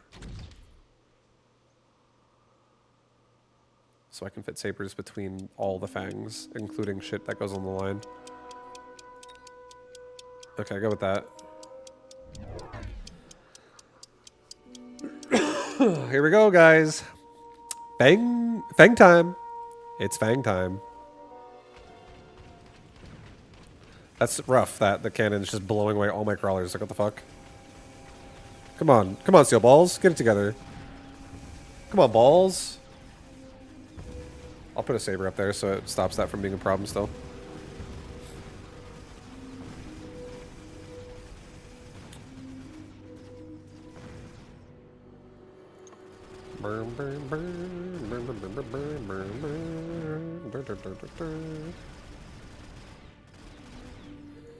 Alright. Settle down, dude.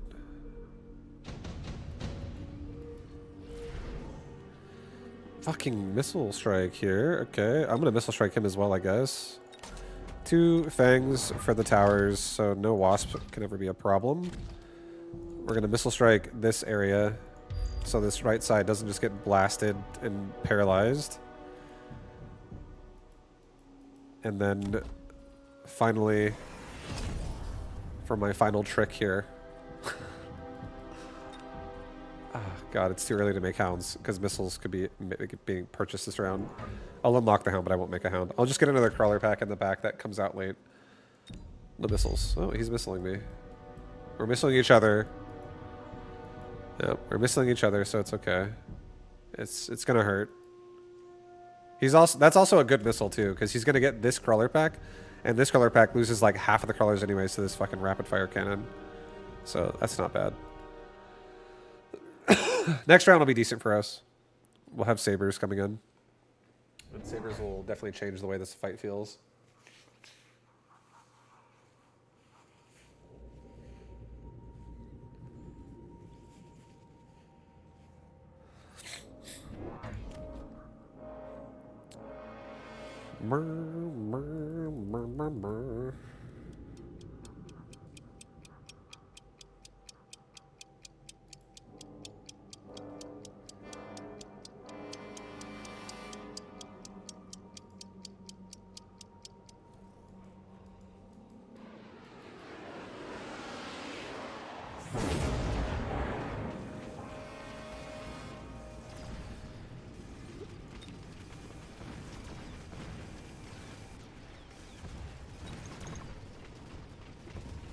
Yeah. Fangs definitely need some fucking range to even have a chance here.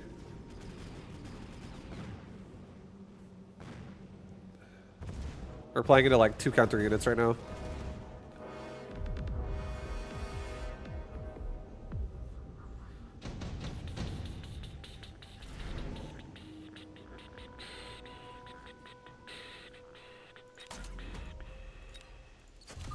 Alright, heavy armor, gonna go right here. 2 more sabers. I'm gonna go like here and here. Give me a hound as well. I'm ready to go. If this is a smoke bomb as well now, I'm ready to fucking ready to go. Actually, cancel the hound. Don't want it. Take it back. Secondary armament on all my sabers instead. It's better. For now. It's going to help me get through the round a lot better. And also leveling these sabers is nice because it's just they're my tanks essentially.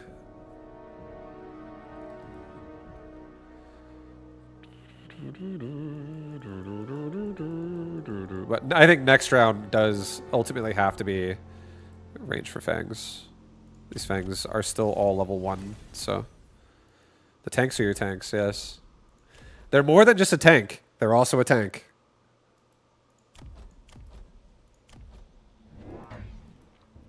You know what I'm saying, brother? You know what I'm saying, baby? He's got range on Mustangs. Cool, cool, cool, cool, cool. This makes me want to get a rhino. Like now.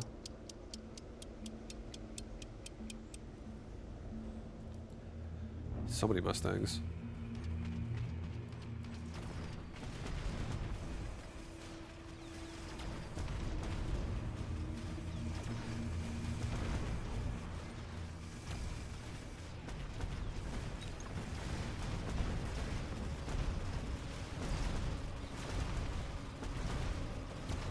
Push! Please get the fucking marksman!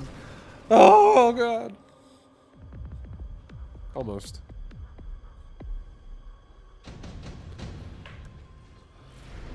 Alright.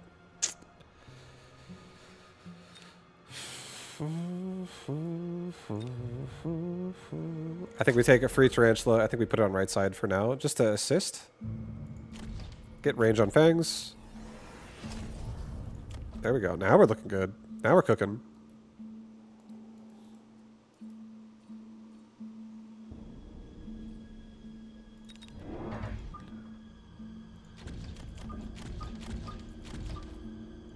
Hold up.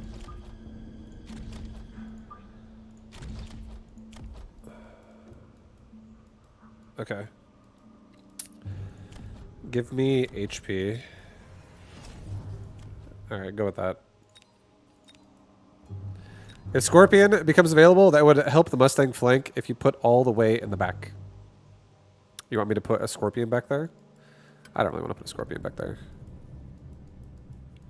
But it would be fine. I do think this game is going to be a great game for Subterranean Blitz. He's got a level 3 Tarantula in my flank. My steel balls are not turning around, so that's unfortunate. He's fucking hacking again.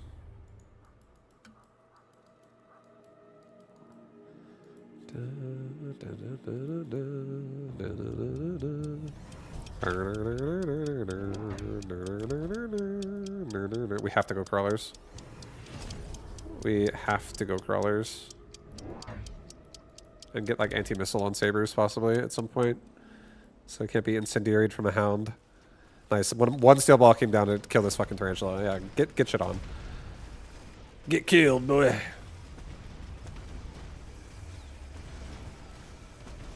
Hell yeah. That's a level 2 steel ball now.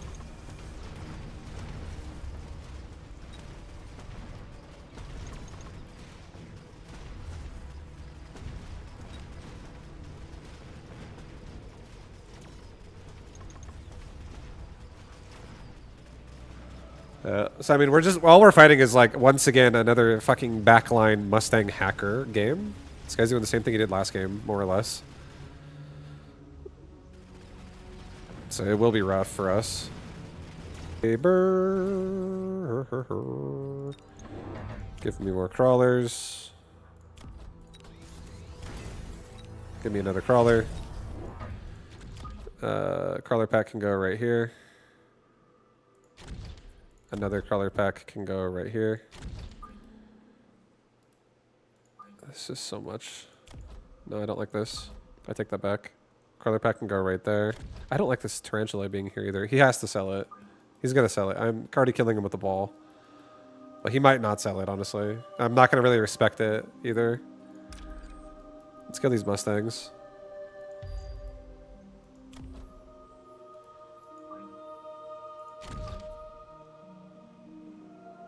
Alright, we'll go like that. Let's get more chaff that comes out. Right side doesn't get anything. Your stream died for a second there, Vibe.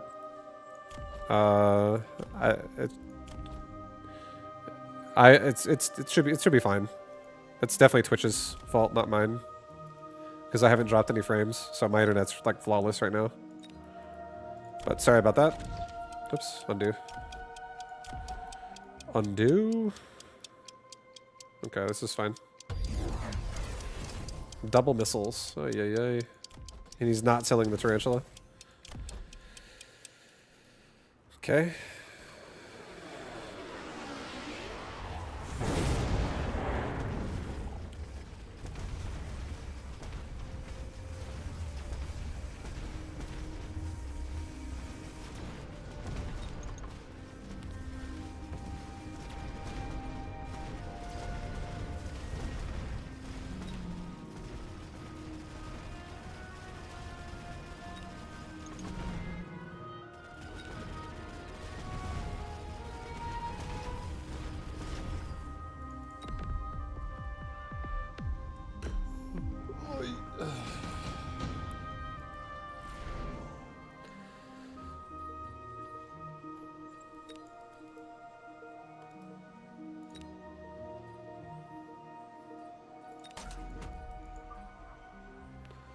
Alright, stop killing my crawlers, bro. Get the fuck out of here.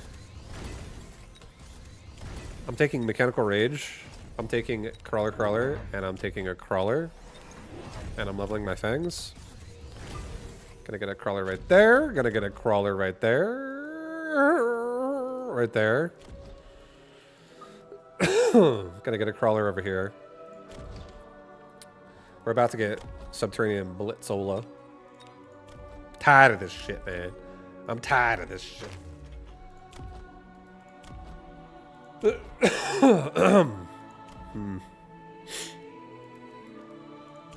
I don't want to do it yet, though. I feel like I don't want to resupply. I'm so greedy. It's not time to resupply yet. Get damage.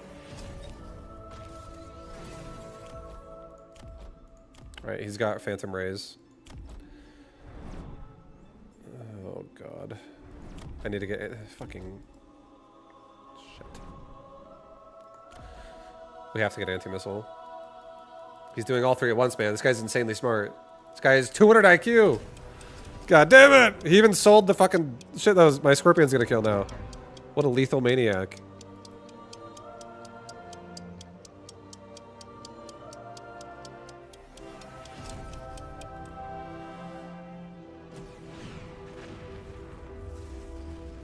All my fangs are dead. Everything we just upgraded is dead. He's got range hackers. Beautiful. We don't have enough chaff, so we're gonna get boned here. Well, right side's actually kind of doing it. But left side, not so much.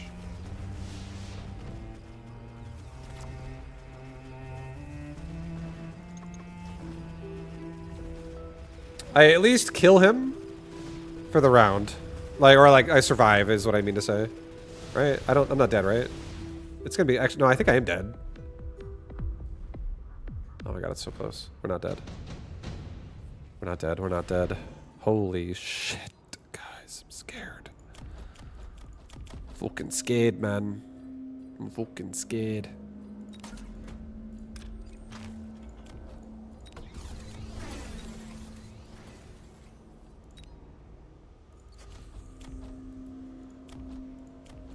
Anti-missile. Level up the steel ball. Get Subterranean Blitz.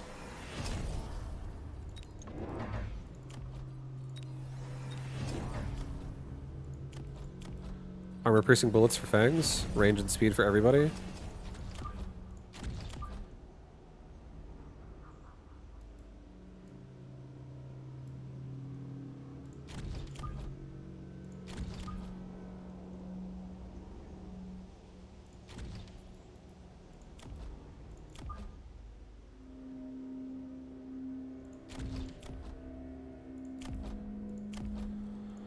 Okay.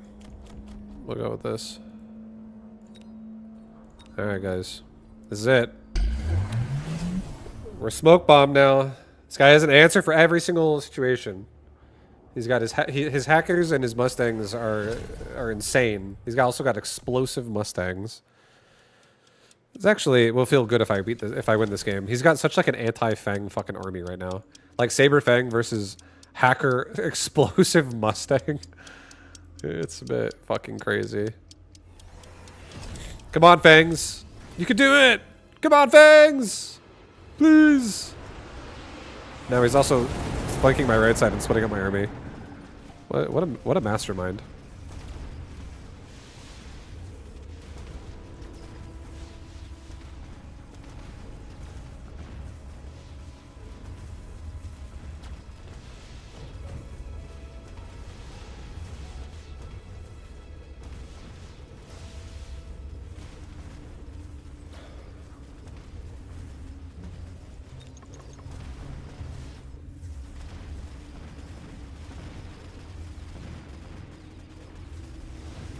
We're dead. GG. Fangs failed us again.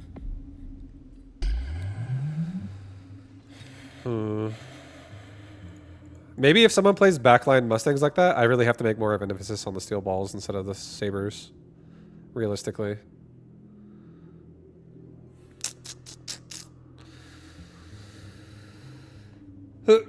I think if my Fangs, if there was enough steel balls there, and also if my Fangs had rage and levels, I think I could probably get to the hackers before I run out of balls. I got so many balls. I bet I could make it work. That was like 6 or 7 hackers though. So it's definitely a fucking hacker boy.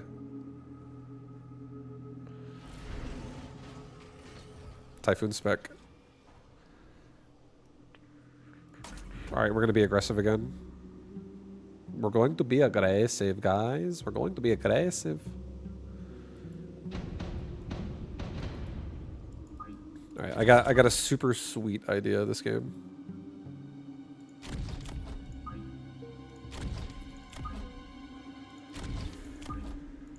Fangs are gonna be pseudo-aggressive, but like actually aggressive soon.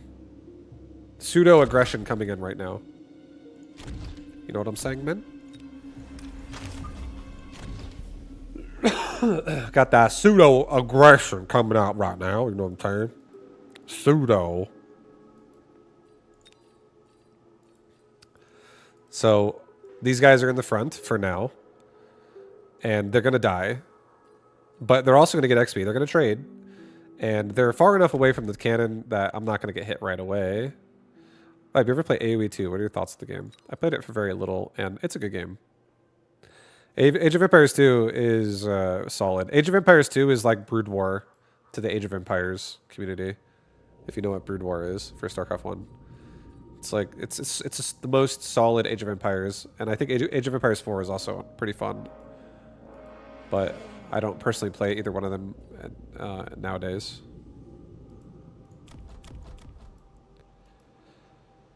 Shit. But yeah, good games. I'm getting Fangs again. I don't like doing this, but I'm doing this for round 1, just like playing the back. I just feel like I could support my balls more. AoE 4 doesn't have the same feeling. That's fine. Again, everyone's gonna have an opinion, but I think both AoE 2 and AoE 4 are good. AoE 2 is a solid game. But my overall thoughts on AoE 2 are, me personally, I don't really want to play it. Only because if I'm going to play another RTS game, I want to play a new RTS that like over 100,000 people are going to play. I want to play a new RTS that's going to be popular. And I want it to be new, a new experience. That's how I feel about RTS nowadays. I don't really want to play an RTS that like, you know, people just fucking play the same game for 20 years. Just because it does get kind of boring.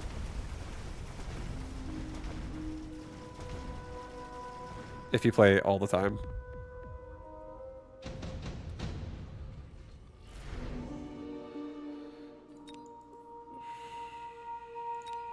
Haste mod. Haste module. Oh my god, do you see this shit? This one thing in the middle? Dude, almost done. Check out Broken Arrow. I've seen Broken Arrow. I haven't seen an RTS game yet that I'm the one I liked the most was Battle Aces, and that got canceled. So it sucks. But I haven't really seen another RTS game that I've told myself, dude, I have to play this.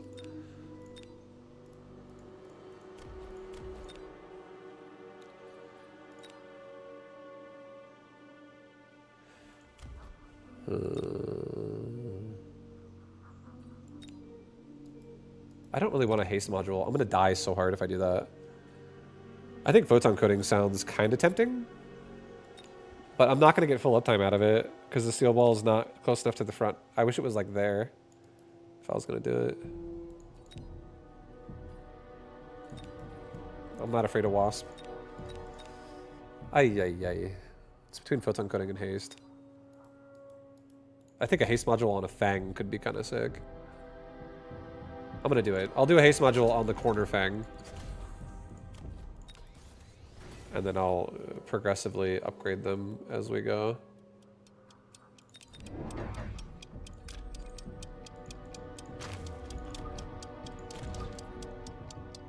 Okay. Just get like a crawler pack like right there.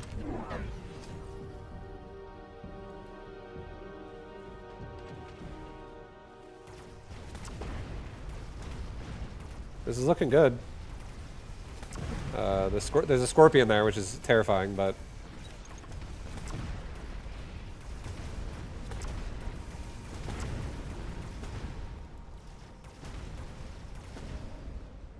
Broken Arrow cheats are stupidly prevalent.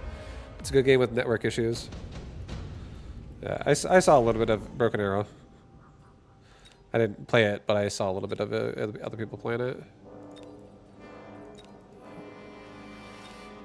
Alright, I think we're taking 2 squads of Phantom Rays, and I think we're doing this. I think we're leading the charge with Phantom Rays.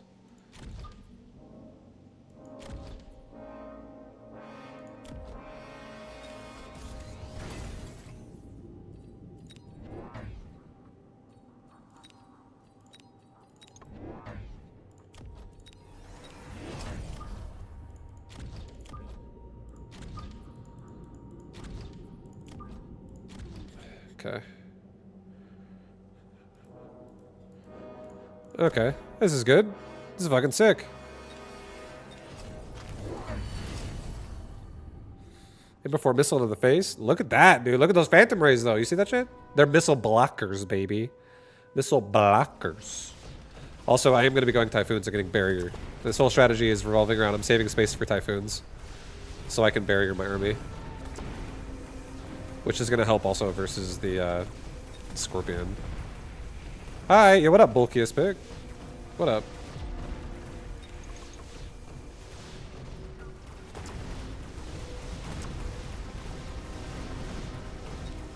Level 3 steel ball. Let's go, baby. Phantom Ray also leveled up there. That's important. I actually love the idea of making and encouraging him to feel the need to go, like, Raiden or something like that. Or, like, Wasp or Phoenix. Air units. I would love it if he makes air units right now. Amp core? Yeah, let's do amp core. Put it on the balls. Level up. Level my fangs. Put a Typhoon, like, right there. Get range for... No, don't do range yet for the fangs. It's still too early because I want to level everything. Let's get another Typhoon. Put it here. And give me another crawler pack. Put it right there. Okay. This is becoming something kind of sick, dude. Do you see this formation right now? It's pretty lethal. He made Raidens, so this is good. I want him to make Raidens. I want to believe my fangs now, getting upgraded, can handle this.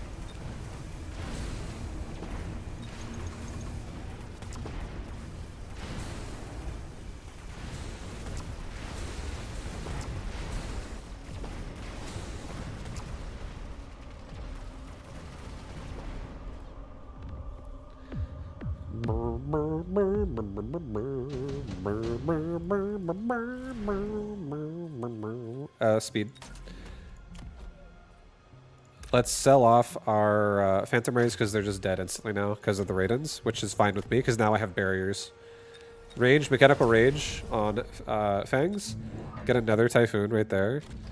And let's just get another Crawler pack, like right here. Okay, go with that. I believe. Do you guys believe? I fucking believe. Next round.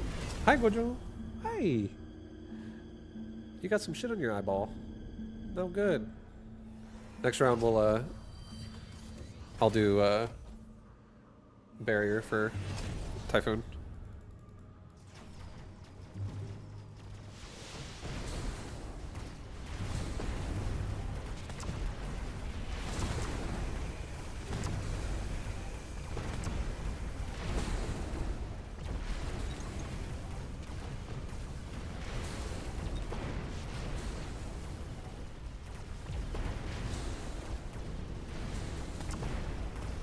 Arclight armor is nice curveball. Didn't expect that.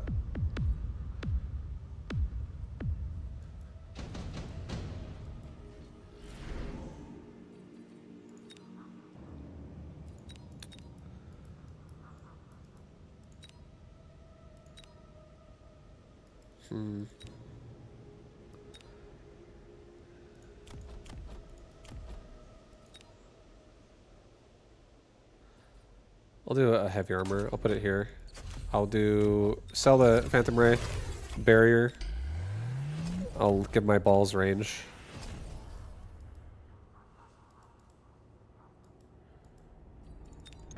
Get crawlers, get range and speed.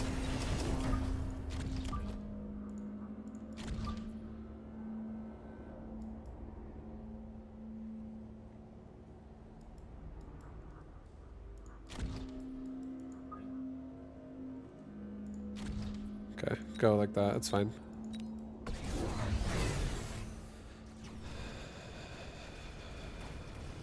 This formation looks fucking sick. I actually really like it. What a charge.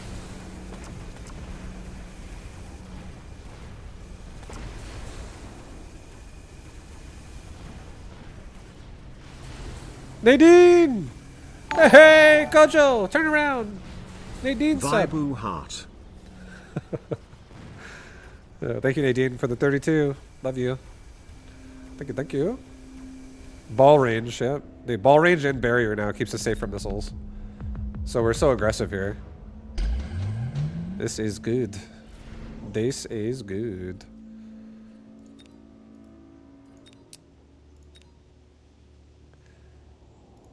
His fangs are also not upgraded. I think this time I'm actually going to take the Wasp again. And I'm going to put the Wasp in front of the Hounds so that we can't be missile deviced in between the barriers either.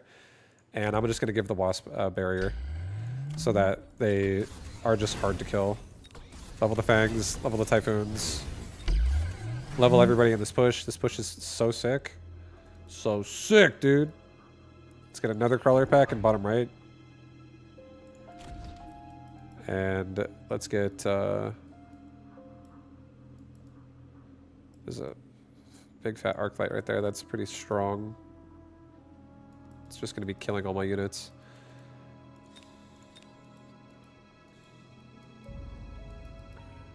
Maybe we get a steel ball on right side and just do range and speed for everybody and just get a steel ball on this side instead of a crawler and just have it kill the arc light.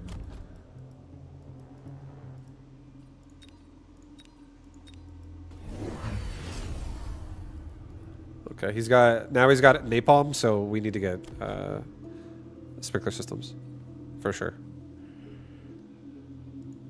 So we don't just like allow chaff to melt. This is why we put hounds in here.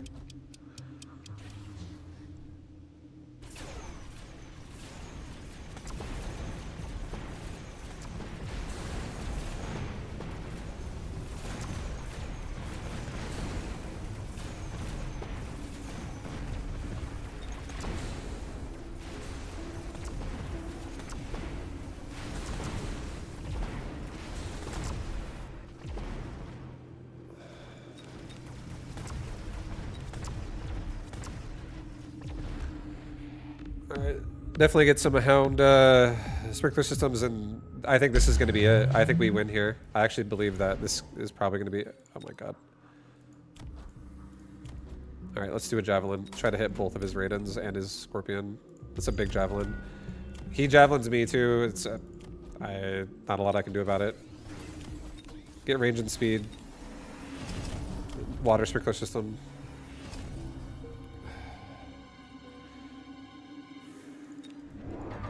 Get more immediate chaff that rushes out. And let's get another like crawler pack that goes off the back of this cannon. It like goes around it. Okay, level up the right tower one time, just to be extra safe. Be safe. Be safe. Alright, let's send it. There's the Javelin on me. My Javelin's pretty big on him too, though. I don't kill that Scorpion, actually, but I do kill an Arclight and 2 Raidens. Scorpion will be very low. He kills my Typhoon and my balls here, 3 of them at least.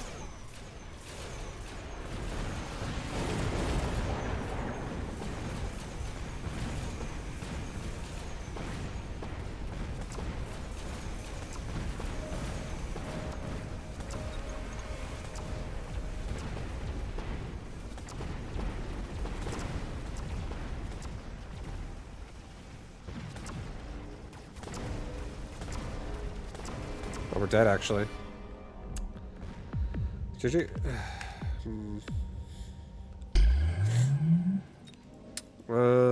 Maybe I'm slightly too close to the line, honestly. Maybe we're slightly too close. Because if, like, Typhoons can only reach one further up than they are with, like one squad horizontal up here with, like, their barrier. Yeah, he also has armor on both Arclights and Scorpions. Like, he has such an anti-Fang push. Ignite, or rather Napalm with double armor carry units. So his anti-Fang is fucking off the charts.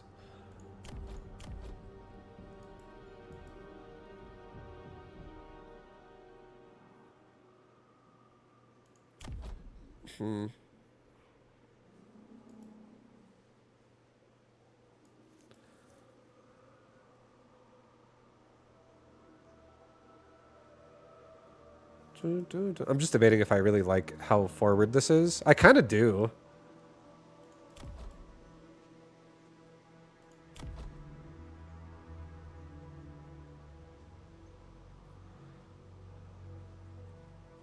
Typhoons felt like they weren't really doing much either. Well, the Typhoons are definitely protecting from 2 Scorpion shots apiece with the barriers vertical like this, which I do like, which buys my Fangs time to do damage.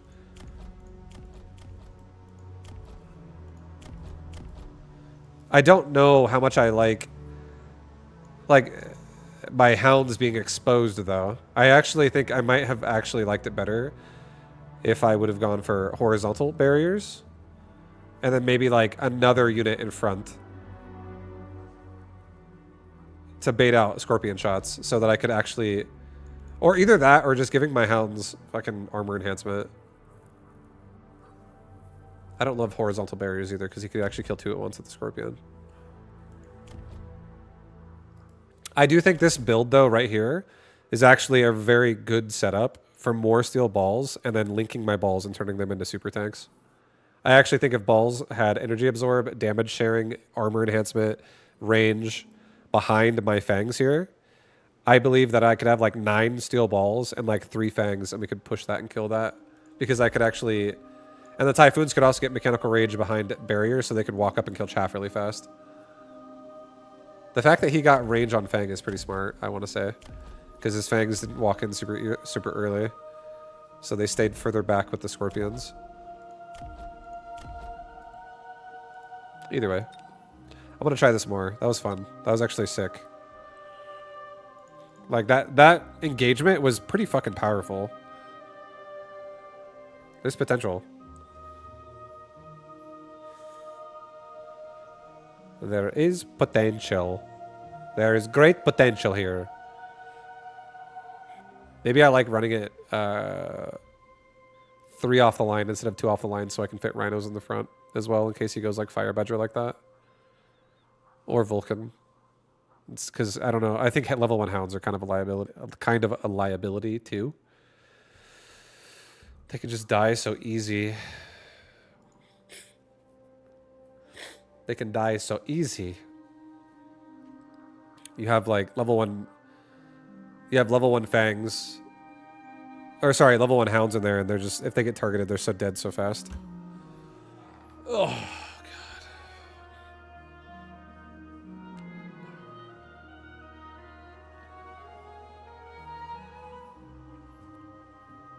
God. Oh.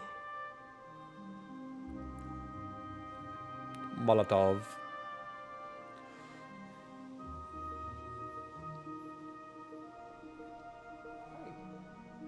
You got some gunk in your eyeball.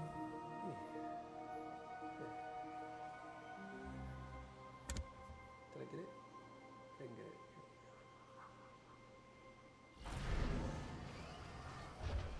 I got it. It's cool. Yeah.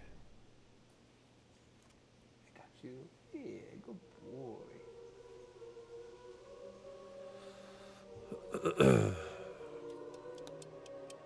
Okay, we can do something similar again with Saber. Hounds could be Extinguisher, and we could build fangs around it. All right, I'm gonna attempt doing this without the Typhoons. Last time I did it really forward because we had Typhoons. This time I'm not gonna have Typhoons.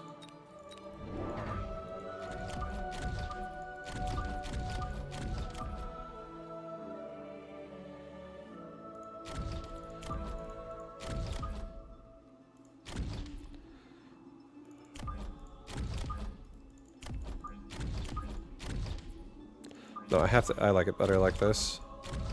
I like it better when they're together. Also, I kind of like it better on this side.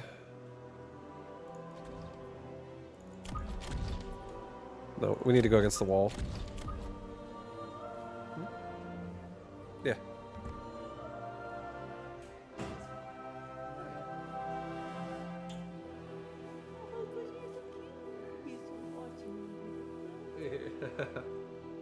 He's being super good. I love you.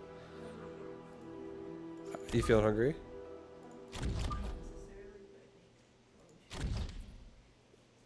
Yeah. Yeah. Yeah, I don't know. I think for now, we could just get something later. I'm not gonna go too much longer. Probably like an hour and a half. We'll be done.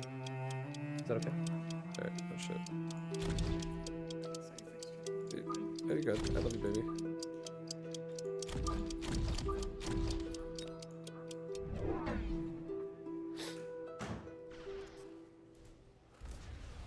Alright.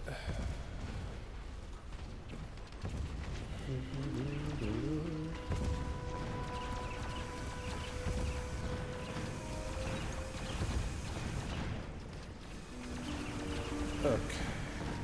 Yep. This opening push, not good.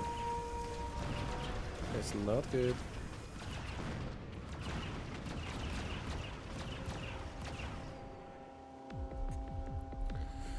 It's not good, man.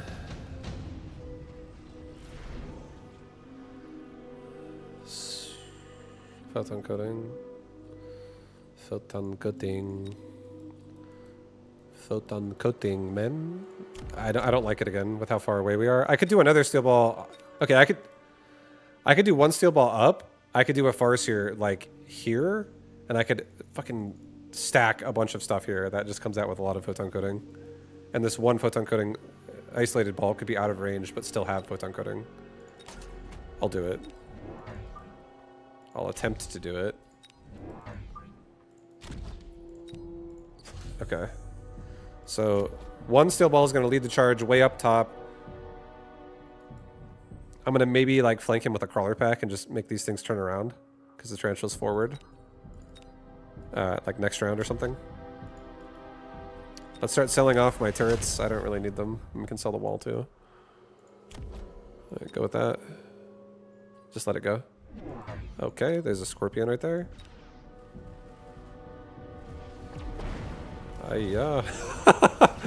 Okay, well, good night. Another assault scorpion game. Holy shit, dude. Oh my god.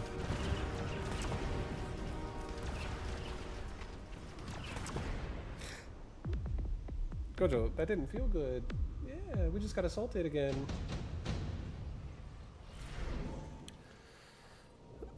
Okay, quick teleport. Wasp swarm. We'll do quick teleport. Put a saber over here on the front of these guys. Sell this. Saber can go here. Hold the line on that side. Let's get a crawler pack that goes like over here. Turn around the scorpion and the void eyes. Get range on fangs. Get 2 fangs behind the towers. No wasp. No wasp swarm is gonna get me today. Damage. I didn't get another unit, but it's okay. All right, guys. Holy God, are we gonna survive? I don't know. We're definitely gonna try.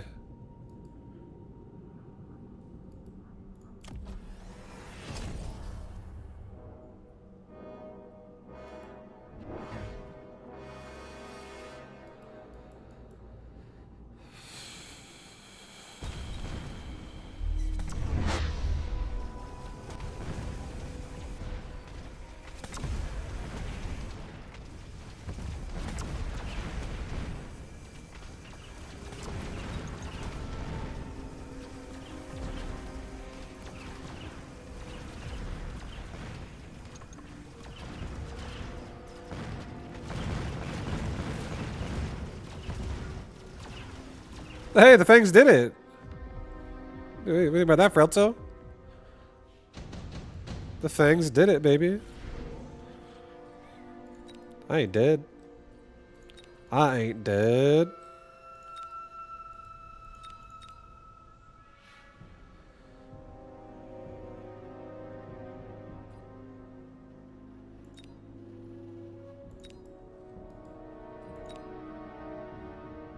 Let's put a Phantom Ray in the flank right here. Just to start killing these sledgehammers quickly. These vertical sledges are going to be really annoying, for sure. Alright. Let's get some crawlers. I just need some chaff that, like, gives me some time. I also think we give our steel balls range this round. So we can not run so deep into a scorpion's face. To be fair, I wasn't expecting the saber to target the mid scorp. That saved the mid. Yeah, you like that? Yeah, you like that, huh? You like that?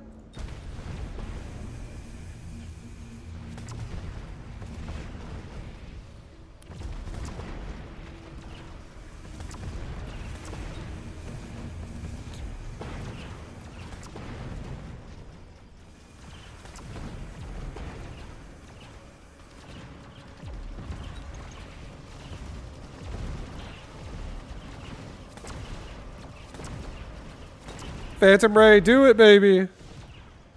Same exact thing is happening last game. This game now, where it's like we're going fangs. I'm probably gonna force Raiden again. We'll see.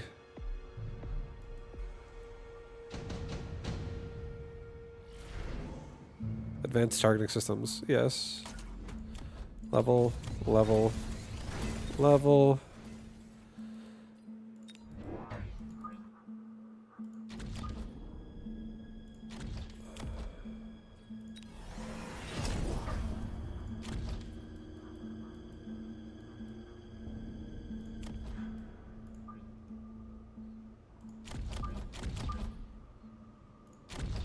No, I don't like this. Has to be this way. Ranger balls? I already did. I already ranged them up. I'm actually going to put it back here again. Balls already got that range. Okay.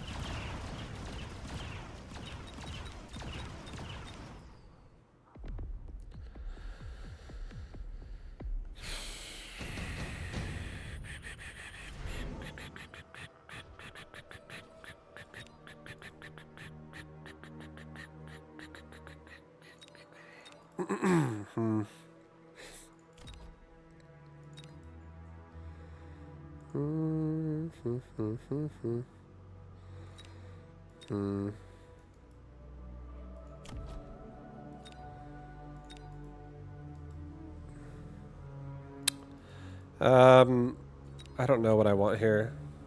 The free Vulcan sounds kind of nice overall. I could put it in the top left, top right rather. I do have quick teleport too, so I could kill all this chaff, and then I could just sell it the next round. And if he makes even more stuff over there, like another scorpion or something, I'd be down with that. Yeah, I'll do this. Put it up here. Level the balls. Level the fangs. There is Vulcans in... Oops. There is the potential of Vulcans in play now, so let's actually also just give ourselves more hounds to get ready for sprinkler systems, possibly.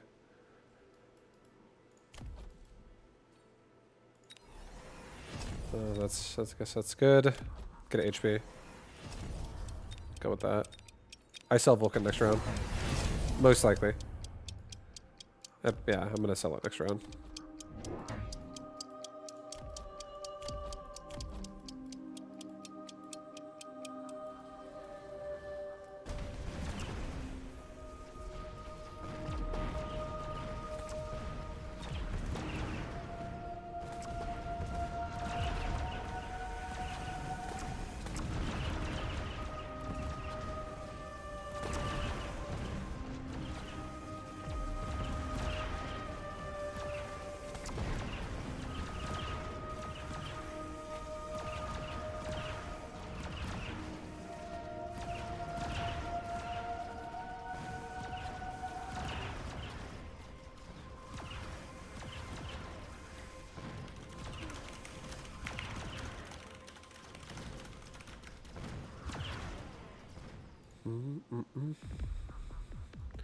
Mustangs would be 80% of Vibes build.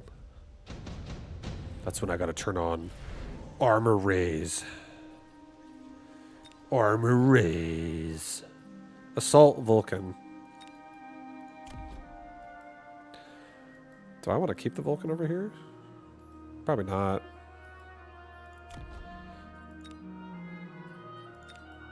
I don't need an anti-interference. It's pointless. Mass-produced rhinos against mass void eyes that could have charge shot. Not feeling... It's feeling okay. I like steel balls here more.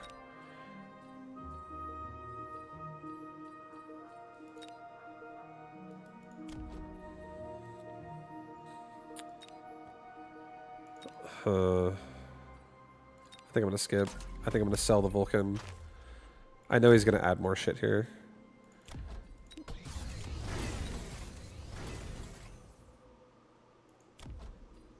Let's just add a sprinkler. I don't want any complications. Let's also add another 3 balls.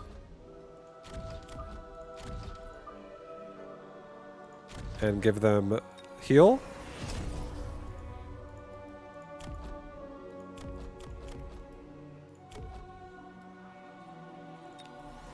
Give me damage as well.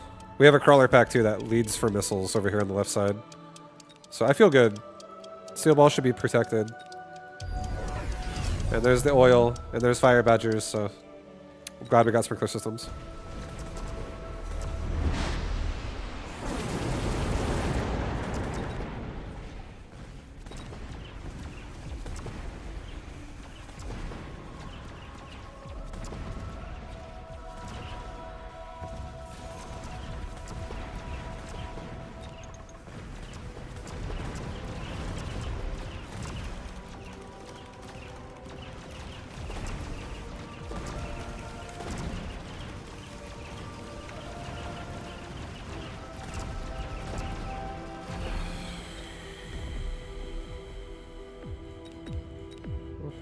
Double shot at assault scorpions. These steel balls definitely have their work cut out for them. Here, let's absorb module this phantom ray and let's give it armor. I actually want to believe I could keep this thing alive for a while. All 3 of my balls here left leveled up. Get range and speed on everybody. Let's get 3 more crawlers. Get a crawler pack over here. Get a crawler pack over here. Get another crawler pack like over here.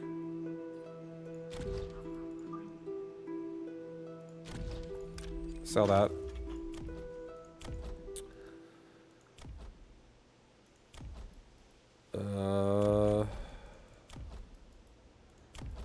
Let it go. This is fine.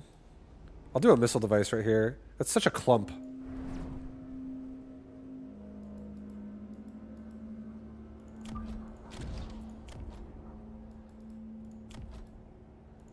Alright, let's get 1 tower level on either side. Extra safe. Extra safety. No weird shenanigans. Alright, this missile should get set off by a crawler before the balls get here, I believe. I want to believe that. Saber's instantly dying. Yeah, it's okay. He's really just missile bait. I know I'm Sabertooth specialist, but I'm not actually playing Sabers here. This guy is essentially guarding these areas from, like, a missile here or a missile here. Like, they're gonna get clipped into my units there. So we keep our fangs all protected.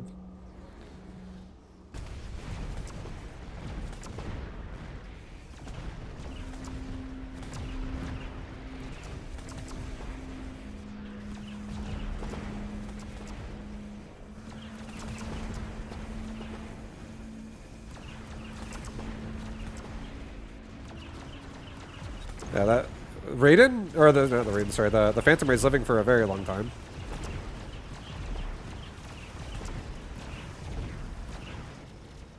Hell, dude, we're getting through, baby. We're getting through, baby.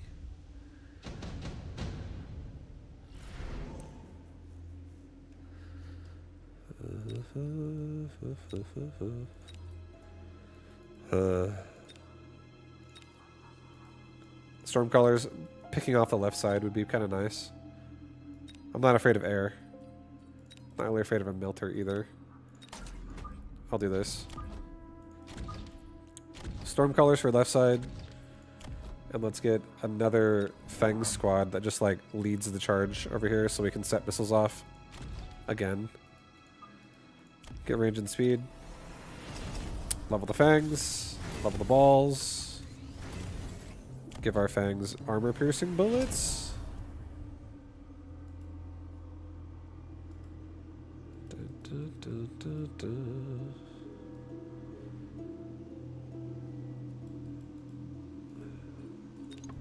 I think we take 2 more steel balls. And I think we just get more lines of trying to like jump on these scorpions and stuff quickly. Let's missile device this again. This was nice. Get rid of that crap. Let's also get rid of this. Let's also get rid of nothing. That's fine. I don't think I guess we can get rid of this.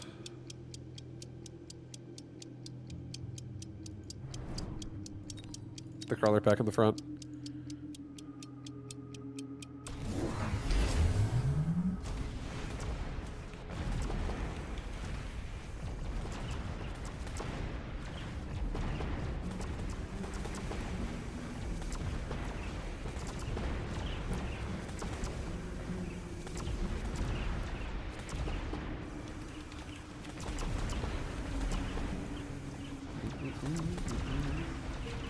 How we doing, guys? How's it looking?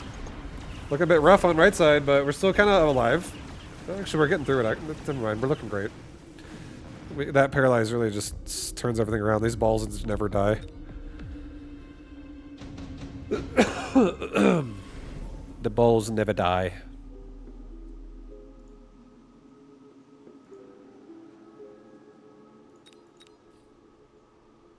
Oh boy. Round 10.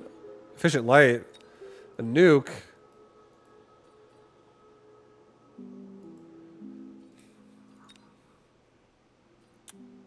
I'll do an underground threat. Let's put a nice underground threat like right there. No, I hate that. Put it like here. Turn him around. Make his units be stupid. Range and speed. Level the balls. No balls leveled. Or I already did level my balls.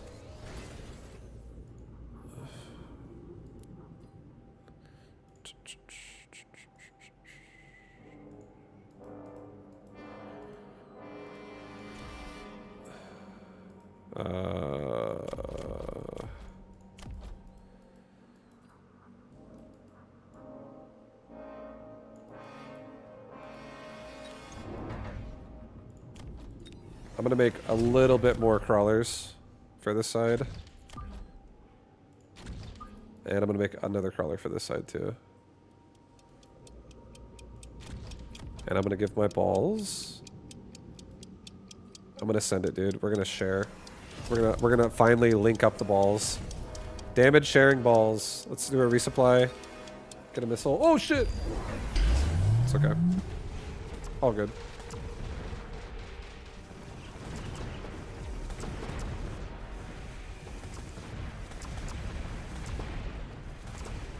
Push, everybody, push! The nuke is coming! The balls tanked it! We're all dead.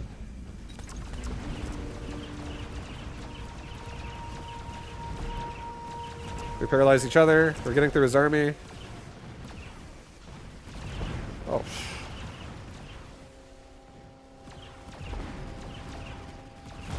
Jesus, man. God damn! Your camera. I know, I'm trying to set up the podcast at the same time, but I'm not able to connect with my camera. I don't remember. It's okay.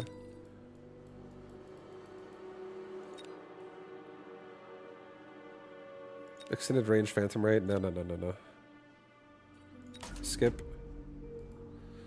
It's elite crawler time vibe. Elite crawler time. It's missile before I don't missile. Missile.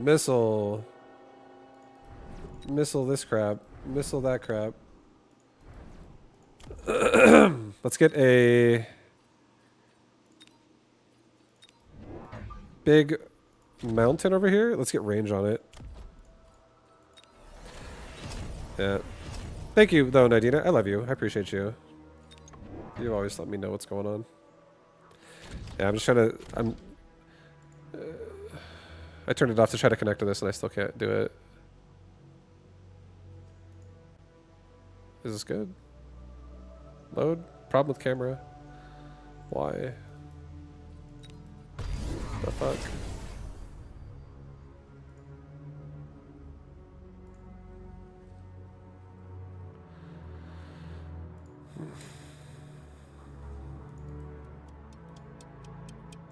Okay, do that. That should probably be fine now. Alright, now we got it. Hey!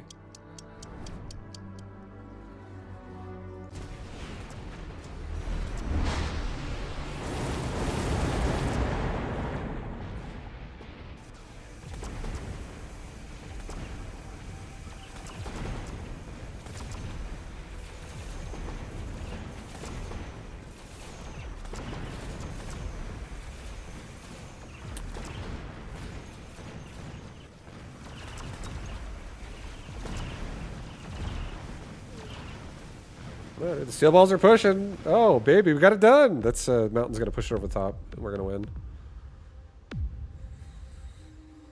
Oh yeah, GG, GG. Okay, cool, cool beans. Cool. Also, I got the camera working.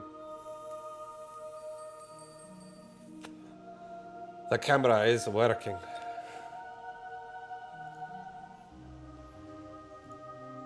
Could not. Shit. Yo. Andre, you hear me?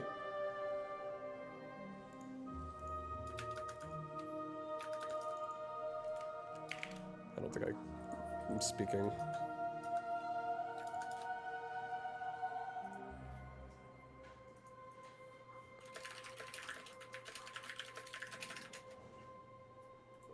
Alright. One sec. 1 second.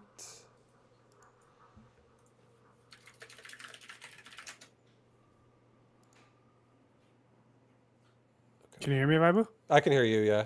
Can you hear me Oh, now? I can hear you. Okay, Yeah. okay, cool. Nice. All right. Okay. All right, guys. Is the picture better, by the way? I see the starting soon screen. It looks good. Okay. Hopefully it's a little better. Yeah. Here. Oops. All right, guys. We're gonna switch gears. We're going into podcast mode, and then at the end of the podcast, that's gonna be the end of the stream for today.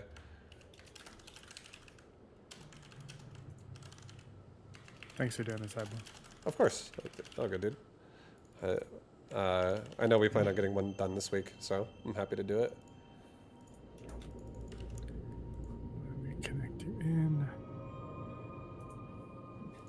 Where's Vibu face? Come on, work. Yeah.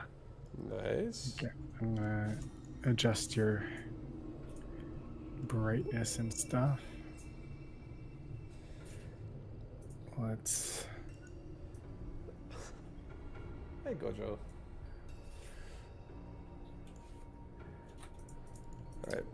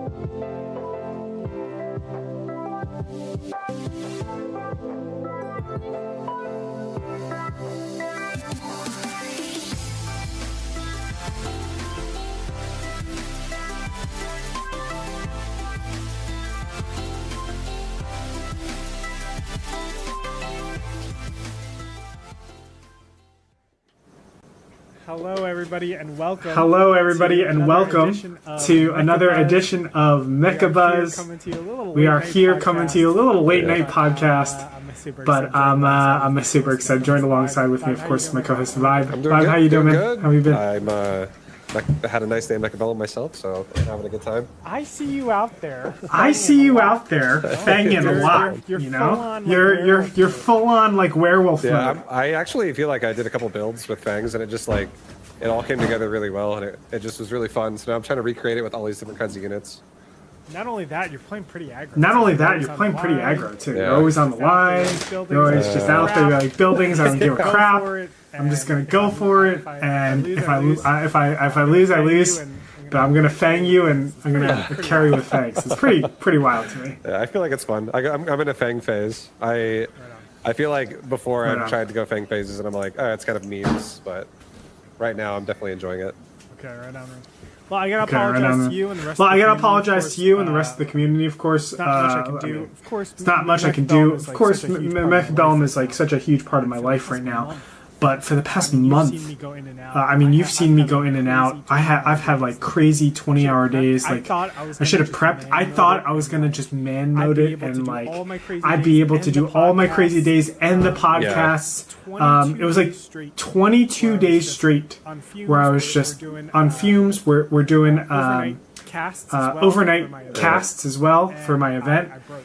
And I broke. No, I know. I during- didn't even know how you during slept. the event. I was, like, didn't. confused. I That's didn't. the thing. I was just. That's the dying thing. the I whole was time. just dying the whole time. So, Yeah. I mean, you saw me yeah. here I and there, mean, but you, I know we you were saw me here and there, but I know we were cross sleeping schedules. Like when you were like sleeping schedules. Like when you were up, I up, I was sleeping during the whole time, so it was just difficult. And I was. I wish we, you know, I was setting up my room to be a podcast. I showed you a little bit about it, and I'm still gonna go back and make sure that's set up. I wanna keep creating it, but my vision is to have a podcast set with you, so we can do No, the that's Mechabuzz also fun. podcast. I learned how to do like voice activated switching and stuff. Like it's gonna be so cool. But for now, we gotta do web stuff for now. Alright. So That anyway, sounds good, dude. I can't wait. it's good to be back. it's though. good to be back though. It's To kind of call back. to kind of call back. It was about this time last. It was year about this time last You were year the one that got me. that back you into were the Mechabuzz. one that got me back into And it's very Mechabuzz. apropos because. And it's very we apropos are going to be because celebrating the we are going to be anniversary of celebrating the Mechabuzz 1 year anniversary of Mechabellum. coming up pretty soon. I think it's in October. Coming up pretty soon. I think it's in something like that. October or November, It's tough something because like we were in that. early It's access tough slash because we were in beta. early access Yeah. slash beta. It's kind But of cool how we've come it's kind of full cool circle how now. we've come 1 full year circle around. now. How, 1 year how have you around. felt How about how have you Mechabellum felt about like Mechabellum?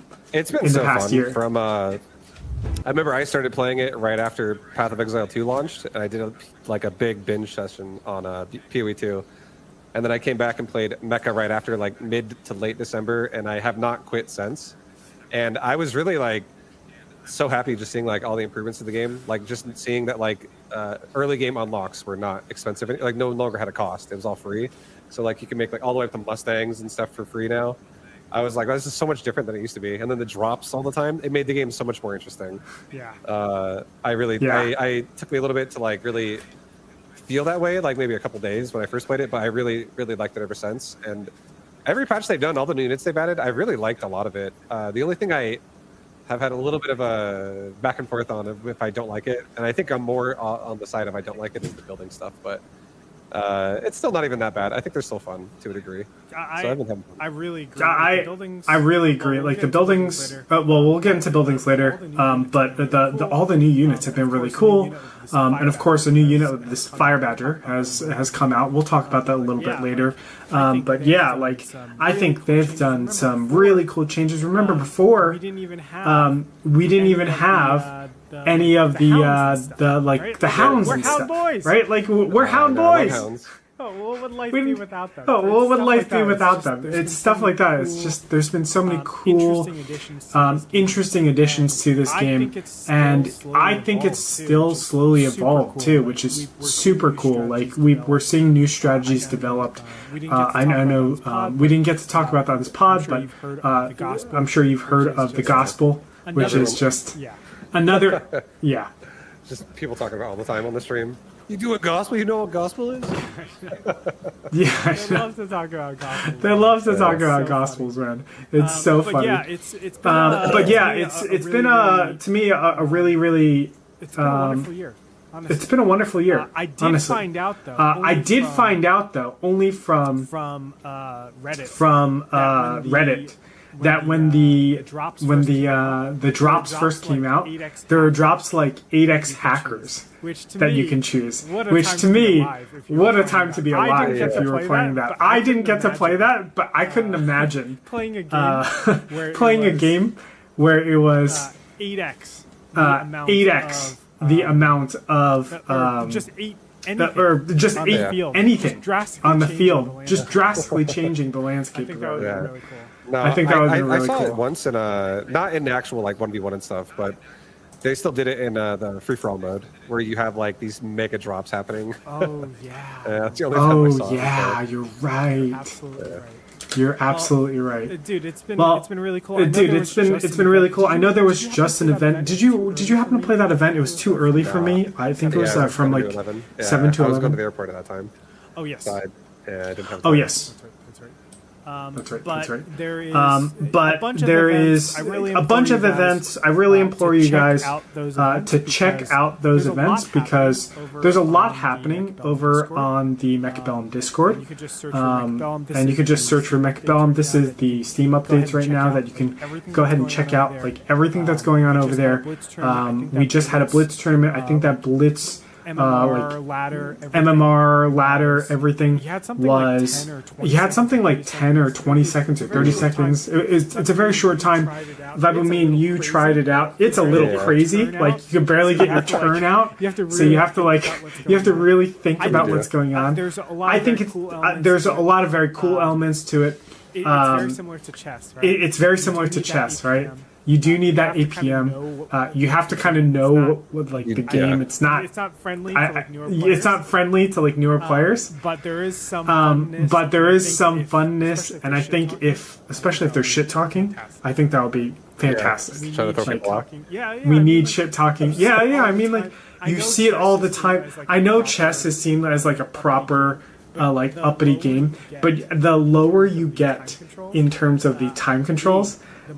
To me, the more shit talking there is, because you want to like get your opponents emotional during this like crazy time, and I would love to see a shit talk, just like a shit talk blitz tournament. That's the new plan. Come on, Bear, like let's make that happen. I'd be down. But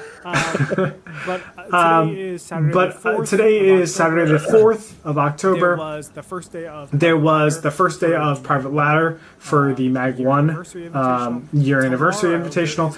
Tomorrow there is going to be, which is the 5th of October, there's going to be a 2v2 ladder on Discord. And you can check out more information again, Mechabuzz on Discord. But it's always a lot of fun. You get to have your games broadcasted. There's just a lot of really cool community events that are going on, and this is going to be happening over the next several weeks. So if you want to be in touch with anything that's going on in the community, the Mechabuzz on Discord is going to be your place to be. Also, we saw in the updates, there's like some pretty cool stuff that's going on. In terms of, I know I'm separating it a little bit, but like skins and things like that, that's been really cool. I'm really looking forward to the skins, particularly the Badger skin looks pretty freaking cool. I mean, the natural Badger stuff looks cool, but I would love to see what they do up with, the Badger rework. It's right here. Look at how beautiful that is. It's so nice. Yeah, I definitely like all of the skins in the game. Some of them look pretty cool. I think, Vibu, we should do something for the 1 year anniversary. I'm not sure what we want to do, but I would love to do something with your community, obviously with the rest of the Mechabuzz community. Maybe it's like a Vibu community, a Vibu Gretorp community against the world, and we just go for a community tournament. Maybe we do the Vibu community versus the Mag 1 guys or the Mini Masters guy. Something like that. Yeah, we'll get you guys. The Mechabuzz community. Yeah. That's right. That's right. The Mechabuzz community. I would love to set something and make that up. Maybe we can make that happen. And maybe we do a shit talking blitz tournament. Where we just dunk on each other and have fun. I don't know how many people are going to play and get upset by that tournament if they lose. They get the talk. It'd be a lot more fun. It'd be a lot more fun than you think. I'm telling you, it'd be a lot more fun than you think. You know, Ben would, Mr. Bitter, the community everything, he would be down for 100%. something like that. I think it'd be fun. Yeah. Well, if you guys have any thoughts and ideas about a fun event that we can do, I would love to hear from you guys. Tell us. Tell Vibu. I'm going to be a lot more active in Vibu's chat these days, just because I'm finally starting to stabilize. Like, it's just been like a crazy time in the last month, so. That'll be great. But yes, I'm very much looking forward to it. On to the other juicy stuff. So we had some updates that came in. And it's a month-long of updates. We're going to get into buildings. I want to specialize in that, but let's just talk about everything else that is not buildings, okay? So obviously the most recent one is what we want to talk about. It just patched last Monday? It says it right here. It says it right here. Last Monday. Okay, so Monday, it just patched September last 29th. Okay, so it just patched last Monday. It changed quite a lot. It changed quite a lot. We see this continuous, like, nerfing, I want to say, of buildings. But in particular, what really came through is, number one is the experience. Number one is experience. They slightly increased the experience required for units rank levels 4 to 9. I think people overlook this nerf quite a bit. We've talked about this very, very quickly. But I want to get your initial thoughts on the impact of this XP change. Really quick before we go into it, I think your mic is doubling up on the pod. No. Yeah. Oh no. I'm not sure, but I opened it up on my Twitch, and it looks like it's like out of resolution too. Like it's It did. I see where it doubled. Oh no, guys, I'm so sorry. No, you're all good. I wonder how bad it was. It was probably pretty bad. Yeah. If you want, we can just restart it really fast, or if you want to just send it again. I can send it again for if you'd like. Oh, I'm so sorry for people at home. It's okay. It's better earlier than later. Okay, let's resend. Sorry guys for you guys having to rewatch this. Let's go. I'm just gonna go to a countdown real quick and then back. This is live production. Life is hard. No worries. It's gonna be beautiful. It's gonna be beautiful on YouTube. Oh no, that was still there. Okay. Round 3. Okay, round 3. Hey guys, what's up? Welcome to the Mechabuzz podcast. I am your host, Andre Gretorp Hangshow, joined alongside Vibu. Vibu, how are you doing, dude? Yo, I'm doing good. I think we might still be out of resolution though. I think the camera's picking up like the corner or something. Wait, what? Yeah, like on my stream, it's like showing like the right side and the bottom are totally cut off. Like your camera's in the corner right now, and mine's in the middle, and Mechabuzz is almost off the screen. Wait, what? Hold on. Oh, for the intro? Like on our cameras right now, I see your face and my face with Mechabuzz above it, and your face is like in the bottom right corner, mine's in bottom middle, and like Z with Mechabuzz is going off the screen slightly. Let me. I have it normal, so I want to see what the heck is going on. And like Z with Mechabuzz is going off the screen slightly. It looks like you're zoomed in. Like okay. I have it normal, so I want to see what the heck is going on. And like Z with Mechabuzz is going off the screen slightly. It looks like you're zoomed in. Like oh my god. Okay. You need to resize the whole it's thing. me. Is it me? Yeah. It's on, oh my god. Oh, guys, we are struggle busing real hard right now. Here you go, dude. All I don't know what the fuck was that. Okay, hurry up, we're ready, dude. Okay. I should probably watch chat a little bit better. Oh god. Okay. I'm not even muting us, okay? Fuck it. We're gonna do it. We're good. You're sending it. Send it. Ladies and gentlemen, welcome to the first take of the Mechabuzz podcast. I'm your host, Gretorp, joined alongside Vibu. Vibe, how you doing, dude? I'm doing good. I'm excited for some podcasting Mechabuzz, and I'm excited for some Mechabellum, and I'm ready to talk about it. That's right. You've been doing a lot of nonsense on Mechabellum lately. I haven't tuned into your stream in a while. Always. I'll get to why, but I see you fanging out. So Dude, it's good. What's been the change of you adjusting to a fang carry style? Honestly, I was like, I love Void Eyes. I'm gonna play a lot of Void Eyes. I'm bored of Void Eyes. Oh, I want to do some fangs. And I'm like, there's some games where I'm just playing it, and I'm impressed. I'm like, these fangs are getting it done. It feels pretty good, and I really enjoy seeing a fang that's like high level. It actually dumpsters everything on the board. It feels like if you can cover it. I don't know. I don't understand how they can get so good so regularly. Yeah.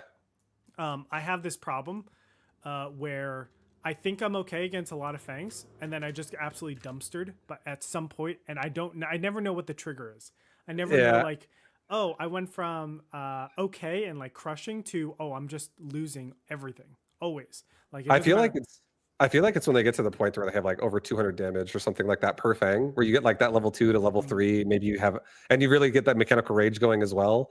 At that point, I feel like they really just start crabbing on everything, or a lot of things. Yeah, I need to definitely try. It's a little harder. You need to make sure your hounds are on sprinkler control too, because everybody looks to fire. I've been seeing fire. Anyway, I'm burying all the stuff that's going on. Okay, so where have I been? For the past month, I've had to play, not play. I've had to do this event. It was a 22-day event. It was 16 to 20 hours every single day. I thought that, this whole event, I was doing it at the house too. So I was with you. I was literally the room over. I thought I was going to be able to do the pod during this time. I even set up, like, I invest a lot in more equipment and cameras and all this stuff. I got microphones sent over, and I just wasn't able to put it all together and also have energy to be on camera. I know. And I was just dying. So I apologize. We just haven't been doing the pod for the last month, but I assure you it is not because this is like a project going away or anything like that. This is something that I'm very passionate about. At the end of the day, Vibu, it doesn't matter if we're talking about Mechabellum or if it's about PoE or if it's about politics. This is the Gretorp and Vibe show, okay? It just happens to be called Mechabuzz right now. I appreciate it. You make me smile. Also, you didn't even sleep at all last month, so it's totally cool that we weren't able to get a podcast going, and we're happy to get one for you going now, guys. Oh, it's crazy. Like, we lived in the same house, and I barely saw you. It was so sad. So you probably heard me a lot, though. Here and there. But obviously, I was in the other room, and then when I was asleep, I was asleep. Oh, really? Okay. Yeah, that makes sense. I was really dead. Well, you're going to bed, like, you're probably head bobbing before you even go to sleep, because you're like almost like falling asleep at your computer. Yeah, so we would start at around 8 p.m. And then I would go, the worst day, I went to 6 p.m. the following day. So that was 22 hours straight. I mean, it's a normal streaming day for you back in the day. Yeah, like a WoW's launch day, dude. Yeah. But if I go back, like, normally we would end anywhere from 11 a.m. to 2 p.m. So there's still, like, very challenging days. You have to be on, you're watching everything. So yeah, it could be a lot during that time. But I was able to get some Mechabellum games in. I'm not gonna lie that there were times where I took a break, just took a break. I wasn't able to continue going. But I'm happy that I was still able to keep up throughout all the changes. We've had the craziest amount of changes in the past month, calibrating for, of course, the new buildings that came out.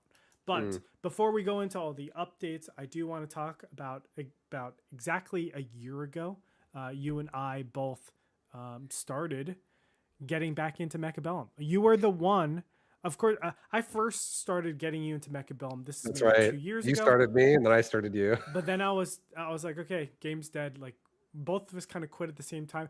Hilariously, it's because they nerfed Arclight so much, and I was just like, I don't want to do this anymore. That's me too. They like nerfed the experience. They nerfed Elite Marksman. They nerfed the charge shot. Like there's so much.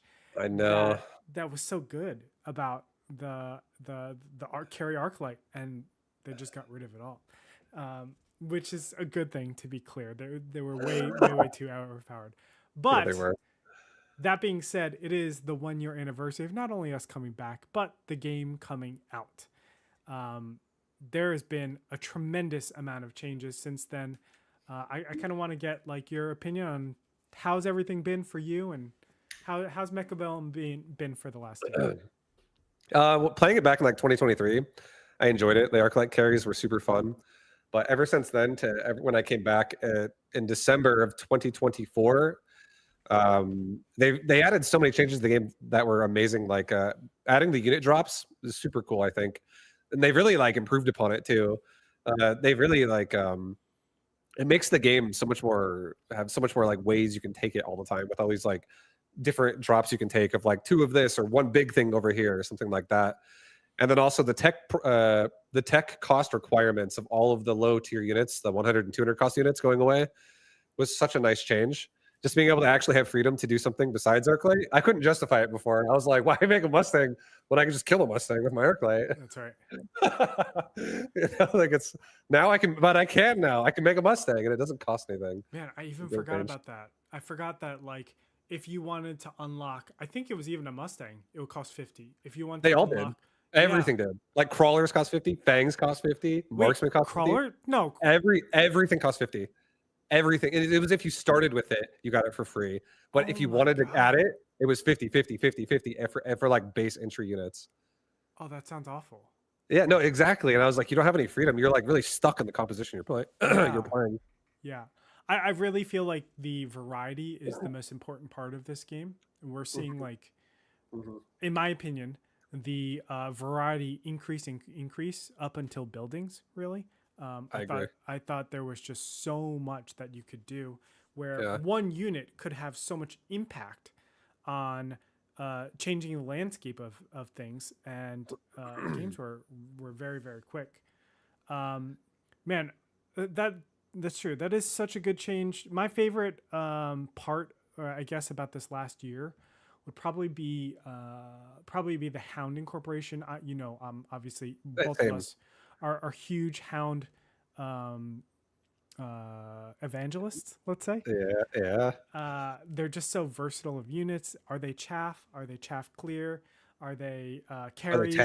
Are they tanks? Like there's so many ways that they can be used, and it's so freaking cool. So I really like that Hound incorporation.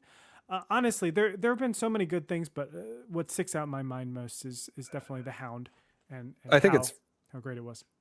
Yeah, I think it's for me too, because Hound is actually when I started exploring aggression for real. Because before that, I was always like, I'll just play on the line. I'll just like absorb whenever people like steel ball Mustang push me or something like that. And I'm like, I just got my Arclight set up super good. Everything's great. I had like my Sparta defense of Arclights all the time. And I was like, oh, sledgy build, baby. Let's go for a sledgy build. Oh, man. I remember my old golden builds. But nowadays, like really, like after, like you said, with Hounds, just like how good it feels to push forward with a mechanical rage Hound feels so amazing.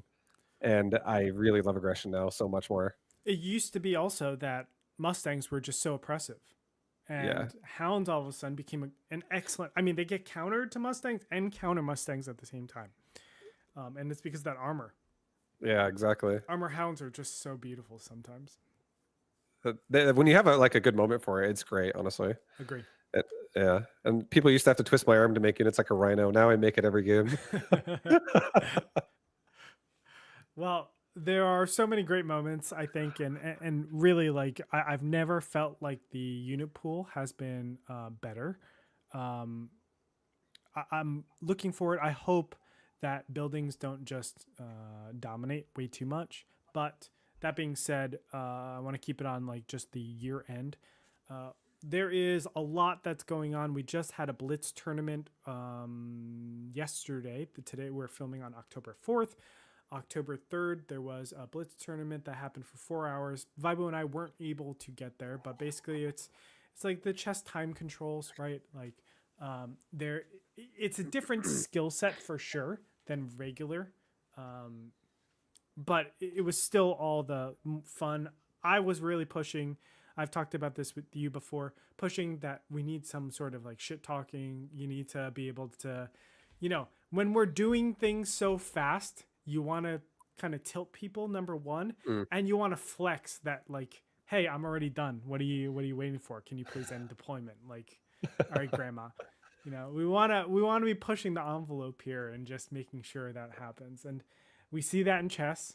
Chess is known as being like the proper everything, almost like elite aristocratic type of game. But as you go down in time controls, it definitely starts to attract the more bottom of the barrel human beings like me. So I'm all for time control at times. That's for sure. I definitely think it was fun. You and I both getting a chance to play against Mr. Bitter in the speed mode, the blitz mode. It was definitely a different game, and if you're talking shit at the same time, it's going to be a stressful game. You're like, oh god, I gotta think about what I gotta do, but I don't have time because I'm thinking about how mad I am right now. Yeah, I was sadly against Mr. Bitter. It's not much of a thinking game. So you're like, here comes the rhinos. He loves his rhinos, man. Just quad type rhinos. Anyway, guys, there's a lot of stuff that's going on over the next couple of weeks, or several weeks, I should say. You can find out more information, of course, on all our major socials, but Discord is really the way to do everything. So if you head over to the Mechabellum Discord, of course, just search for it. You'll be able to see everything over there. There is a 2v2 ladder that's happening tomorrow, October the 5th. So if you haven't already and you want to jam out, it's going to be a 3-hour session from 14 to 17 UTC. Check the Discord. All of these community events are a lot of fun.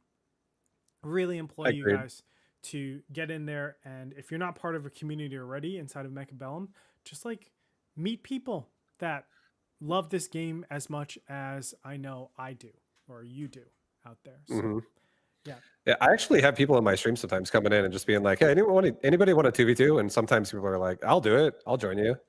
So it does happen.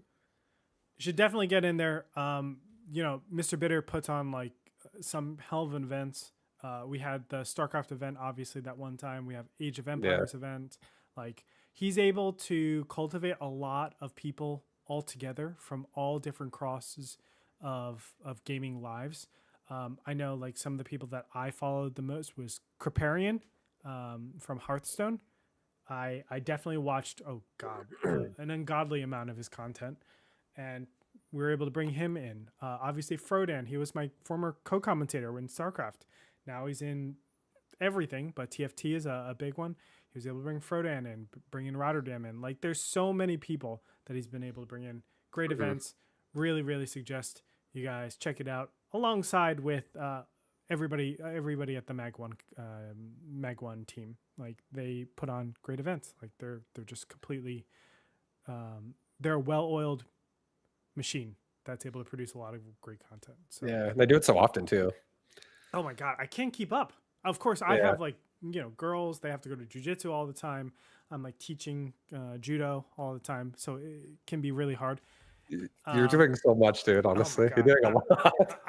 I'm tired. No, you are. I'm so tired, but it's great. It's really great everything that Meg One does. I try to rewatch as much as I can. Really implore you guys to check out the Mag One. Not only the Mag One Discord, I don't know if that's open.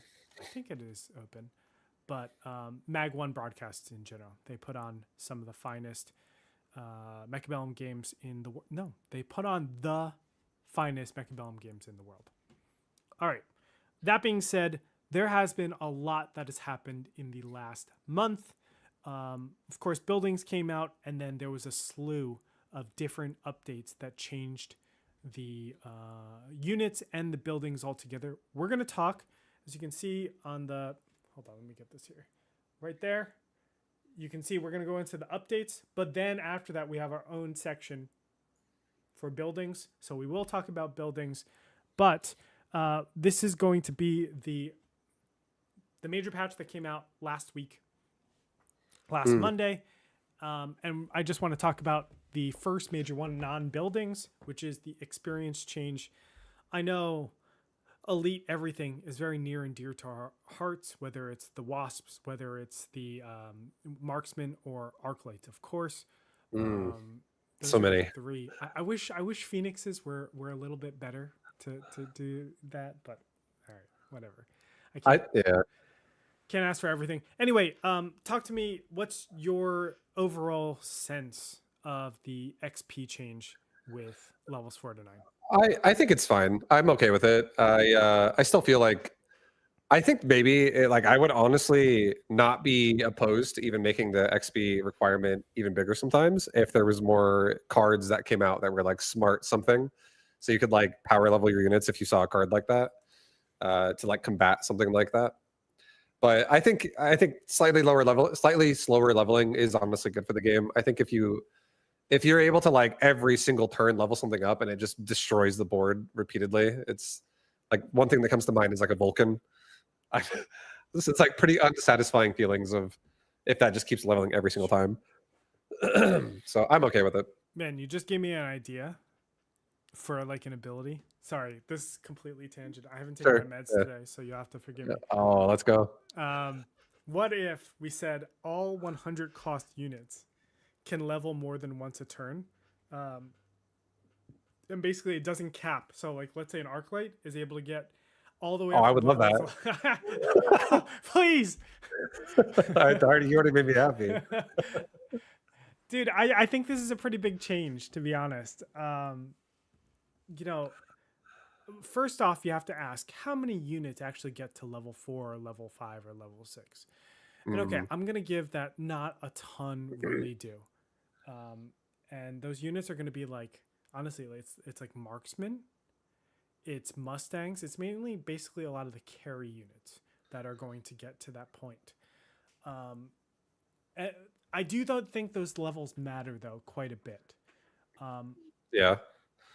Will it affect Marksman? Probably not, right? Like they're still going to level pretty easily every turn.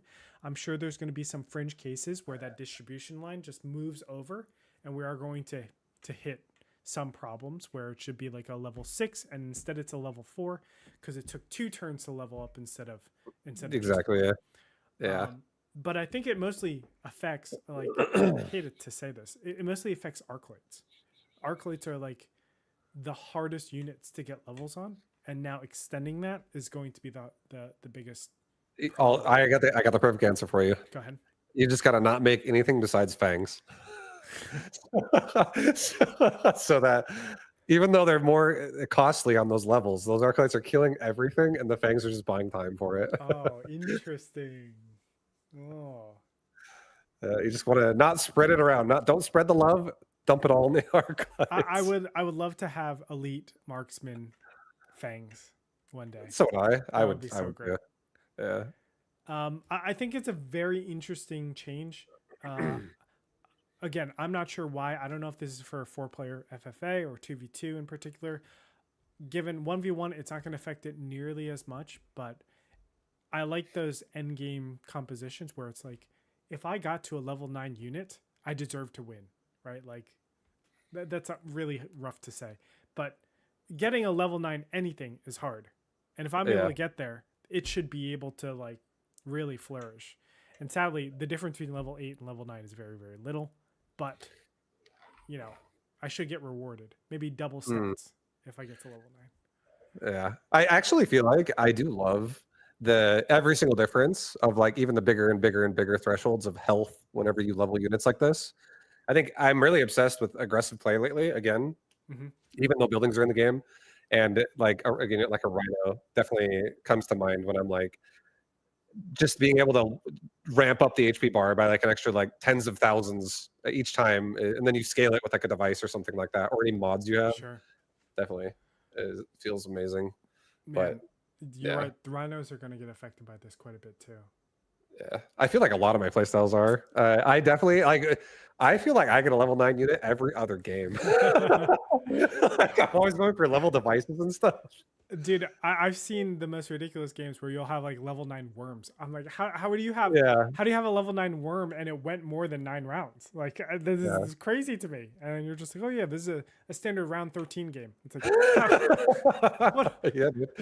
what's going on? I honestly, a lot of times I'll play games in situations where it's like, as long as I kill X thing, I'll be able to win the rest of the round and it's fine and I can farm everything I want. Damn, man. It's wild. But anyway, I'm just going to breeze through these because some of these changes aren't nearly as important, but we'll get to the fire badgers. I think fire badgers obviously changed drastically. Well, I shouldn't even say that. They changed. The Void Eyes got a slight nerf, in my opinion. HP traded out for attack. Are they really tanking stuff? Not really these days. I don't think so. So really, it affected their attack. Raidens got an HP nerf, thank goodness. Raidens are like super dominant right now in the current meta. Mustangs, the XP required, they got nerfed again.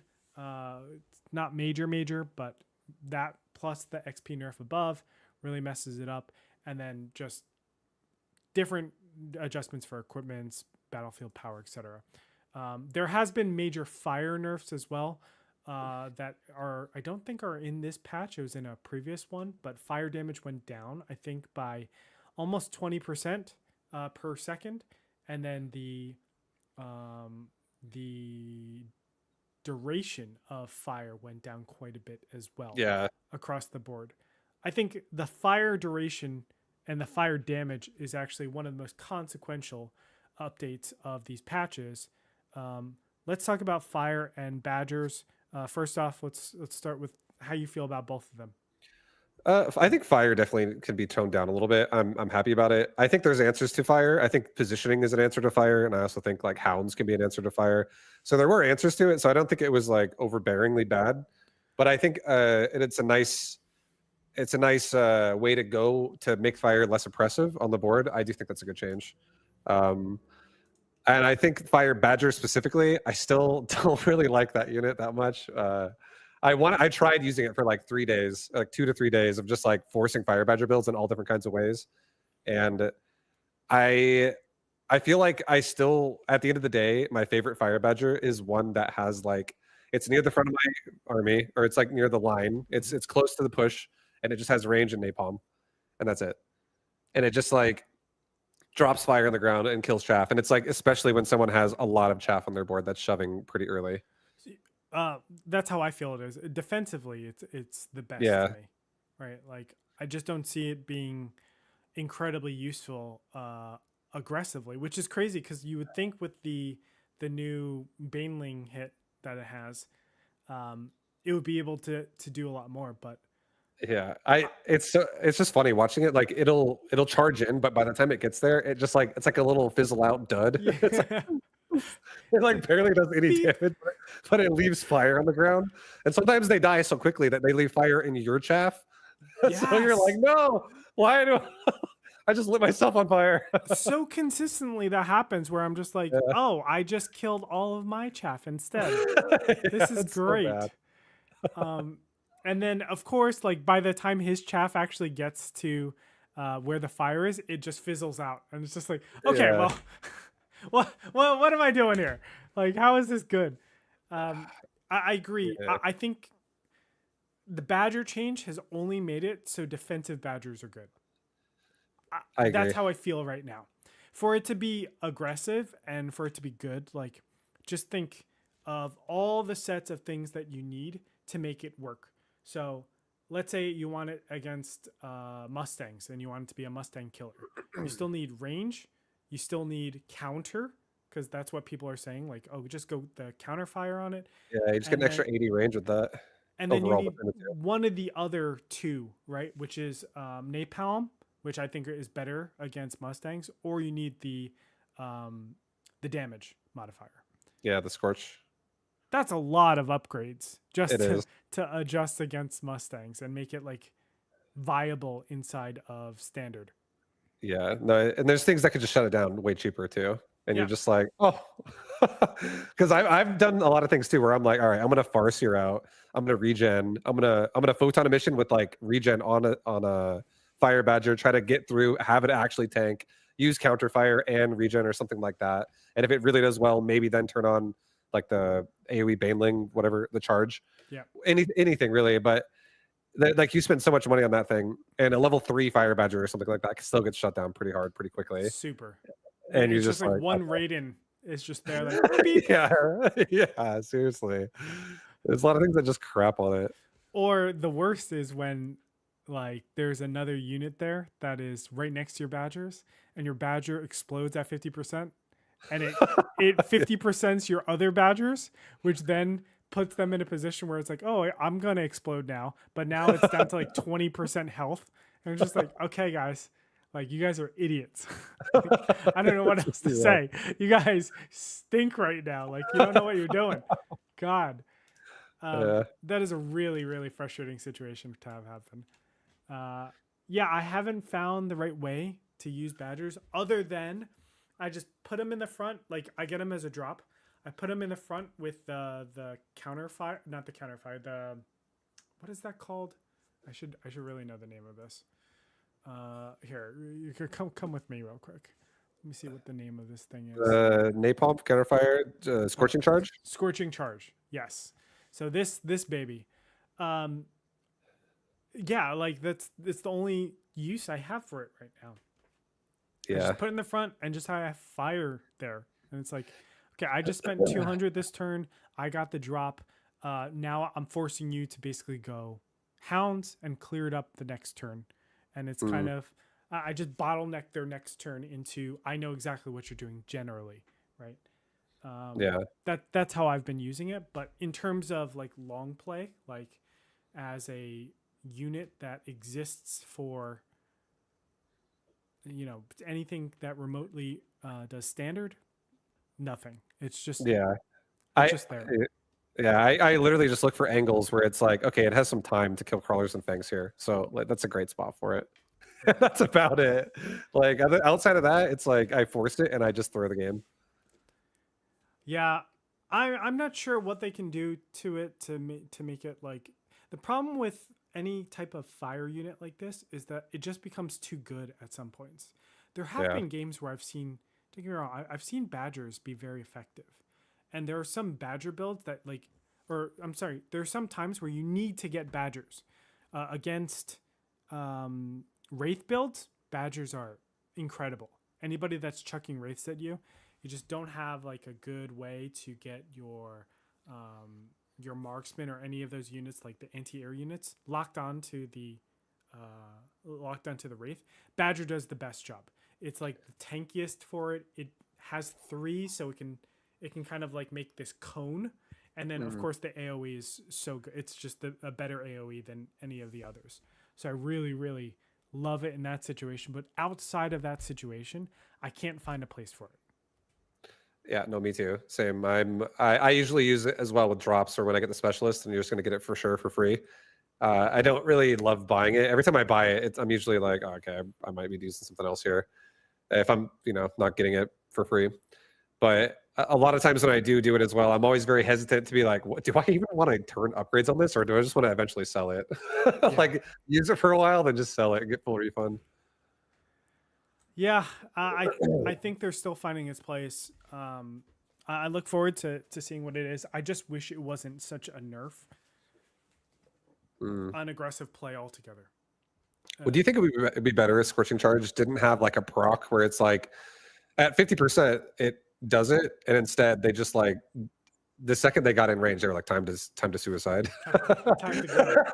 Time to charge. I'm not a huge fan of the time to charge, but maybe it's like it'll charge, but then crawlers, what it'll do instead of exploding on it, it'll just run them over, and it runs them over at the cost of the crawler HP, and then it charges. I don't know, something. I don't know. I don't know how to make it viable. It's like Pac-Man eating all the units. Exactly. Beep, beep, beep, beep, beep, beep, beep. And then beep. What if, or I don't know, what if like when a fire badger detonated, instead of like leaving fire on the ground, what if it left like ignite on units for like 10 seconds or something like that? And you could like actually break healing that way, and you could also do % damage to big units that way. I like it. I think it needs to do fire and ignite. It needs to double. I would be okay with that too. I think it needs to be better than it is now. It's like a liability right now. It's a liability. That's right. You hate it. And again, the biggest problem is it's just anti-aggro. It is crushing aggro in that I can just zone out an area, and now I have like reliable area fire in a very specific place, and it's spread out. Like that explosion is pretty big, and it's just a better use than hounds. Like hounds, the incendiary bomb, you just put one anti-missile system there, and it's blocked. This you have to get EMP for it to stop. And even if you get EMP, what if I just like cover it, and then there's oil on the ground, and then I can just light it normally with the badger? It just has. It makes the incendiary bomb from hounds, I think, really, really useless. It's just like such a huge scope creep problem. But maybe I'm wrong because one's 100 cost and the other one is 200 cost. I don't know. It's quite debatable. I agree. We'll see how the badgers get calibrated. I like the new look of them, but so far the playstyle of them, I don't think the upgrades really changed that much. Well, no, they do change in the aggro, the versus aggro type of playstyle. The other major change is going to be the casual mode that we saw. This was a huge shock to me, honestly, Vibu. I was not expecting a casual mode to come through. What are your thoughts about casual mode, and have you used it all? I haven't used it. I've been tanking my MMR like a champ with all my builds in rank. But I think casual. If my biggest thing with casual, which I believe it is this way, is it should still share a player pool between ranked and casual, which I know it does. So I'm glad that it does, and as long as it stays that way, I have no problem with it. I think if they actually did it the other way, where it's like casual versus casual only, and ranked versus ranked only, it definitely would just increase queue times, which I would not love. But the way it is now, I think it's okay. I think it gives people peace of mind to where they can play the game and feel like they're having fun, but not feel like they're throwing away their MMR. I know a lot of people are stressed out about that, so I think it's fine for the game. But I don't know. It's okay. I don't really have any major negative things to say about it. Me personally, I don't think I'm gonna use it. I think I'm just gonna play ranked the whole time. Look, it's tough for me to say exactly how this is important, or if it is important. We need mass data to be able to do that. I don't know if it was like, did people do this a lot in StarCraft? Probably. There was ladder anxiety is a real thing. We've seen this continuously in all different types of games. Yeah. The problem I have is not that casual mode is that there are so many things that the community has been asking for that just we haven't seen. Recommended formations, saved formations, being able to just press a button and it swaps the side. Like these quality of life things where, we got the undo button and all of a sudden just like the game flowed better. We got to see some really cool stuff too. Like they surprised us with the HP animation. It's a lot clearer and a lot easier to see how much damage is done and like just visually see what the heck is going on screen. And then this casual mode comes out. It seems like a lot of work or a lot to do, but in my opinion, there's bigger fish to fry. I don't know. It didn't. I agree. It didn't feel great to see like, oh, we're putting time into this, but other things that have been asked for since the beta, we haven't gotten yet, and I think it would improve so much.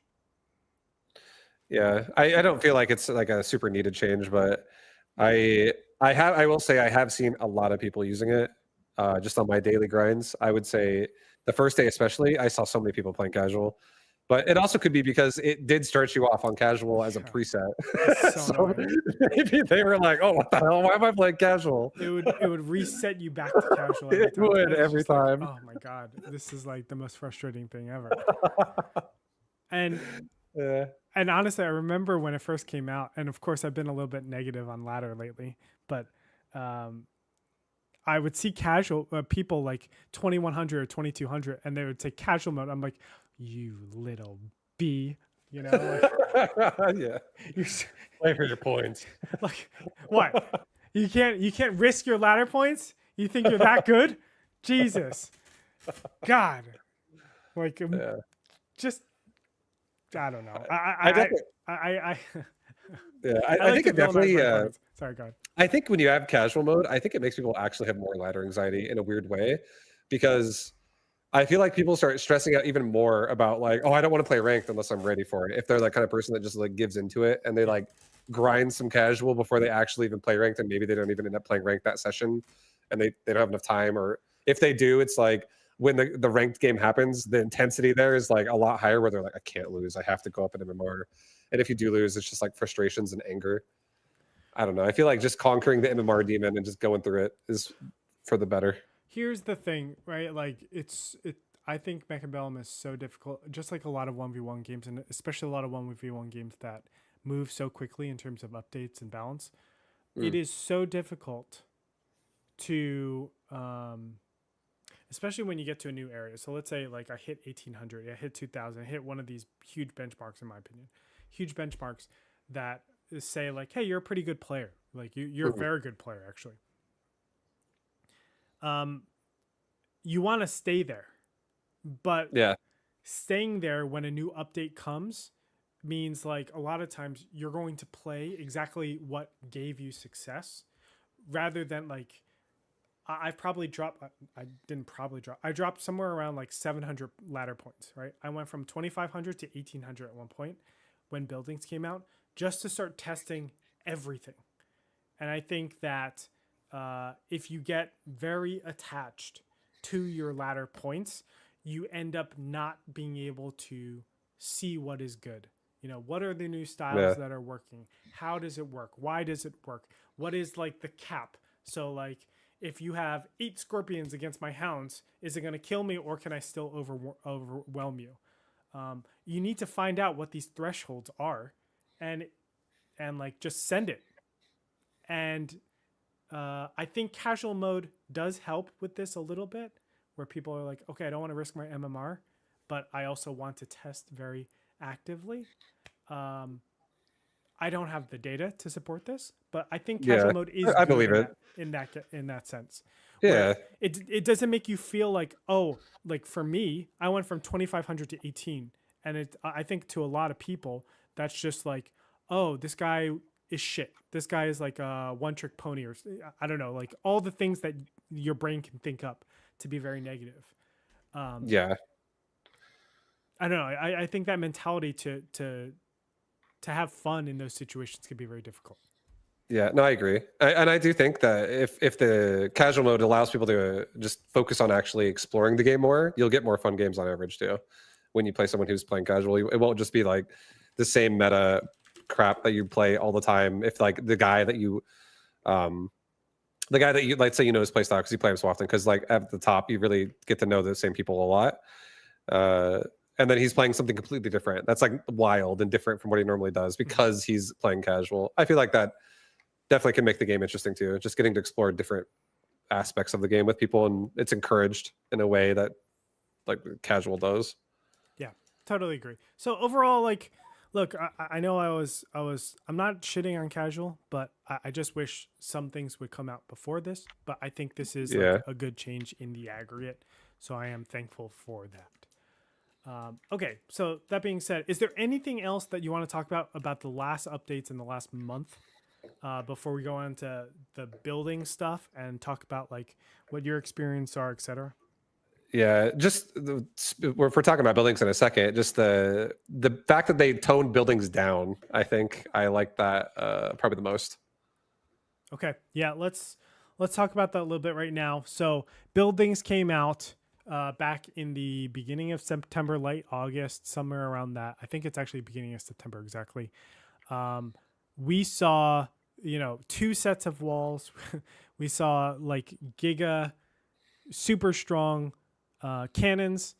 They weren't affected by paralyze. This last update was probably the most major update that we've seen to nerf them. I know they got buffs in their hit points, but I really don't think hit points was the big factor. I think range was the big factor, and paralyze was the big factor. How have your games been since the most recent changes? It's not. It gives you more options. I feel like before, a lot of times I would like, if I'm going to try to pressure a cannon, if that's just what the plan's going to be, instead of avoiding it, it'd be like sacrificing something always to get aggro, and maybe not even sacrifice it. Maybe it's like a tank versus a rapid fire that it just doesn't die ever.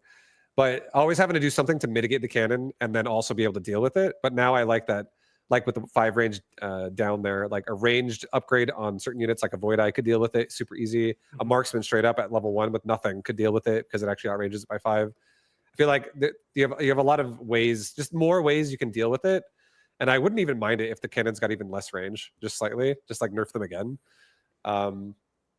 I still think the cannons are oppressive as hell because it just really it becomes more difficult to like have an efficient opener, and people can kind of like stack their side of whatever they think you're going to do, and if it ends up being correct, it just feels awful. So I think the buildings being lower, like toned down a little bit, is nice, but it's better than it was before. I'll say that. Do you think we even need buildings, Vibu? I know the big reason why they said they wanted buildings was to reduce the variability of the first couple of rounds. Yeah. Do you even think that it's accomplishing its goals?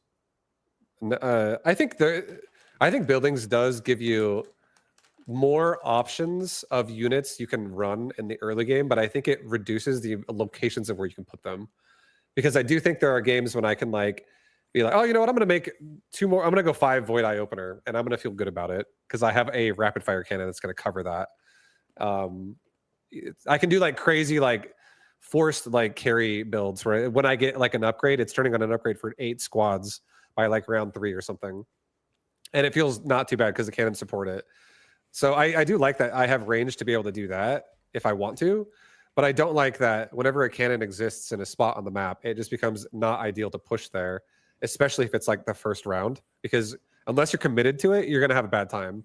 Like, unless it's a unit that specifically can like kill the cannon, like a marksman or something like that, the cannon is just going to eat away at your army as you try to push into it. So it really takes away the aspect of like spreading out. So unless you're playing standard, right? Unless you're playing like, I'm going to defensively absorb you. No. Even in standard, because I've been playing mostly standard. Even in standard, you just dodge certain sides because it's like, oh, they're going to be stuck on walls forever, and then they have like a big cannon to get through, and then they can finally kill the tower. Yeah, it's just like I'm committing a complete deployment or 2 deployments over to the other side because I want to kill their tower, and it'll take about 45 seconds. It's like, oh, everything's already dead. Okay, well, this is great, So no, it is not a different situation.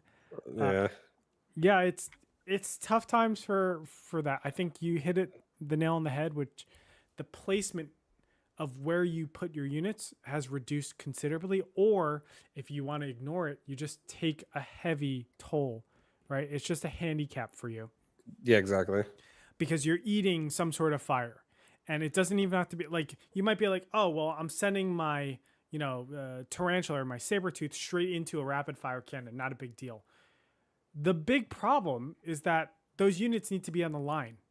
And I can just activate my rapid fire cannon by putting something like a marksman, like a huge damage dealer right onto that target. And how are you going to cover? If you're playing directly on the line, you can't cover at all. And if you put crawlers in front, and now your rapid fire cannon covers it again. Exactly. I've just activated my rapid fire cannon. So I don't think there's this like solution really, just because you always like the defender always has that advantage to like scuttle your plans. It's been very, very difficult for me to to mount any of my aggression. And you know, I've told you I'm a hound boy. I love my dogs. I don't remember the last time I've used hounds where I felt good about it. I have used hounds here and there, just going back to the drawing board. But every single time, both the cannons tear up my hounds. And I'm just like, what? I don't know. They stink. I can't get to level 2. Like, please. I just want my hounds to level 2.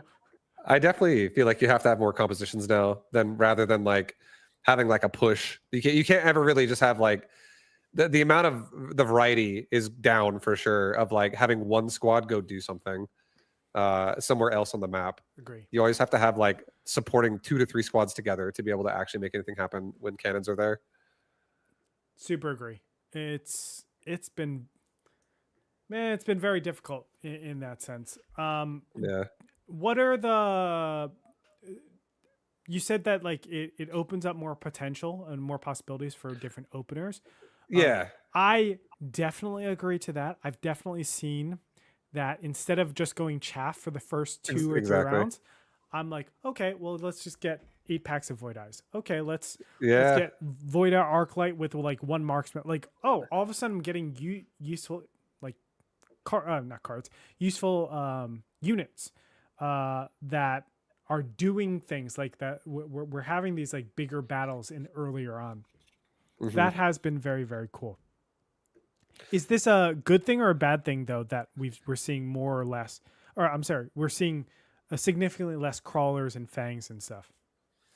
I don't know. I feel like part of me, it's definitely a different way to play the game, and I feel like I do like it. There are times when I really like it a lot, and there's times when I feel like my builds are like it's mostly like a range type of thing where like my marksmen or my arclights are doing well, and they're able to do well because I have all this extra time that can be purchased on the board simply because cannons are covering that. And I'm like suddenly able to be greedier about it, and I'm like, all right, round 2, I'm just gonna get more arclights. Round 3, I'm gonna get like 2 more arclights and like 1 fang. Like, and I don't feel terrible about it because it's like it ends up actually holding a lot. If you know, it can, especially depending on what your opponent plays. But I do think the way the game was before, I did like the freedom of positioning where you could like have like a side crawler or something else do something on the other side of the board, and it's actually a threat. So you have all these like sneaky maneuvers where you can really like sneak in these paralyzes on people, and if people aren't playing respectful of what can happen, you can definitely find tons of openings.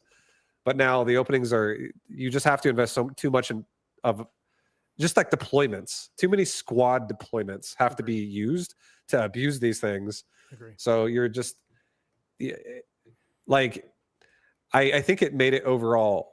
I think it made the board more boring, but I think it made compositions more interesting. So I think if there was another way to manage, like I don't know, it could be honestly just be nerfing the cannons again and like making their range even worse or something like that. So you could make more. It's less like synergistically required to be able to deal with these towers or something like that. I don't know. Or maybe the towers could just be, maybe they could go away, and maybe it could be like, instead of, you could like have a tower button where it's like, instead of leveling a tower, you level a turret on the tower or something like that. I know we theorycraft about this stuff all the time. I would love that you only get 1 energy charge and you get to choose which turret that you want to activate online. The other one's just offline permanently for that offline for that turn, and the other one is online, and that to me would allow for like much more interesting gameplay where you can still open up. Like I actually have a choice: do I defend my flank or do I empower like, you know, the main attack that's going on? I agree. That would be way more interesting. I don't like how it's like forced, like whatever it is the whole time until you sell it. Yeah, it's just chilling there. And it's like, okay, until I, you know, for the rapid fire cannon, until I get like an arclight over here, it's gonna just be activated online. Like it's not a great situation to me. You know, I can't explain to you how different my unit drops have been. Historically, my unit drops have been damage, like, or some sort of huge tank or something in the pre-building phase. Now, almost always, I'm picking chaff if chaff is offered, or I'm picking chaff clear. Like, Yeah. I never used to pick the Arclight ones or the Tarantula ones. I pick it a lot too now. I'm picking them all the time because I'm never getting chaff clear in that, like the first 4 rounds, 3 rounds, whatever it is, unless it's one of my drops. There are so many times where I'm using, like, let's say I'll go Sledgy plus Void Eyes, which is personally my favorite composition in for the starting picks. That doesn't have great chaff clear, right? Like, I'm just like dying for chaff clear for quite a bit. But then round 3 comes, round 4 comes, and they give me 2 Arclights, and I'm like, okay, I'm fine now. Because as you said, deployments are hard to come by. Like, that you're dying for deployments in that beginning stage, and that feels very oppressive a lot of the times. Like, I can only go a specific amount of units, and those specific units won't get the coverage they need until much later on. Yeah, no, I feel it too, and I would say I agree with that. I'm actually like always finding myself, I'm picking like the Arclight drops, or even like now I'm doing these Fang builds where I'm like, ooh, a 3 squad of Hound drop, like 3 level 1 Hounds. I'm gonna put those between my Fangs. I'm ready for sprinklers. Shit like that. It's you know, I've been fighting the building so much lately, and I'm trying. I've messaged you in private, but there's been throughout the last month. Of course, I've been tired as hell, but I've told you a lot of the times I've been struggling to find the fun in buildings. And now that I've kind of like given into the play style, I've definitely been having more fun. But I've also been like almost trolling in a way to how uncalibrated things are. And I wanted to give some time right now to go through my overall thought process. And I wanted you in here. I haven't told you any of this stuff, but I wanted you to kind of witness my PowerPoint presentation. Okay. So okay, let's see it. So Vibu, this is a PowerPoint presentation for you. Oh, let me see if I have it up. Okay. Welcome to my Mecha PowerPoint. Okay. This is about buildings, and this is my message to the community and message to everybody and the developers. This is how I see it. Of course, I'm very biased because I like a certain play style, but we're going to go into why I think buildings trigger the shit out of me. Okay, I'm excited. Let's see it. Okay, so we're going to start off with these 2 major play styles. Okay, this is very reductive. Of course, there is in-betweens and different ways to do this, but we have 2 major play styles. Okay, it's going to be aggro, which is playing on or near the line, and there's standard, which is playing near towers. Okay, aggro are for people with much more complex thinking, complicated brains, and standard are for smooth brain. No, I'm just kidding. Aggro, I think, takes a lot more to understand the game and understand interactions. Yeah. Standard is very complicated in its own ways, but I'm going to explain why standard feels bad right now a little bit later on. So let's go into the different matchups that we can have. Just matrixing out this aggro versus aggro, or the aggro and the standard. Okay, so we can have standard versus standard. And then, of course, these are kind of the same: standard versus aggro, aggro versus standard, aggro versus aggro. Okay, so historically, we've lived. Let me see if I can highlight here. We lived in like this section for the most part. There is a little bit of this, but let's just say the last patch, this wasn't nearly as much based on like starting units, especially. But then these, you know, we had balls that were really good last patch. Last major patch. We had hounds that were very good last time. All of these units, even Phoenix, all of these units that were so many fast, like paralyzed. Yeah, you like Crawler Phoenix, like paralyzed in the tower or something. Exactly, right? So that's why we lived in the standard versus aggro / aggro versus aggro lifestyle. Okay, it made for some really exciting games, and I think a lot of the game was balanced around this stuff, right? And now you could say like, oh, like how is the balance affected? Think of it this way, right? When I am playing aggressive, like spells, for example, units, for example, we weren't seeing Void Eyes nearly as much because speed mattered. Every single dollar mattered. But most importantly, speed was a big part of it. So were the Void Eyes able to keep up with the rest of your army when you have so many crawlers? And crawlers are one of the defining units.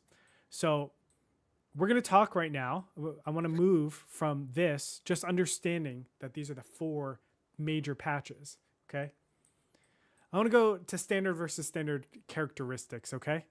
I know this is a little bit crazy, but let's just talk about this. Standard versus standard, we have matches. They tend to be a little bit longer, of course, because there's going to be a lot of traits. There's not nearly as much of like just wiping your opponent's board. You'll have a lot of symmetry, so units will trade off a lot more. Okay. We have a reduction of diversification.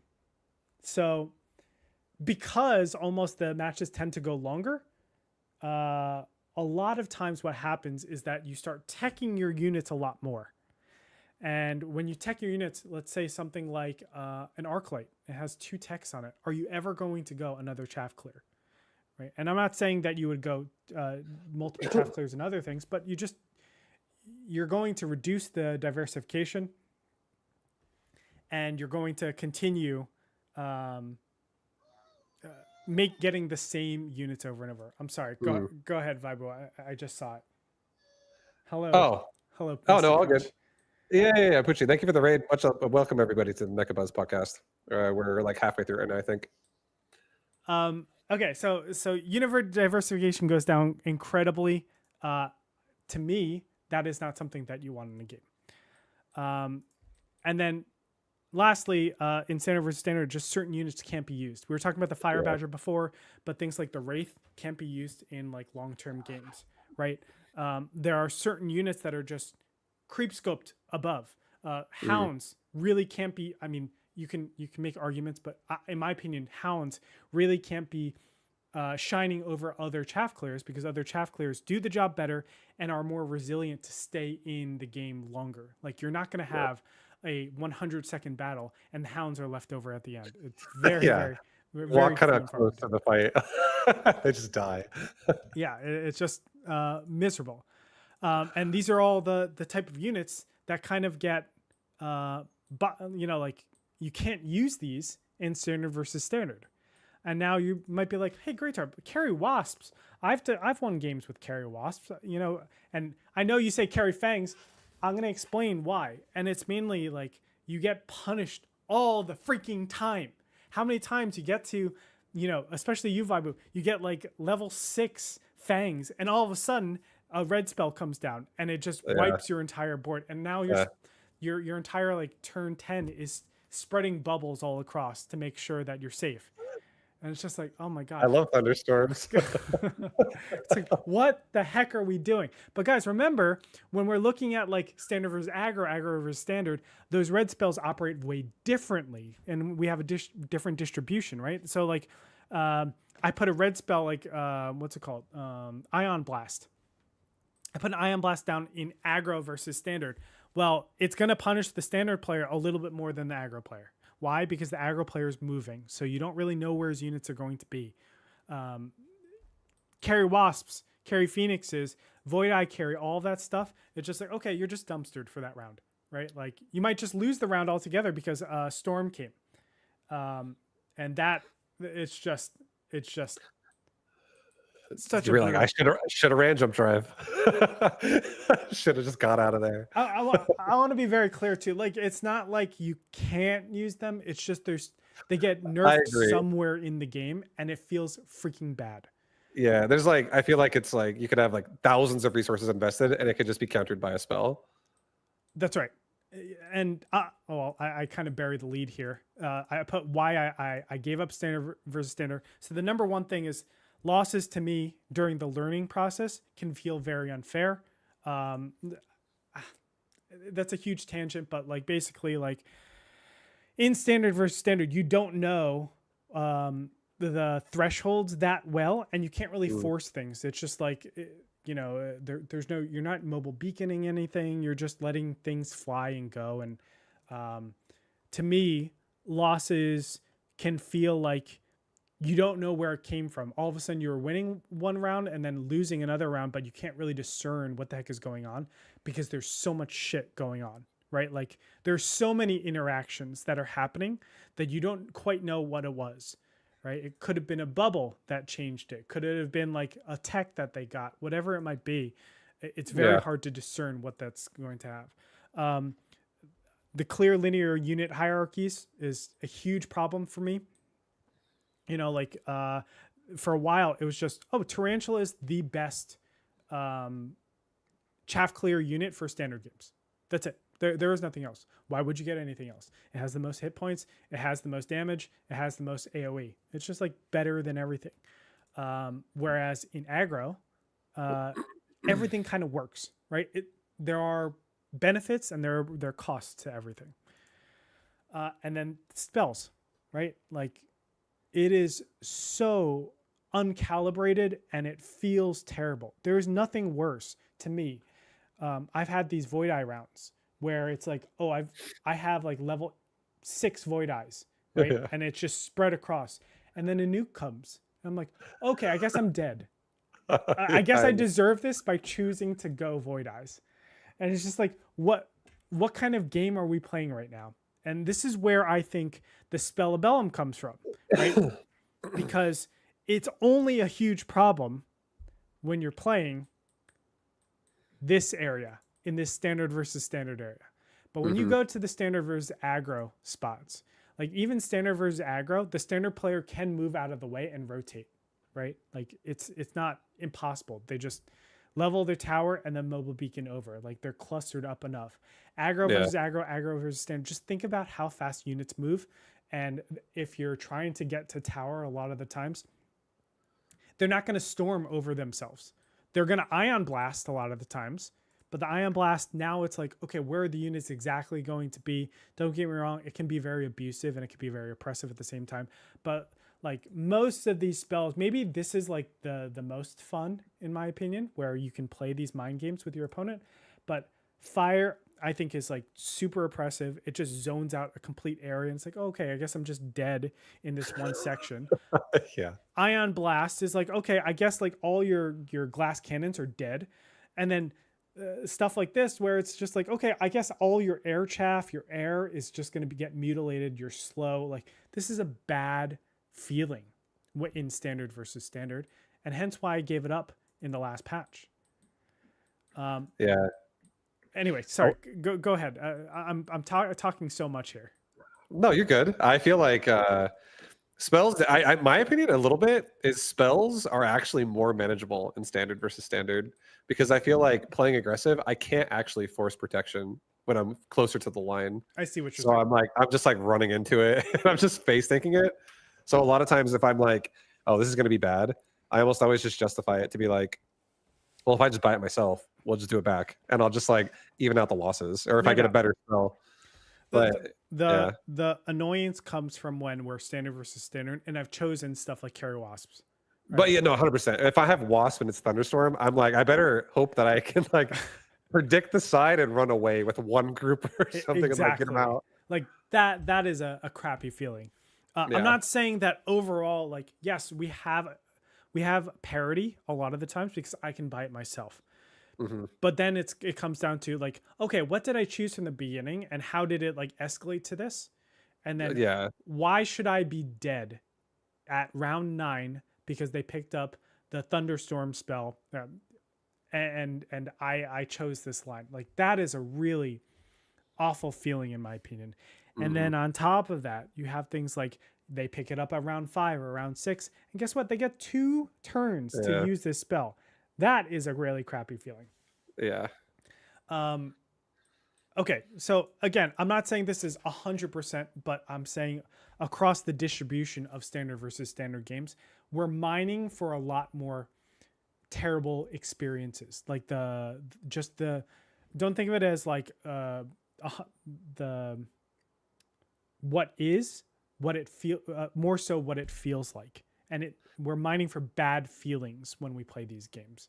I agree. I 100% think. I just want to interject and say one thing. Yeah. My favorite thing to deal or to play when I played standard a lot is when I defend aggression, not when I play somebody else who's standard, because there is definitely a lot of situations in standard or standard where it just gets kind of unsatisfying. I'm not even. Yeah, I'm not even saying that. Like, it definitely affects aggro a lot too. Like, there's no doubt, because you have to cluster to a side of a board a lot of the times, and it's like, oh, okay, I just get like increased value. Yeah. But there. Okay, think of it this way too. If I'm the aggro player, it's very seldom that I have 4 techs on one unit. Okay. If I'm playing standard versus standard, it's very reasonable that I have 3 or 4 techs on one unit. Sure. And for it to be killed to a 250 cost or 300 cost spell at round 9, when they have another 1500 supply to use, there is not a better way to spend 300 supply than to get that ion blast and just eliminate whatever target it is. That's to me, a very, very crappy feeling. It's tough because I'm making a lot of generalizations here, right? No, I understand though. I do feel like it's very unsatisfying when you have a board that's pretty sweet and it's like coming together and then spells just like repeatedly rain down on you. Exactly.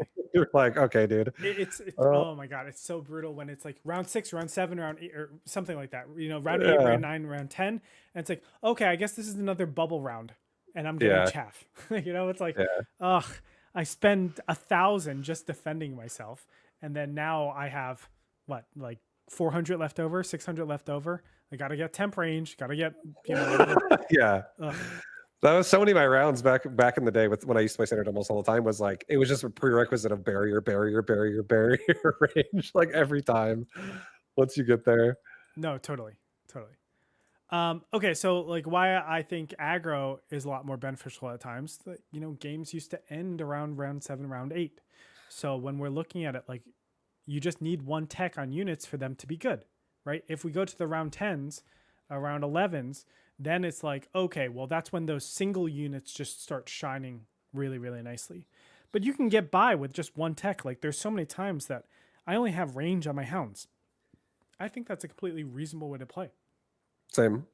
You just dunk forward and try your best and do a lot of moves to make sure that you can get to tower, etc.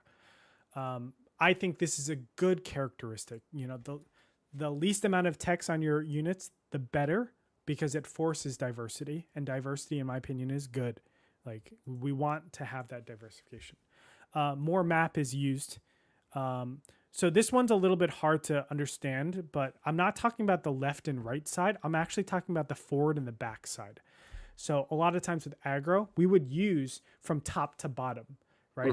Mm-hmm. You use it for different chaffs. Obviously, you have to defend that back line as well. Yeah, exactly. And then you're using the flanks. Whenever we watch standard games, it's like standard doesn't really use the flanks that much, and you don't use that whole top side because you're playing a tower, and then you just put a couple of chaff there, but they're just like to catch missiles, basically. They're not actually there to do anything other than catching missiles. I think using more of the map is better because it just allows people to play more of, more positions, right? Like, there are different ways that you can approach. I agree. And then spells can still suck. Oh, I did put it in here, but the OP ones suck a little bit less. Maybe I'm wrong with this. I'm back and forth, but to me, like, because we don't invest so much into our units. Again, if I have these marksmen that are four stacked and an ion beam goes and kills 4 of them, I don't feel great about that round, right? Like, it just stinks. Aggro has less focal points. This is, of course, how you play your aggro. Sometimes there's a lot of focal points, but to me, on the aggregate, there's less focal points. Like, if you think about standard, they all kind of curve into this V shape in that center, like both sides. So I feel like that middle line is just like rife with just placing stuff there. And less spell iterations. This is a big one for me. So if you see an Ion Blast in round 5 right now, you just pick it up. Normally you wouldn't pick that up. You would like send it. Yeah, or I'm not send it. You would skip it. But now it's like, oh, I'm gonna get it back at round 9. Okay, let's ship it, right? Like it's not a bad thing. And then the less spell value. This is debatable, of course. Sometimes some people would say, oh, like because you're clumped up in aggro, I'm going to be able to get you. But a lot of the times, the spell value in standard, again, it goes into it clusters really nicely into that center, and you can force that center cluster, especially if you put like crawlers right in the front. So overall, this is how I feel. This is not number 2. Sorry, guys. Terrible. I don't know what this is kind of how I feel about aggro. Yeah. Okay. So to me, this is how I think the current distribution probably is right now. Is that right? Where did I put this? I'm pretty sure. So this is what I was looking at. So let's just say, no, this is how it used to be. This is how it used to be. I said like before the patch, this is me guessing, we would see like 35% of games be standard versus standard, 50% be standard versus aggro, and then 15% being aggro versus aggro. I don't know if this is true. I'm just putting out numbers there. And then I'm going to use like buildings as my relative numbers. So this might be 25-25. I really don't know what this answer is, but all I'm saying is we're shifting over from the bottom right to the top left more. That's what you should really recognize. So we got our buildings, okay? And what we've done by adding buildings is we've increased defensive HP on the board. I've very clearly put defensive HP because it's really important we clarify. It's just not straight HP. We've increased defensive damage on board, so now we're able to output more damage if we are defensive. We decreased the amount of player damage that is being done for maybe the first 4 or 5 rounds, which does add up quite a bit. Like there used to be matches where I just end the game in round 5. Yeah, few and far between, but it happened. Those don't exist anymore. Decreased player, reduced player. I said the same thing, idiot. It's okay. It's blue and yellow, dude. That's right. Oh my God, what is this? Increased There you defensive. Clearly, I copy pasted. Oh wait, what's this one? Increased coverage against sides and flank. Okay, this is a new one. Great job, Andre. There you go. To be fair, I was creating this while I was watching you, so I was very distracted by handsome play. Yeah, beautiful fang builds. Okay, I don't even know what I have here. What did I write? Okay, so my ultimate conclusion is buildings discourage aggro players, right? So all of these trends you see, which aggro wants to kill your opponent fast, right? Like round 7, round 8. That's where really the maximum amount of time you want to get to. You want to use more of the board so that you can paralyze your opponent, right? So yes, we are clustering, but we want to use these side flanks whenever like someone is over indexing on defense for the main army. You want to be able to come in with whatever it might be, some sort of air or crawlers or whatever, and kill the tower so that you have this paralyzed timing, rhinos, etc. And again, we're increasing HP and damage defensively. So we're basically saying, hey, aggro players, go fuck yourselves. So yep.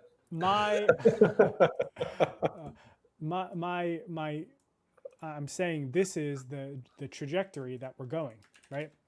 Where we would normally see whatever this is, 35% and then 50% across these two. Maybe now we're seeing something like 45%, right? And then this is maybe 25 and this is 25. These can't be the numbers, but we're just sending it because I'm biased as shit. So it doesn't matter though. The theory of how the population is going to react to this, it's incentivizing people to play more standard at towers because of how dominant the defensive capabilities are of these buildings, right? it doesn't matter the number. We're sending it to the top left somehow or another. It's definitely mostly standard, 100%. Out of my experience as well, I would say the majority of games I play of someone either being at the towers or at the wall, but like in the back behind the towers, is more than 50% for sure. It's definitely a lot. It's so much to me, right? And then what I'm saying here is that the game balance has been historically calibrated without buildings. So we have all of our units and the speed of our units and stuff like that. You know, we saw Hounds be super dominant at one point. They got nerfed like crazy. They're nerfed for a certain reason. They're nerfed because we were in this area where it was these three areas that we were playing in, right? And let's say this is 80% of all games. I don't know what this percentage is, but now we add in this, and there's like a certain weighting now. So it doesn't matter, whatever the standard was, let's say spells, this is like 100 damage on average. And then because aggro versus aggro, it's clustered, like let's say missiles, right? Missiles maybe did 80%. And you would say like, oh, aren't they more clustered? Well, one shield can protect a lot more now because we're so clustered, aggro versus aggro, stuff like that. Like missiles are calibrated for this. And when we average all of this out, we get a certain number. Now that our distributions are switched a little bit, so like now let's say instead of going from here, which is standard, we're all the way up here, right? And aggro, instead of it being over here, it goes downwards to like over here. It moves the mean and like the overall, the data considerably. And that's why I'm saying like all of our units, whether it's the Wraith, it's the Hound, it's the Phoenix, it's the Void Eye, all these units are calibrated for a different setting. And I feel like the data can be very misconstrued when we're looking at it at large sample sizes. It doesn't feel good overall. And my ultimate thing is, let's go to the conclusions. Number one, the game can feel very unfun when you win or lose. I've been seeing the distribution of people complaining about this game being spellbound a lot more. Not just on Reddit, not just on like a Discord or whatever, but I see this overall in my interactions with people when I'm playing with them, right? There's just been an uptick of people that complain to me in chat. Spells feel way too strong or overall just too useless. Like it's very one or the other. So things like, what's a useless spell? I had it before, and now I can't for the life of me think of what it was. Like a damage spell that's useless? Yeah, there was a damage spell that was like very useless. I don't know what it was. But sometimes like Missile Strike at endgame especially can feel very, very useless. Maybe that's a bad situation. It could be though. Like if there's like a barrier covering like the one part that could be missiled, and then it's like all the units have more than 3k health, and you're just like, what's the point? Yeah, definitely the case. As I said before, the game feels very uncalibrated in like the unit balance, where there is just these clear hierarchies. You guys probably feel it. Void Eye feels really, really, I want to be careful how I use this word, but it feels really dumb right now. It does so much. It does damage. It's like a support unit in the suppression shot. It stays behind like farther than any other. Like there's so many times that Stormcallers are trying to rain down missiles on my units, and I'm able to shoot like close to the same distance as Stormcallers with my Void Eyes. Like that's crazy. And it's just they feel so freaking strong. And then some units feel borderline unplayable. Now, I have to be careful with this last one because in the last meta, there were also units that did feel unplayable. So maybe that this is always going to be the case, and there's going to be D tier units like Hackers were just a completely useless unit. Not completely useless, but like they weren't used nearly as much, right? There was very, very situational. And do we want all units to be playable? But I will argue, like I should add in more here that like diversification has gone down a lot in this game, especially towards the later stages. I have had very negative experiences in the past month. And I recognize that I have a ton of biases. And let's go back to me. So that's my presentation. I recognize that I have a ton of biases. Why I felt this way. A big reason why I felt this way is because I love the meta, minus the Titan bullshit, but I did love the meta of the last iteration. Like last iteration, I really started to explore more. After I got to, rank 2 in the world, I was like, okay, let me start like playing with all the units. I went very U style, honestly, vibe. And that's where I was like, oh my God, this game is so beautiful. Right. Yeah, and then that's when I started playing with all the different types of units, and I expanded my range, and then I started really like pushing thresholds, different areas.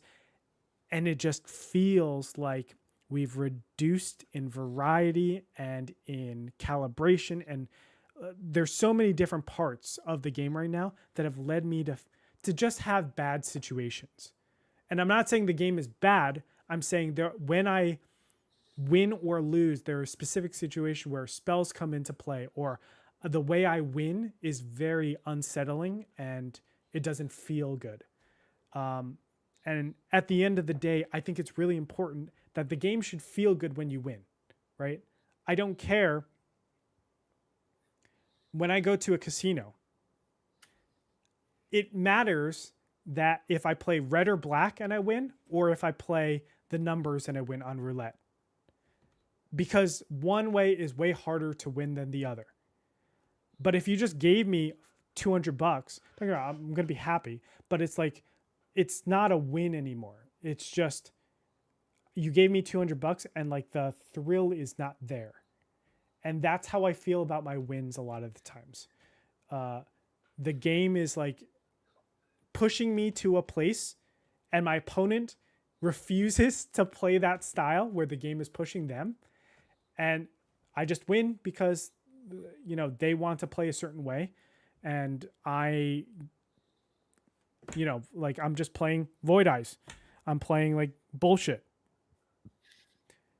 Or spells will come up that just counter my style altogether. Not my style, my board altogether. She's like, okay, well, I guess I just lose here.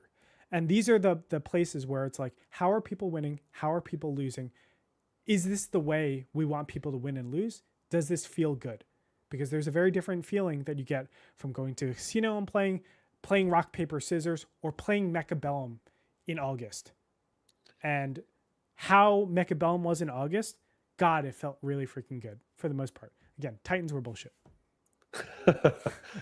No, I think so too. I think the game just felt like it had more freedom before. I feel like there's less freedom. I think the game is like, once you just understand that like there are certain things that just feel awful, you just kind of have to like abide by those rules if you want to not be just having a horrible opener of your game.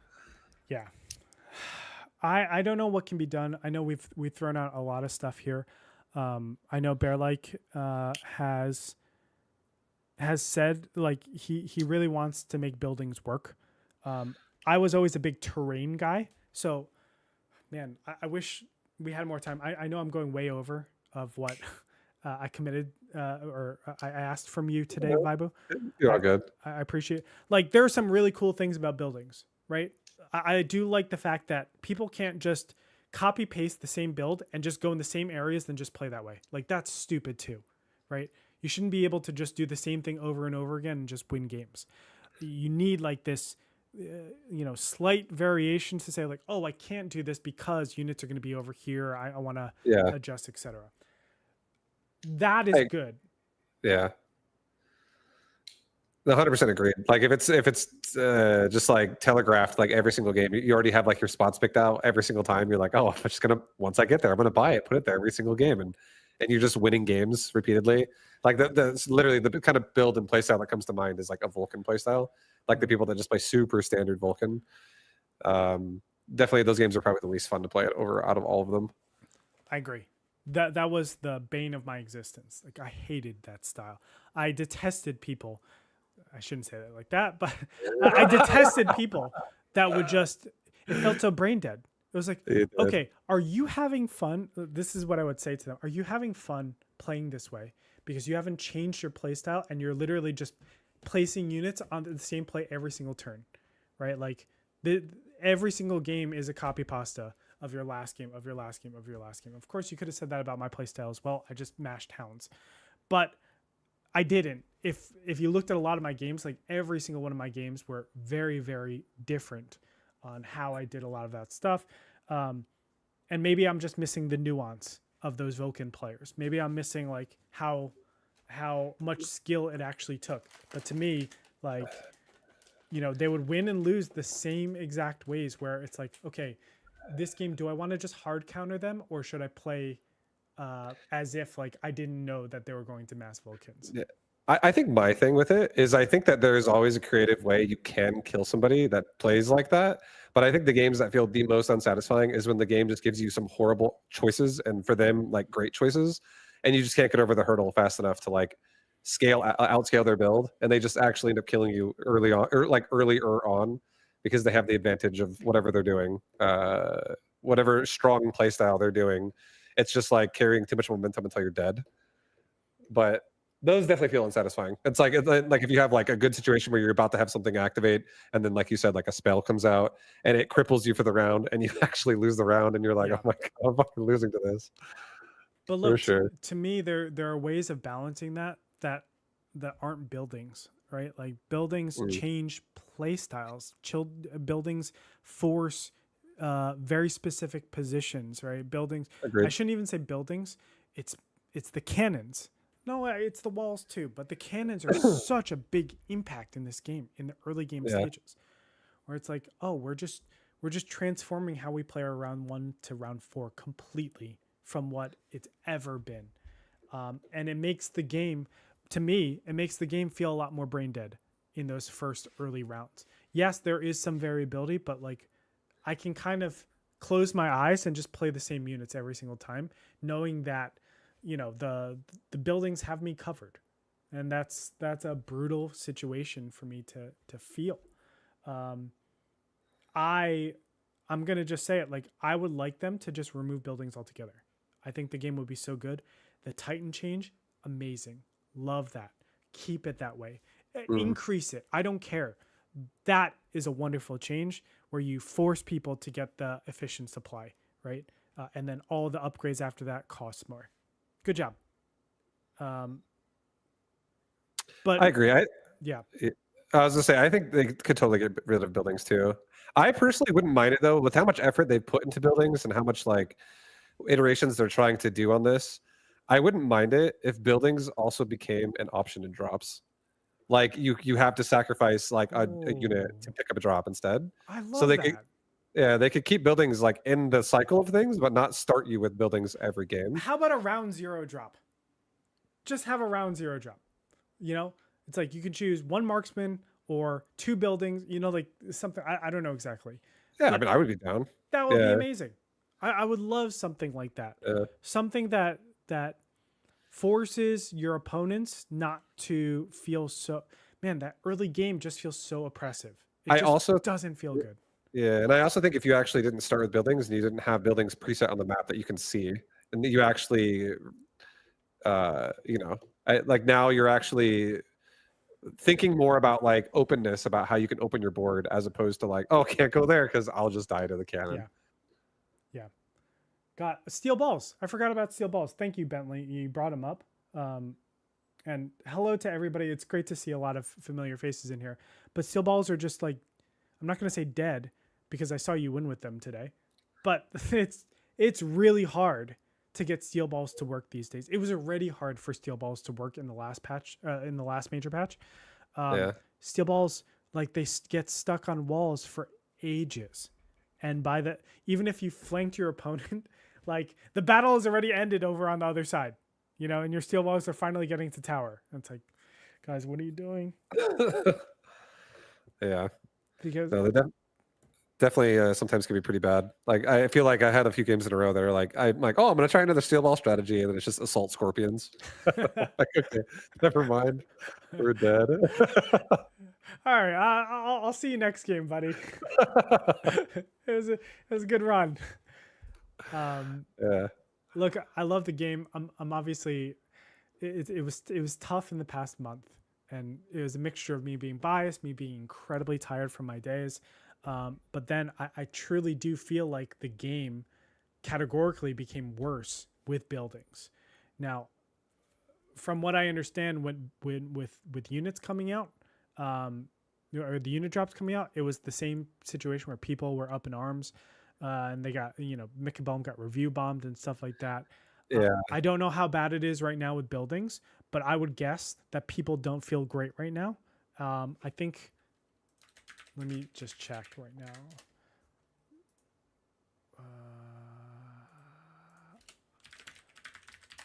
I want to see whether or not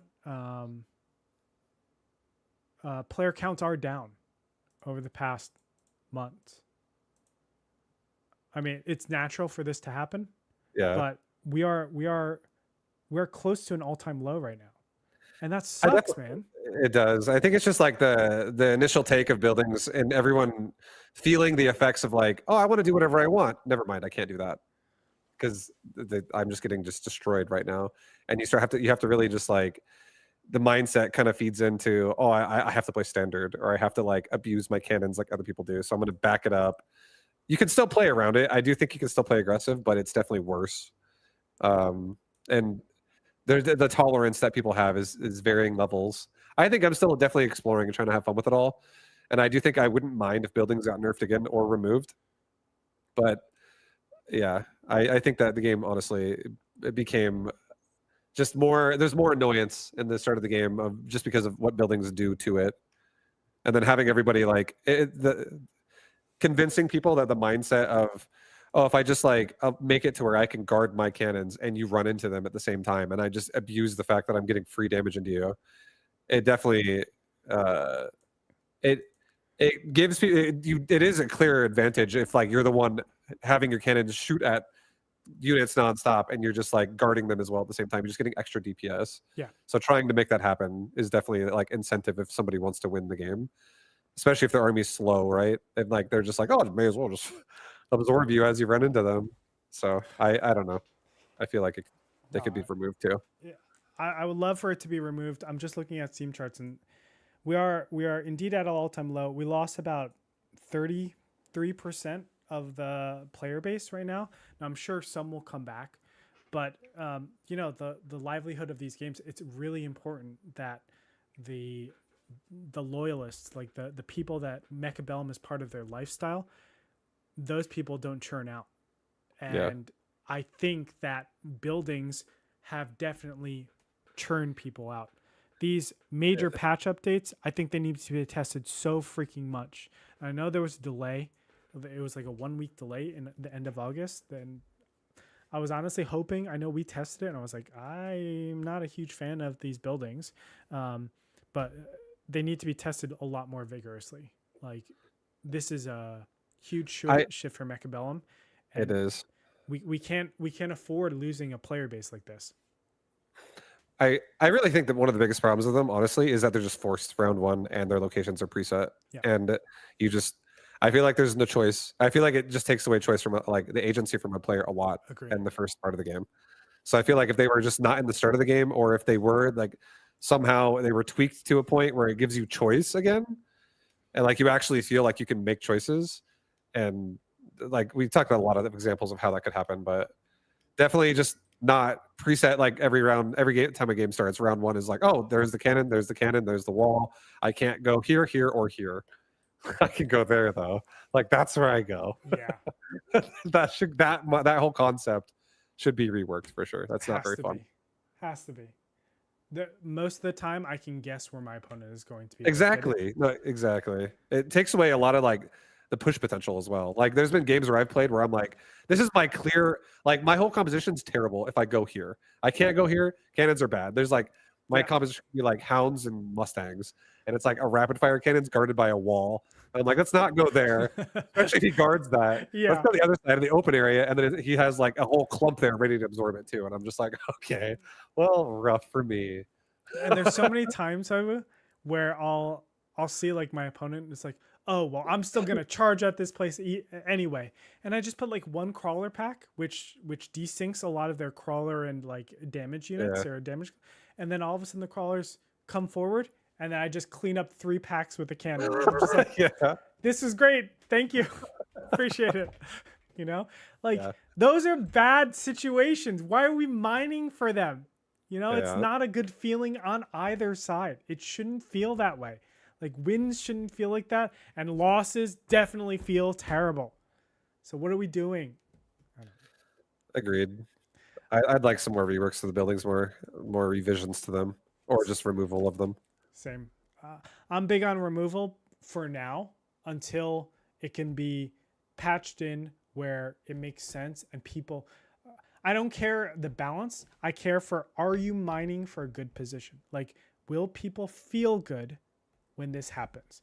That's what I'm really looking for, right? Because the fun should come first and then the balance should come second. That is fundamentally how I feel about gameplay. Yeah, I mean, if the game is unfun as well, you're gonna have someone have like it's just so many instances of that happen in a row, and they're gonna be like, you know, I actually just quit. Yeah, and that's how I'm not at the point of quitting, but I am at the point where, you know, I've told you privately, I took 2 weeks off. 1 week, one iteration, I took a week off, and I'm like, I'm gonna come back to this because it feels terrible. I came back after a week. I tried it for another day or 2 days, and I said, no, I'm out for another week. I can't do this. And then I just peppered for the last one because I was like, okay, we're going to do a podcast. I have to get back to podcast. And of course I was too tired by that time, but it just felt bad. Just really felt bad. Anyway. I think there definitely just needs to be something that makes aggression just more incentivized too. Like we talked about so many ideas, not just today, but in the past, like if you get money for killing their cannons or something like that, if they don't sell them, every time you kill them, you just get paid for it. Things that just promote like why it would feel good to even be aggressive at all. And you can take like a loss here where it's like, this is definitely a bad situation for me right now, but it's going to be good for me going forward if like I get a benefit from it somehow. Yeah. So, you know, we've talked about this before. I love the idea of bounties on the cannons. Yeah. I want to bring that. Anything that like inspires explosiveness after that. Like, yeah, let's get out of the freaking cannon life. I don't know. Yeah. Cannon life, baby. Sit back and watch. It's so brutal sometimes. Man. All right. Don't walk too fast. You run into their cannons. That's right. Oh! All right. Anyway, that is going to do it for us today, guys. I know it was a long one. Thank you so much for tuning in to the nonsense in the beginning. Production issues, etc. But you know, I do want to walk away right now with like just like I am still at the end of the day, I love this game so much. I've said it time and time again. This is the first game I felt since StarCraft Brood War where I need to keep playing. It's so amazing. And I still hold it to that standard. I'm worried, of course, that it slips away from that. But I do think that like us as the community, we have a voice and it's important for us to speak up. And whether people listen or not, that is up to them. I hope they do. But we need these forums. Like I really appreciate everybody that is agreeing with me and disagreeing with me and us and how we view this game. Like a lot of you guys are vocal, and I think you should be vocal as we can, because as much it is the developers' baby, it's our babies too, right? Like we're here on a Saturday night when we could be out, and we're listening to Mechabuzz, right? We're talking about Mechabuzz. Right. Everybody in this chat right now is a Mechabellum enthusiast, and I think a lot of us have and deserve some sort of say. I'm not saying we should get to control it, but I think that we should be listened to at the very least. And I think that whether it's on Reddit, whether it's on the Mechabellum Discord, which you guys definitely should check out, whether it's here, whatever it might be, I think it's really important that you use your voice. So hopefully something will be done and the game will return to its former glory. But that being said, I appreciate you guys so much. Thank you. We will be back next week. Promise. We'll be back next week with another edition of Mechabuzz. Let's go. Yeah, thank you guys for hanging out and tuning in. Yeah, just to echo what Gretorp just said, appreciate all you guys, and definitely share your thoughts. A lot of people, I always hear people in my chat telling me their opinions too, so get out there and tell the world how you feel. That's right. We'll catch you guys next time, all right? Deuces. Peace, guys.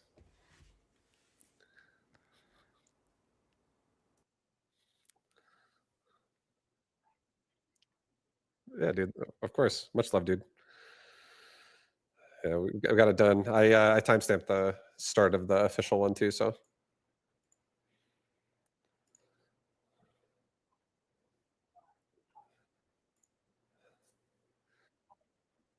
Oh, you're good, dude.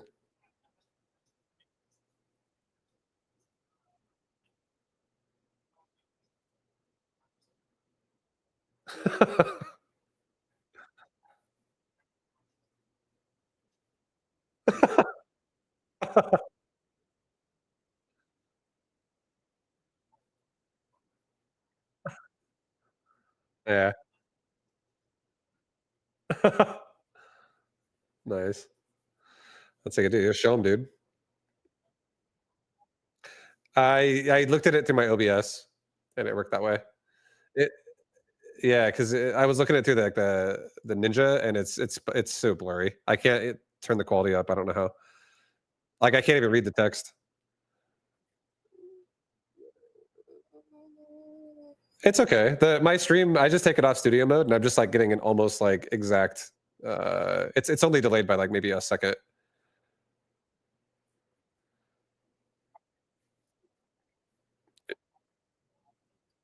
Sounds good, dude.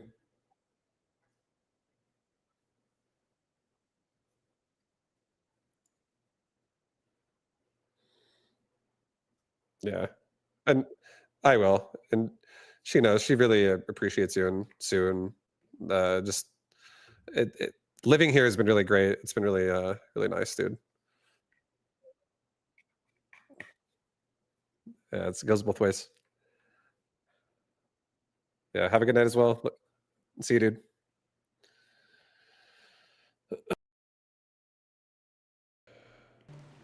All right, guys. I think that's going to do it for me tonight as well. Oh, shit, my camera's not active. One sec.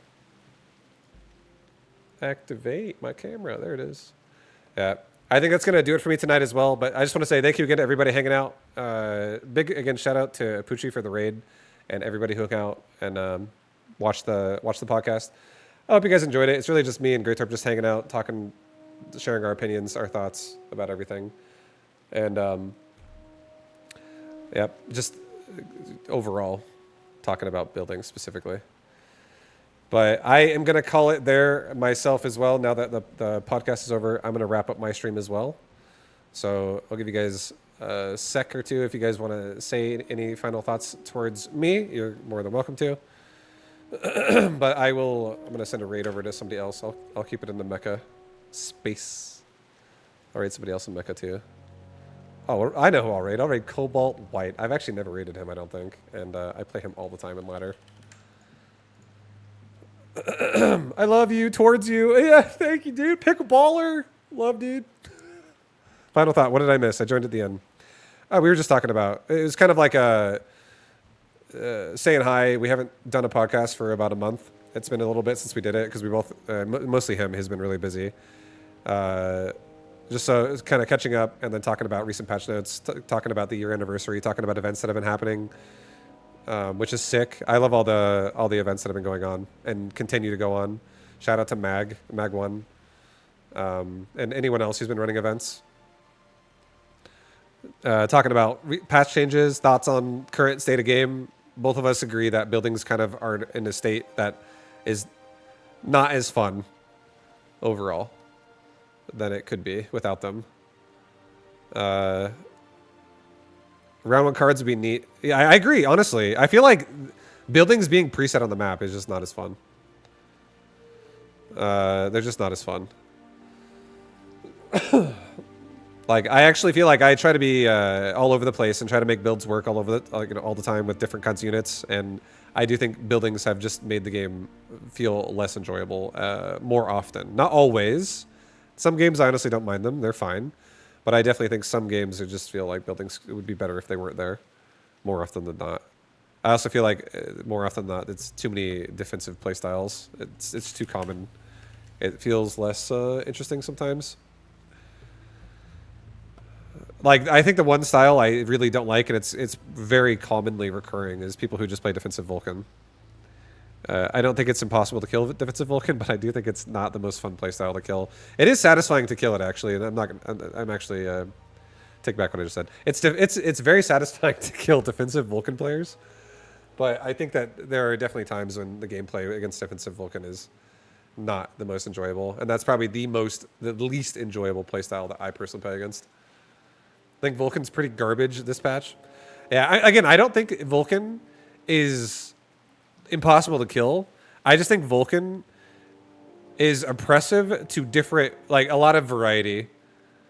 I think there's a lot of things that, like, if someone's playing backline, or not backline, but like tower Vulcan, and they just sit there on it, and it's like their investment for the next 2 rounds is like a really fast range and scorching fire. It's like, if you don't do something to fucking deal with that specifically, and you don't like have like a hard answer to it, it can kill so many fucking things and just oppress so many different kinds of boards. And it doesn't require a lot of thought. It's like you just make it near, like let's say next to your tower, and you're just like, I'm just gonna sit here on my Vulcan now, and just if it levels up, I'm gonna level it, and if I get a device, I'm gonna device it. And I feel like it's oppressive to a lot of different, like, variety of playstyles. So, I feel like it just makes you have to just, like, specifically focus now the rest of the game, or a good chunk of the game is going to be getting the Vulcans under control in some way. Whatever way you want to do it. Like armor or air or whatever. But, yeah. I feel like it's just not the most fun playstyle to fight against.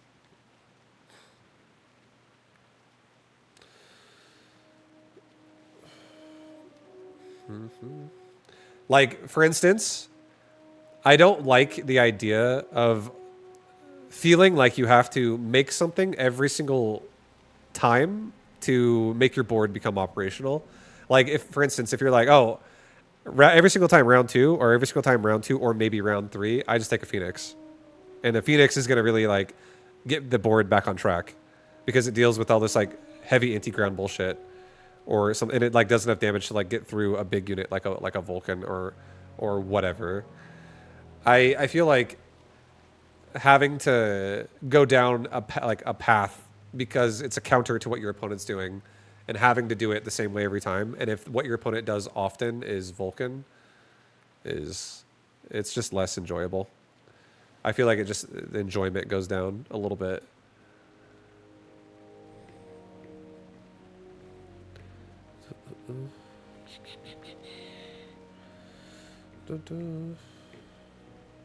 I had a game this week at low MMR where the OP's Vulcan had nano and was in front tanking. It was perfect, so I hackered him.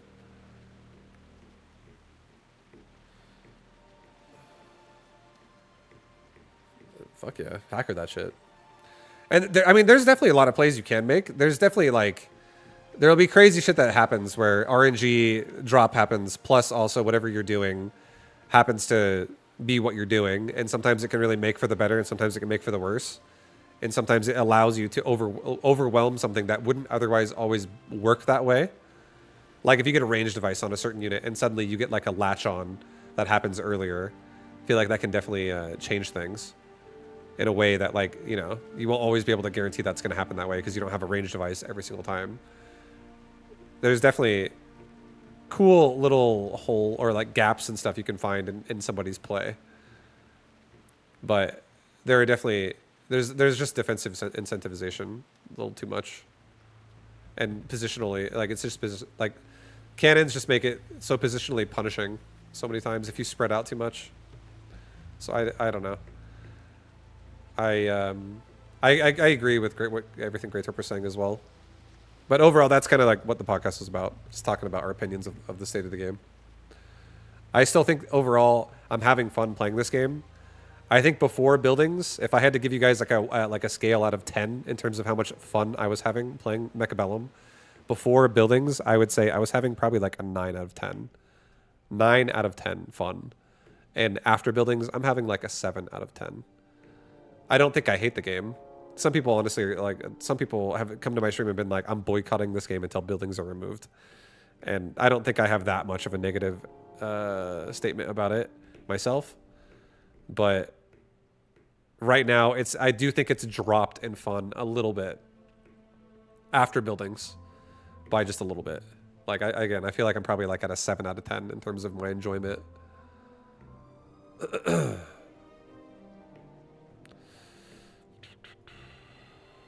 But anyways, I guess I'm going to end it there, guys. But much love. Thank you again for everybody for hanging out. I hope you guys enjoyed the podcast. I hope you guys enjoyed me and Gretorp talking and rambling. And I hope you've been enjoying the game as well yourself. And if you don't get a chance to talk to me today and you're like, bro, Vibe, I wanted to tell you something, but I didn't get time. There will always be another stream. And Apuchi, again, shout out to Apuchi. I'm going to give you another shout out. Anyone who might be in my stream and you may or may not know who Apuchi is, you might be new to Mechabellum. I can't shout him out for 4 minutes and 41 seconds because I already did it earlier. I've actually never had that. I've never done that twice in a row. But definitely go check out Apuchi. There's a lot of streamers, a lot of players, honestly. The community is pretty fucking sick in Mechabellum. A lot of familiar faces daily. So it's been, honestly, a great time getting to know all of you guys. I come from a StarCraft background in terms of streaming. So I really, honestly, I'm probably me and Gretorp are probably the longest running people from the StarCraft space that enjoy Mechabellum.